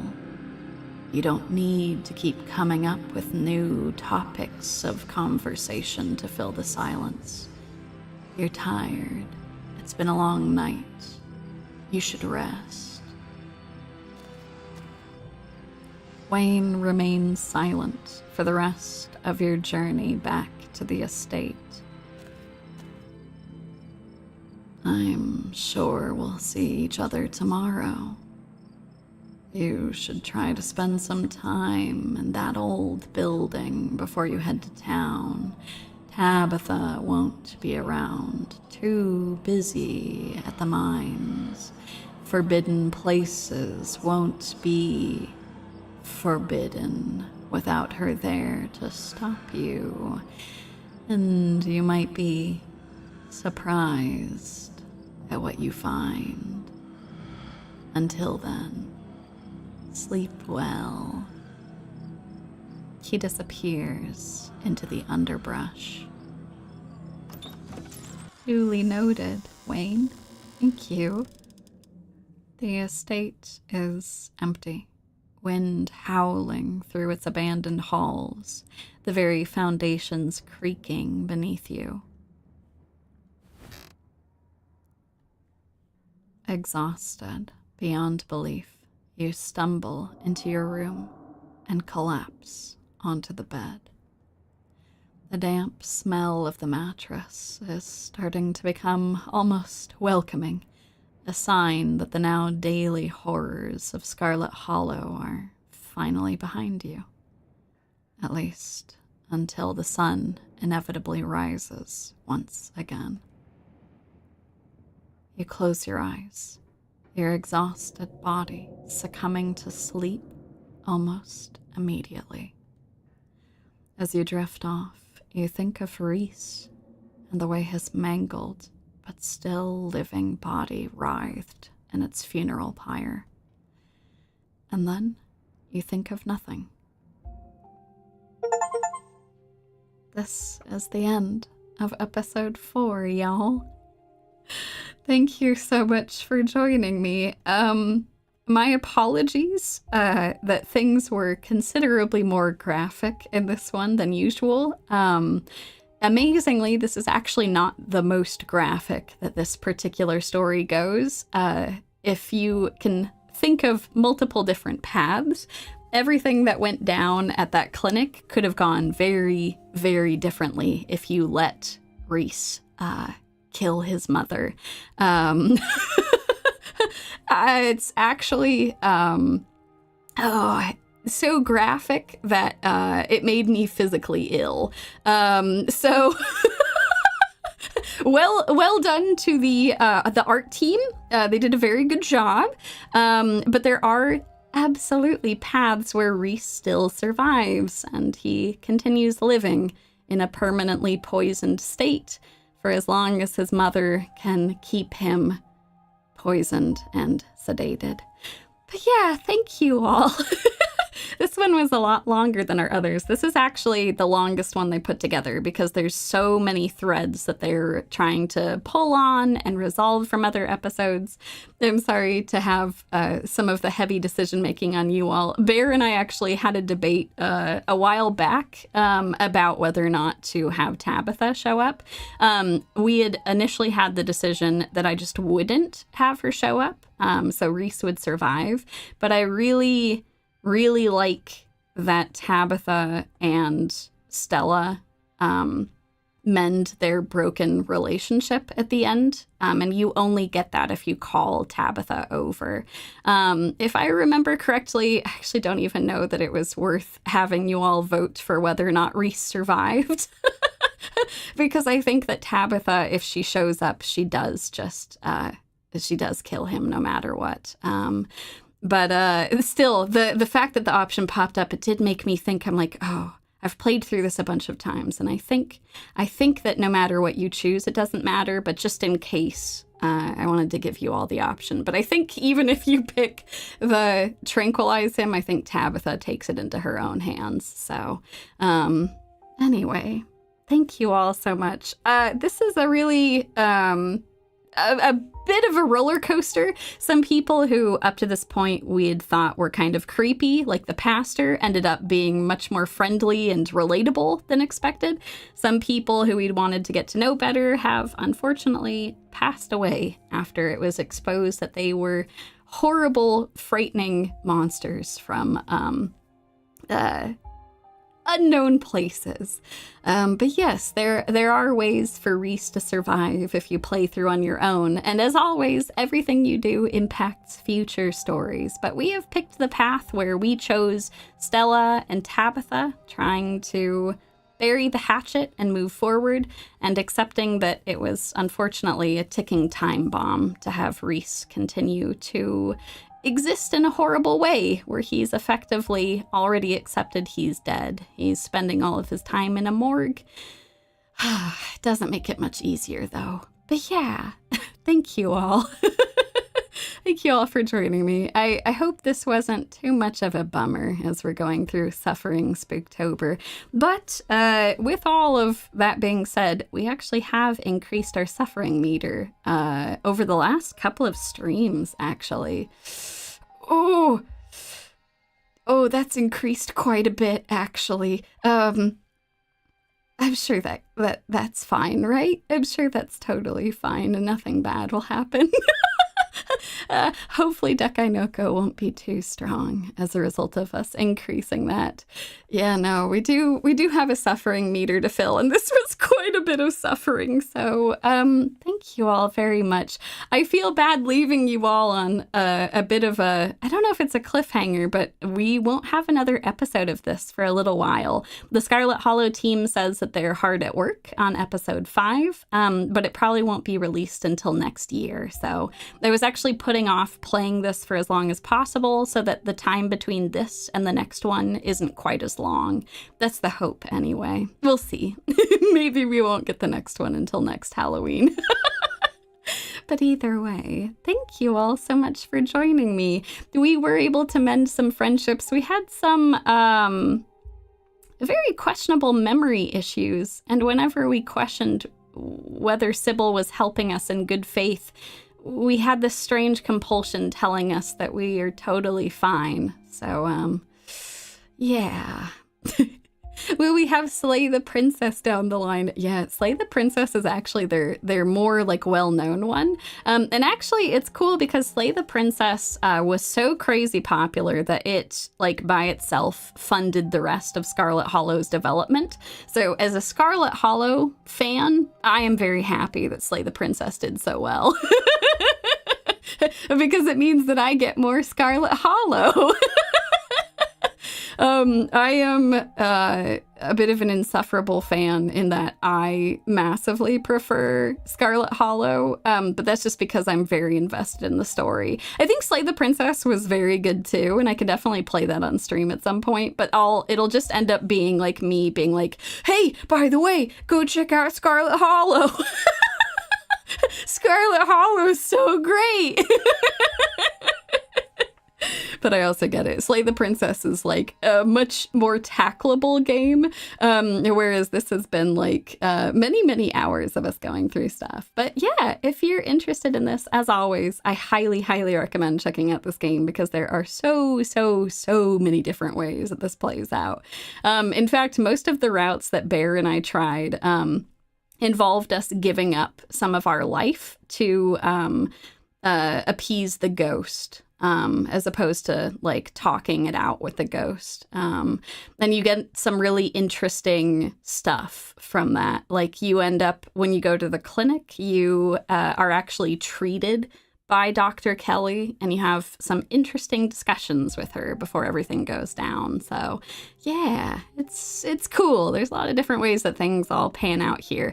I wanted to make sure that this was the path that I showed you all on stream though, because this means I can show you as much lore as possible. The book smart route and the animal, like speak to animals trait.